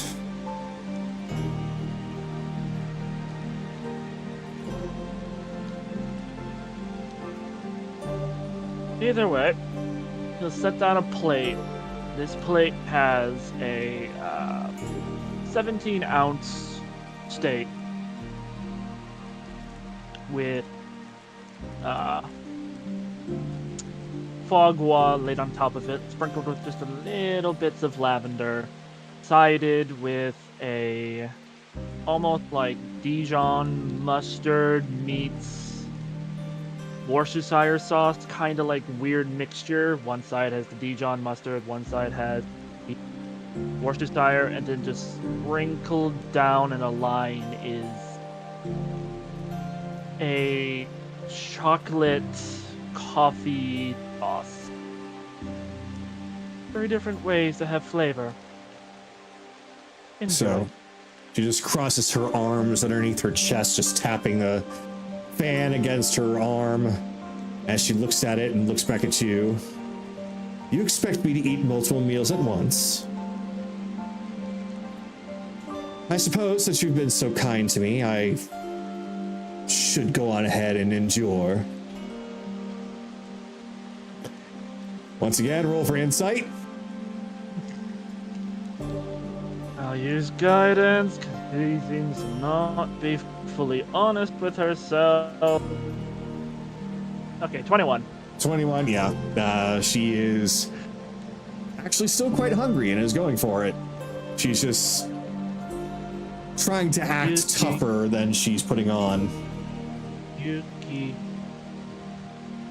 I have no problem serving as many meals as you need. So eat and be happy. This last one should suffice. I appreciate it. It's good to know that Feywild hospitality isn't lost on the material planers. Some Fey live where I live, so I've learned a few manners from them.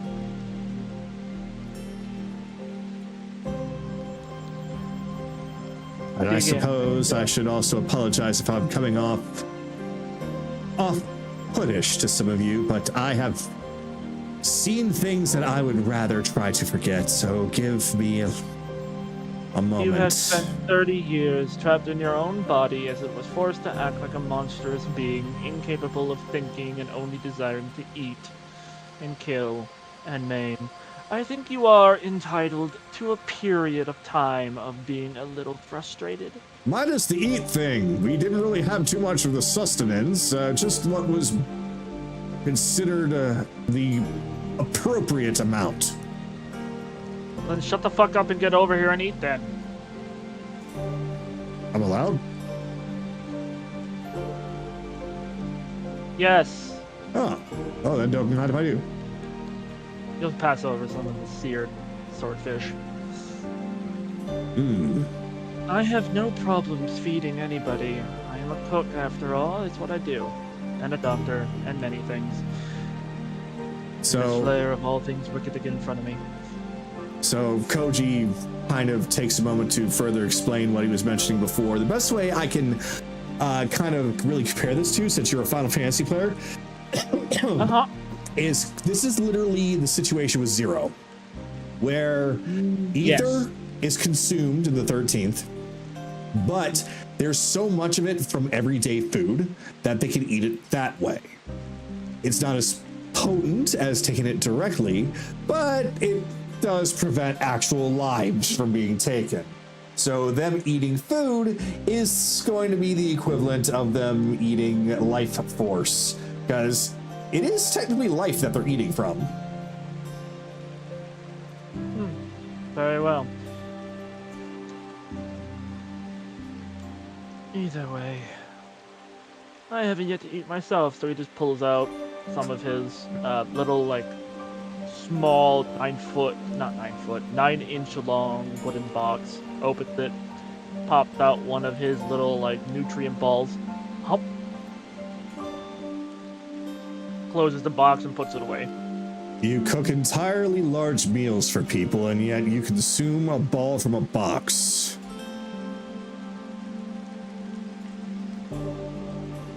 He just gives him a smile. I try not to overindulge myself in the ways that I let others. Ah, interesting. I Doesn't really say about much other than that. All right. I will That's say it, that yeah. this turn has gone a very, very long time, but it has helped to introduce a new character. So we are going to move on to Evelyn.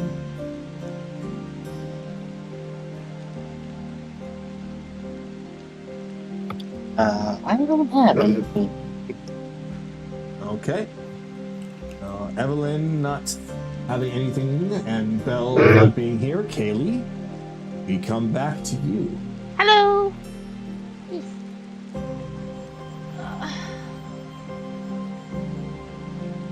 So, you're saying that we can at least get it back? Oh, I have no doubt, as long as you can find it.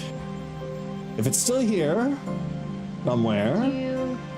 Do you know what it looks like, at least?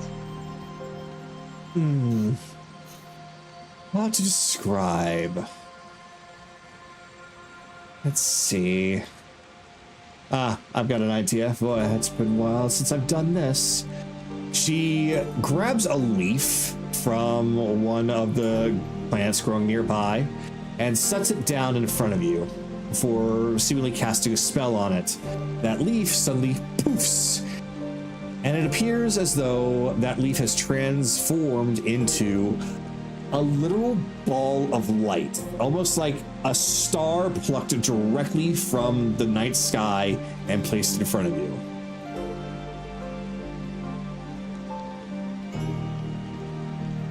That's what you're looking for. Okay. And you said that it was different for every child?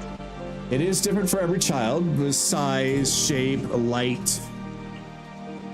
It is different, but it knows who it belongs to. You can't just take one and just give it to any other child.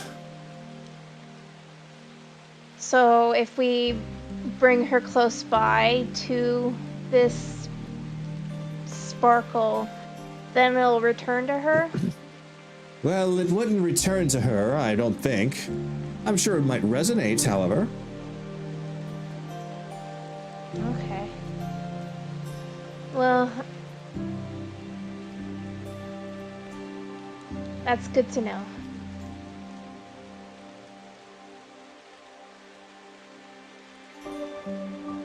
It's the least I can offer after what happened. I would also like to apologize to you. What did you say your name was? You may call me Anna Estelle. No, I know your name. I'm talking about her. Oh, my Oh, apologies. I'm Kaylee. Kaylee, you're a fast runner. I couldn't catch you.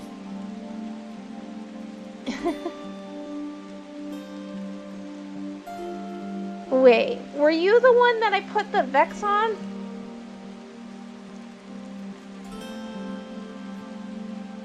Yes. We were up on that stage, and then you just got away from me and disappeared. Huh.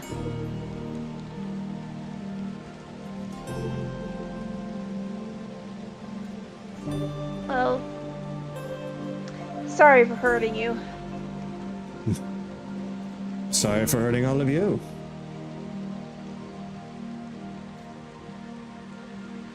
I actually do have a question about this ergomancy, or this emotion-based magic.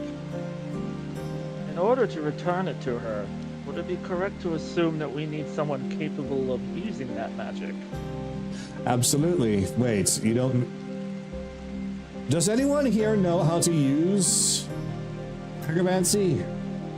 Any sort of emotional magic at all?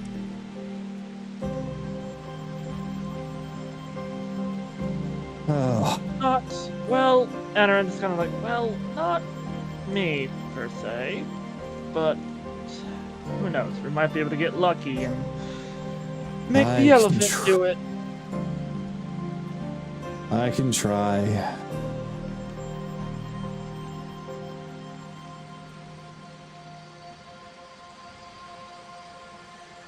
Look, I might not have had to do it for a long, long time, but I still know what the procedures are. I can try. Alright. Well, we still need to find it first, so...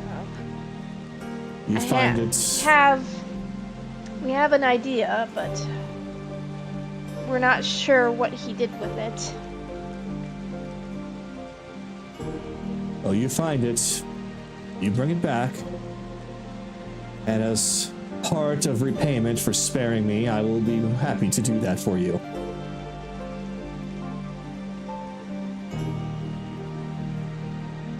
That is appreciative. Assuming I can get it right, but... Even if you can't, we'll figure something out.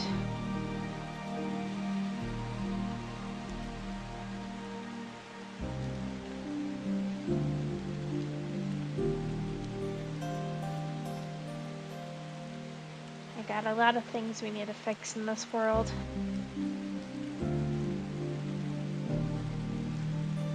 So with that, she goes back to eating the second plate of food that Anaran has given her, though eating more at a regular person's pace this time.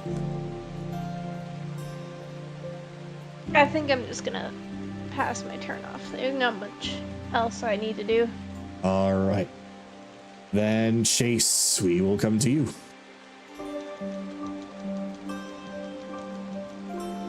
Guys, keep enjoying checking out Sue's armor, answering any questions later. Most of them have definitely moved away from Sue's armor. Silk is still kind of curious, though.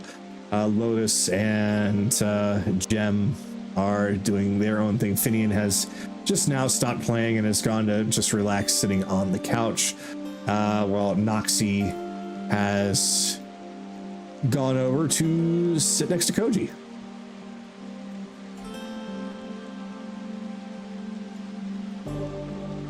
Just gonna come outside, sit down for a moment, pull out his little makeshift instrument he has, and he's just gonna start playing a song that's been entering his head ever since he came to the Feywild. Okay. I guess a performance check here. Yeah, go ahead.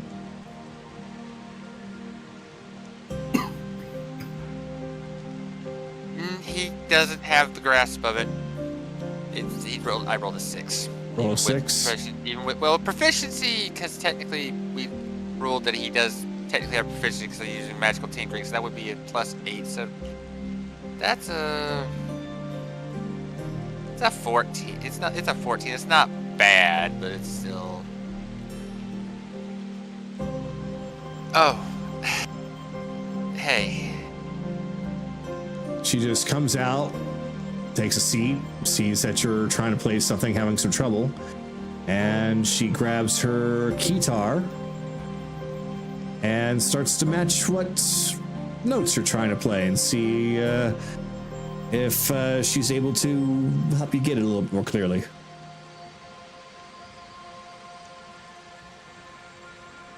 Honey.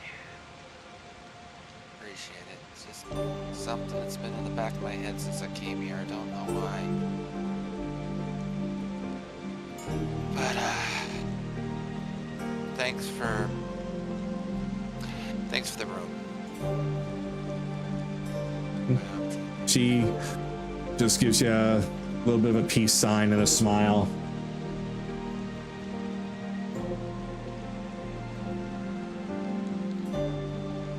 So, do you just talk out of choice, or are you mute?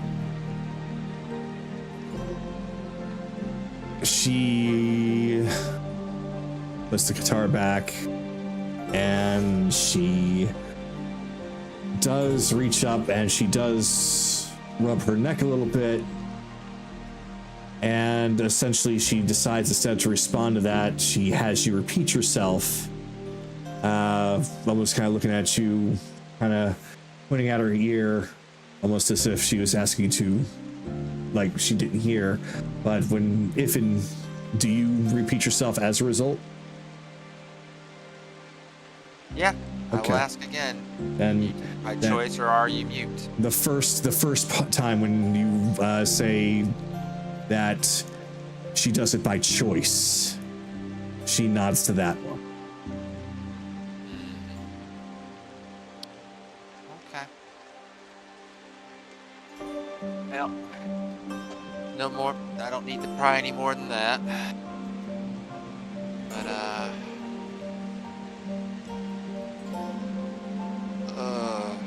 so much we have to do here. So much. Having to fix so many problems, including one of my own. If you see any tabaxis that look more like me, my kind of fur style, be wary of them. He takes a moment and looks at you for a second, and then she pauses. She really starts to examine you for a second. She grabs her guitar. Yep.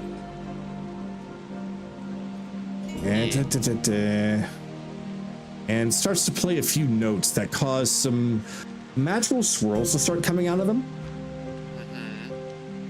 And essentially, let me get in here really quick.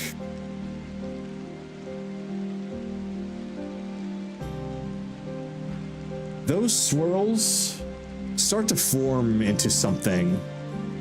She stops and looks at you again, almost really trying to look at every single one of your features, and then she goes back to playing.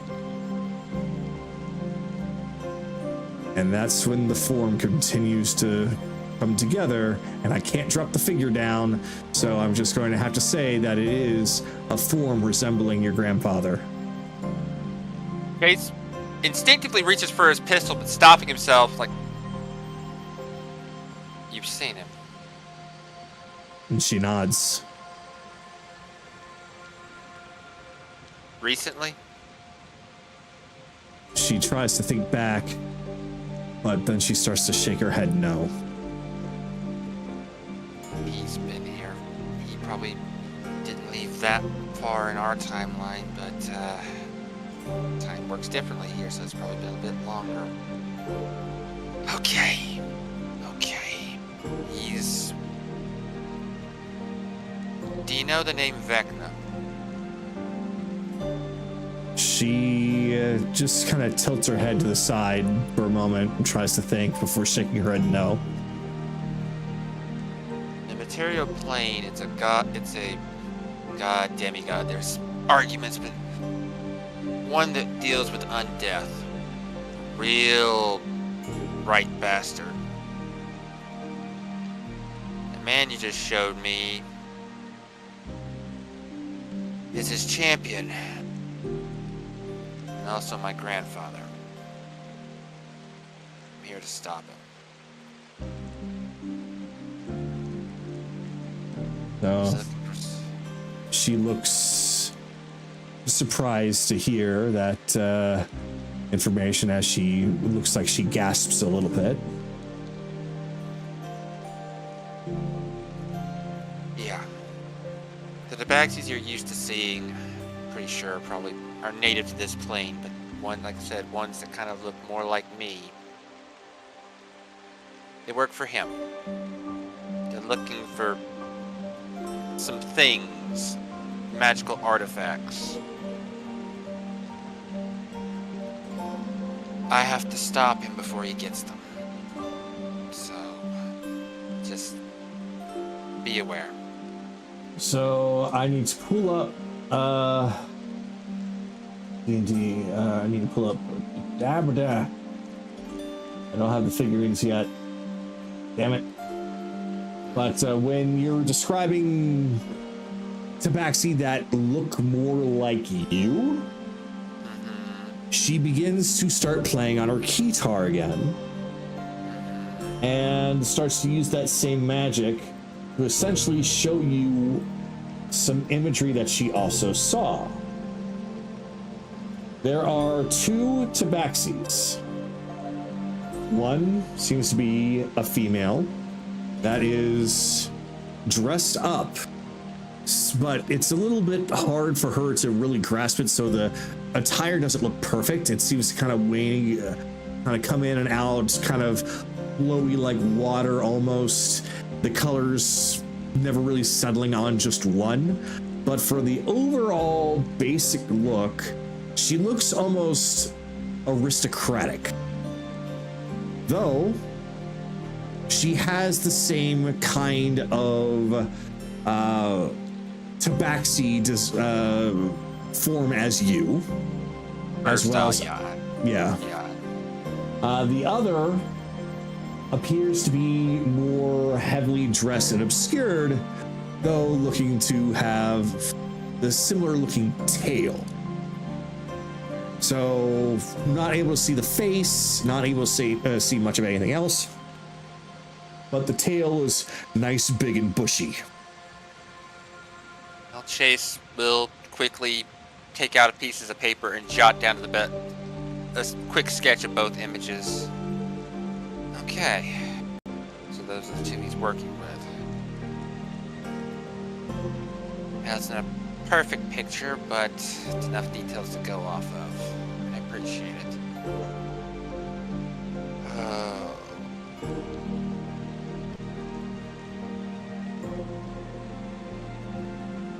Look, my grandfather, he has very powerful items at his disposal. So, don't fight, run. Okay? So, almost as if when you say that, she just kind of looks at her hands back to you, just does a little twisting and then a snap motion as if asking, "You sure I can't just break him?" Chase will gently tap her on the cheek and go, "If he does that to you, you could die." So that's when she starts to get a little bit of a clue that you're serious about this. Those items can grant him the ability to literally turn your bones to jelly. And the damage of that could kill you.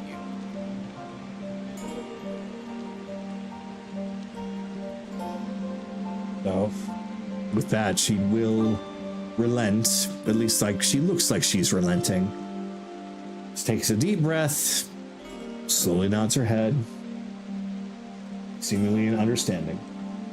Look, if you're having to protect others from him, I understand. If you just don't go, like, if you're having to defend yourself, I understand. If you're having to defend others, I understand. Just, he's my burden to take care of. I'm the only one that should go charging forward at him.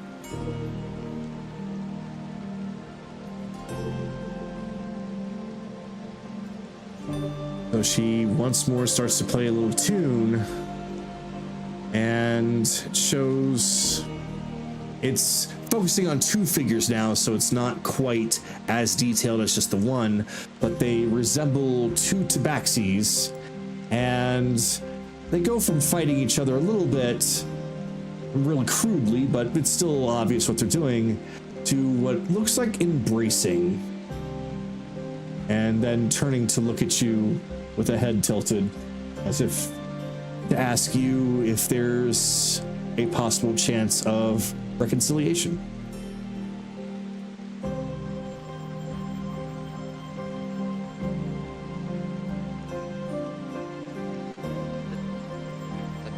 The thing he works for won't allow it. Those items are connected to that thing.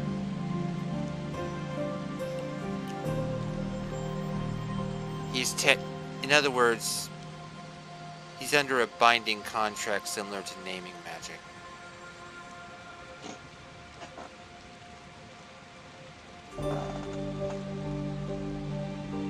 Even if I want to save him, the best thing I can do is save his soul.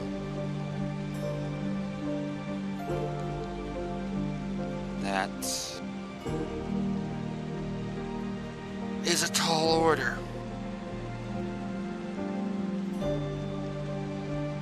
She seems to fully relent now, almost kind of drooping a little bit. Her wings start to lose a little bit of luminescence, feeling a little sad upon hearing that, but not so much that she's gone into a full depression, more so that she empathizes. Or as more sympathizes, I should say.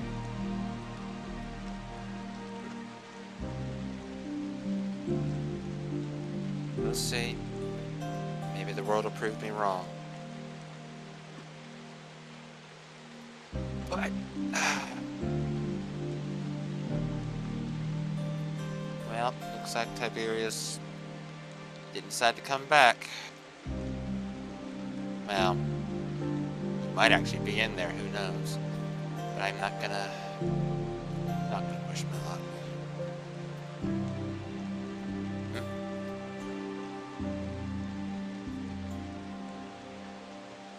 Oh, well, hello, Jem. How are you? Knock, knock, knock, knock, knock. I'm afraid Tiberius has stepped out. Come back later. And she goes back and just shakes her head. Well, let's go back inside. I should get some rest. For all I know, Tiberius isn't going to make this easy if he is going to be hostile. And I'll end my turn there. All right. And then we're going to finish up with Carolus. He's just making sure the kids are finishing their meals properly. He's making sure everybody's eating their vegetables too. Because he knows how kids can be stingy about that stuff. They seem to be perfectly fine with eating their vegetables. Good, good. Don't have to worry about that. This helps off. Please stop wagging. Thank you. This helps off. Stretches his arms. What a day.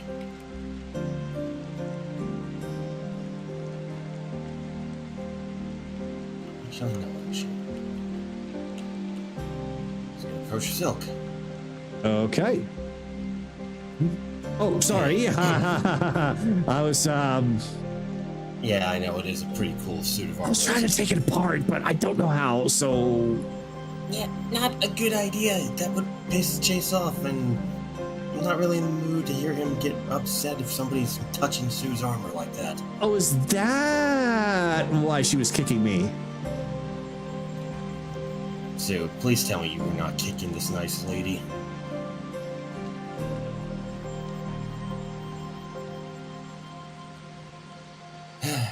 You know what? Fine. If you kicked her, you kicked her. There might be some sweets for you on the table, so why don't you go out and get some? I'm not done yet. One more. You, He's just going to gently pull her away. Nope, no pulling. No poking. You did. No. Okay. Every party needs a pooper. That's why they invited you, party pooper. Party pooper. We would get along quite well with some friends back home. So, listen. I get it. You wanted answers from Nam, right? Look, that was... We're not really experts when it comes to material plane etiquette, but we do know enough to know that when we're told that it was rude, then it probably was rude. So I want to say sorry about that. I'm sure the timing was not great. Yeah, that's actually kind of why I wanted to approach you too. I was being way too defensive about it. Nami's a good friend, and we only care for her a lot. Don't want her to be overloaded, you know? Well, I get that, but I also really care for my family. Gem, Sticks, are you guys Lotus. Siblings or, are you guys siblings, or is there like no familiar relationship between the three of you? Oh, Lotus and I are siblings. Gem, you could say we brought her in. Huh. Found family with her. That's always good. Can Well, relate.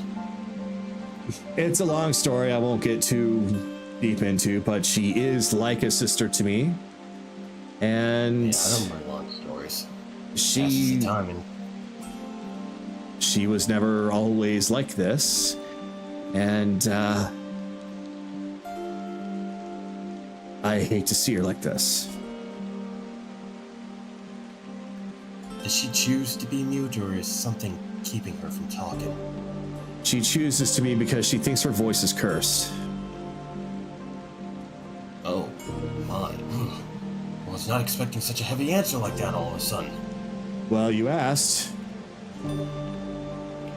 Oh, okay, yeah, fair. Gotta remember, different plane of existence, not the material plane. She thinks her voice is cursed, though? Seriously.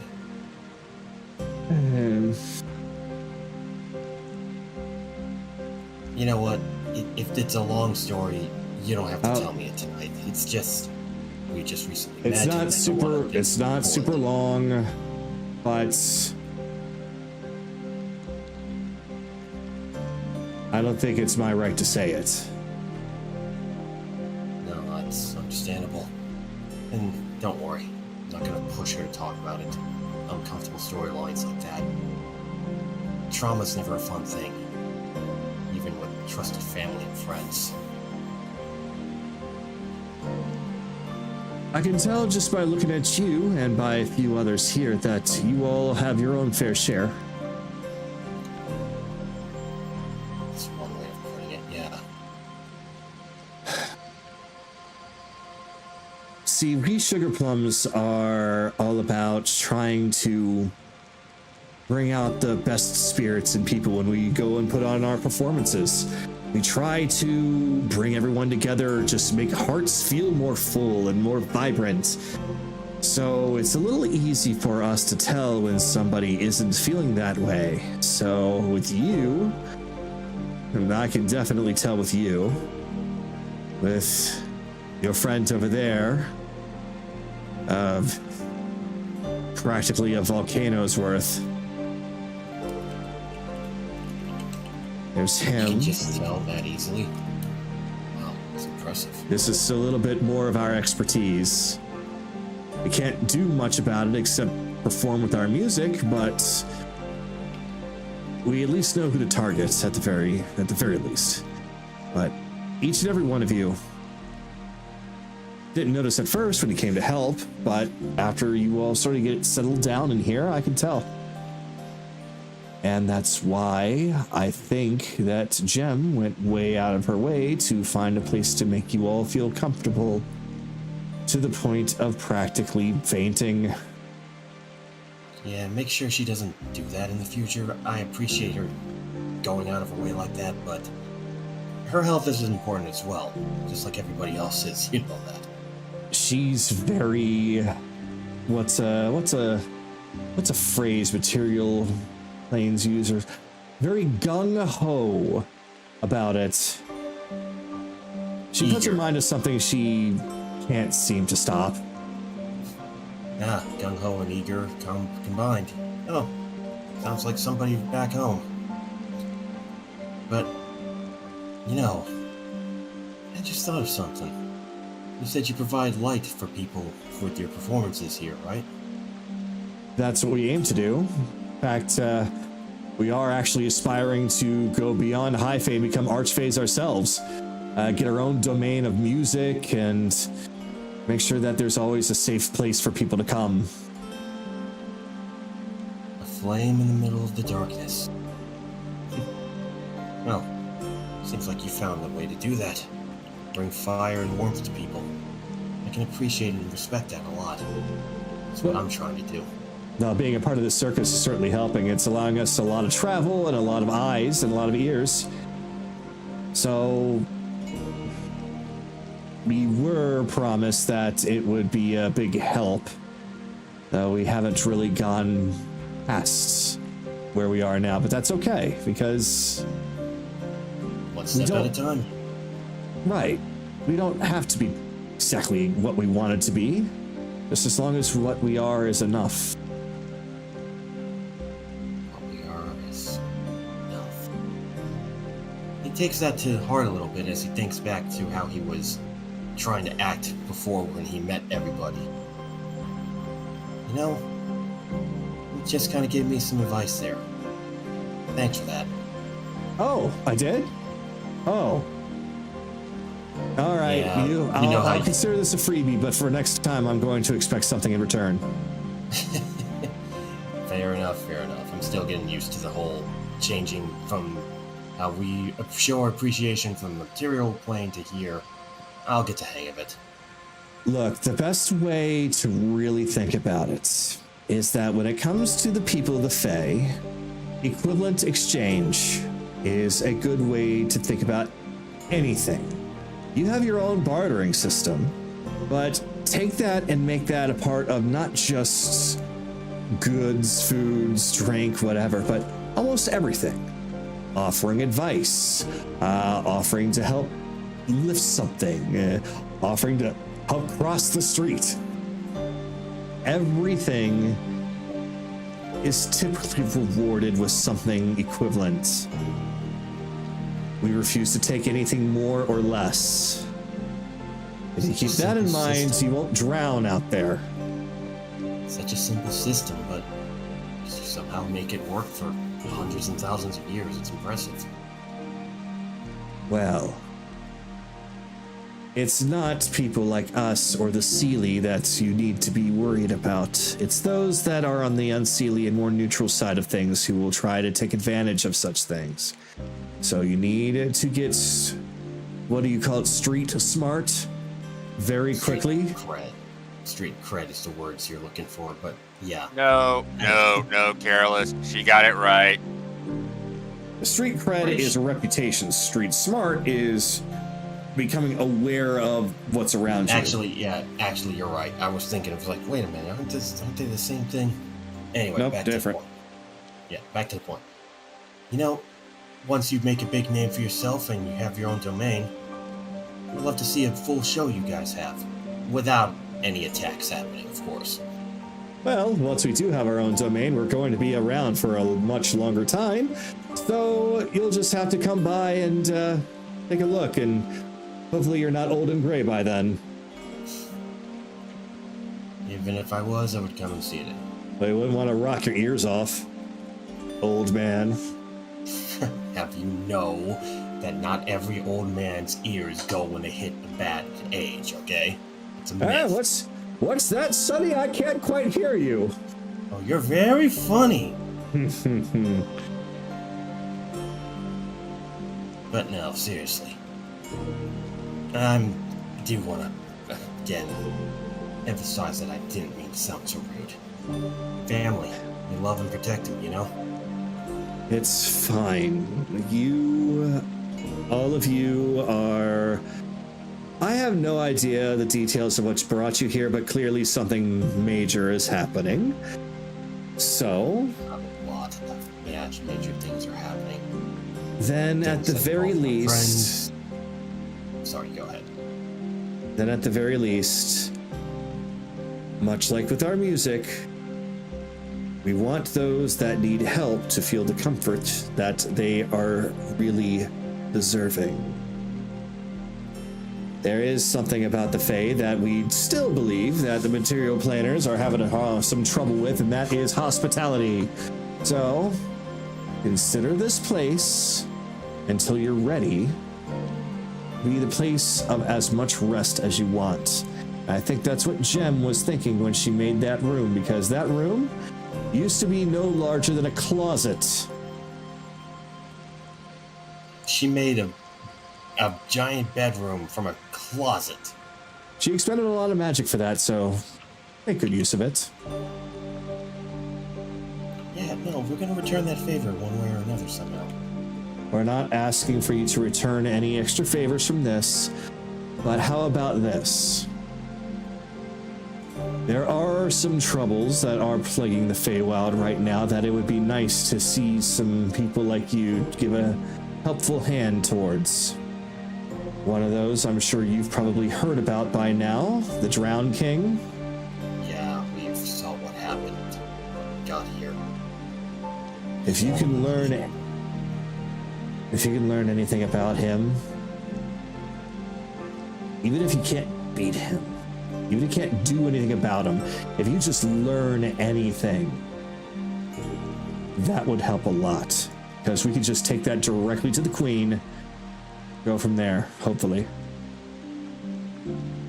It's already on our list. Along with a bunch of other things. Well, then I'm just gonna have to ask for something else. Let's see. No, you wouldn't know about that. No, you wouldn't. Oh no, I can't even ask for anything because you wouldn't even know. Oh. Tell you what, why not just put a pin in it for now? How about that?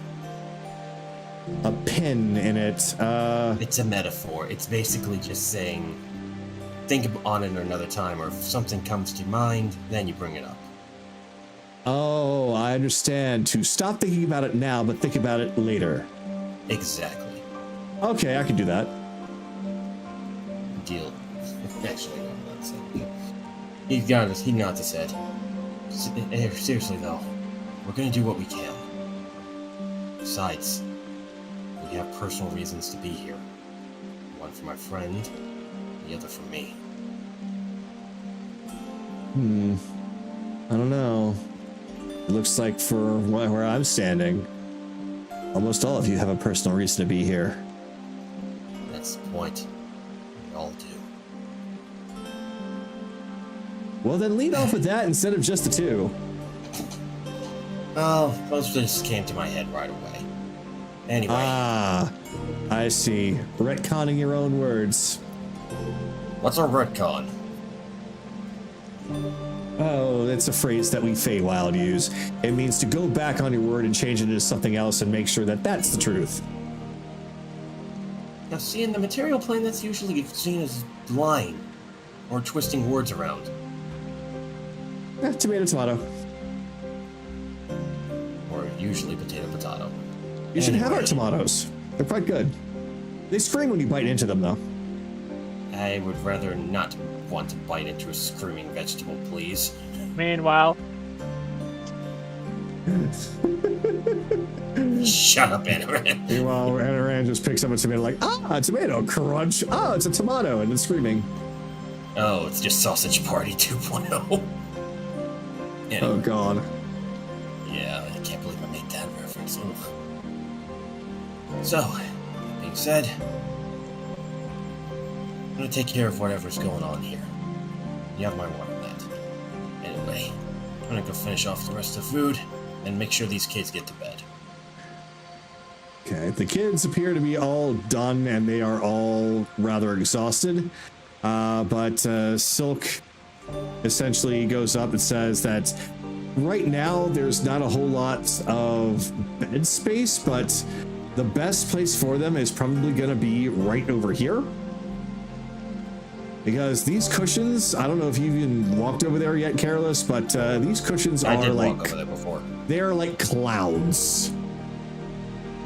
They are All the right, softest kids. damn things you have ever touched. Alright, kids, come on. Time for bed. Let's go. We go Hey. bed now. I'm just gonna pick up each kid and bring him to a spot on this couch. There we go. And that's when Finian slowly steps off. Yeah, Don't I even want to think ever- about it, Finian. You can. You know what? That's perfectly fine. Right, I was just. Thought you were gonna sneak off. Why would I do that? I don't want to go outside. Fair point. There. My people are out there. Itsuns and both. Alright. He'll just end the turn by just hanging out with Chase before everybody goes to bed. All right, because with that, then during the time, there's nothing more that can really be done tonight without it taking up a lot of time. So we are going to wrap some things up by basically making mention that Kaylee has taken Julie with her, gone into the room that has been made up for all of you from the Sugar Plums. Nami and several others are staying awake for the time being. But, yeah, right now, there are no more secrets as far as names. There are definitely none of that. All the characters are now in play. Though the only thing left to figure out is what the hell is going on with Tiberius and where he is.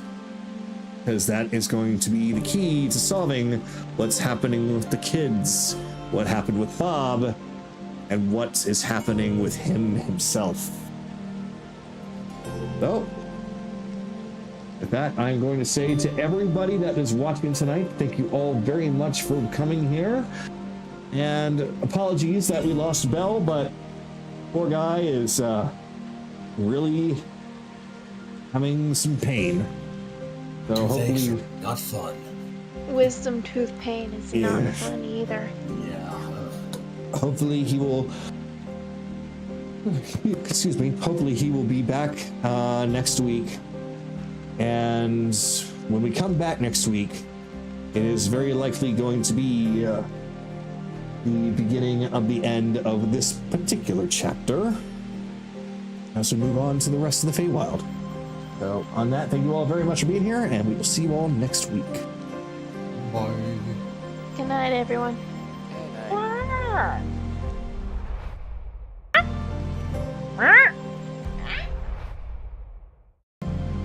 Okay.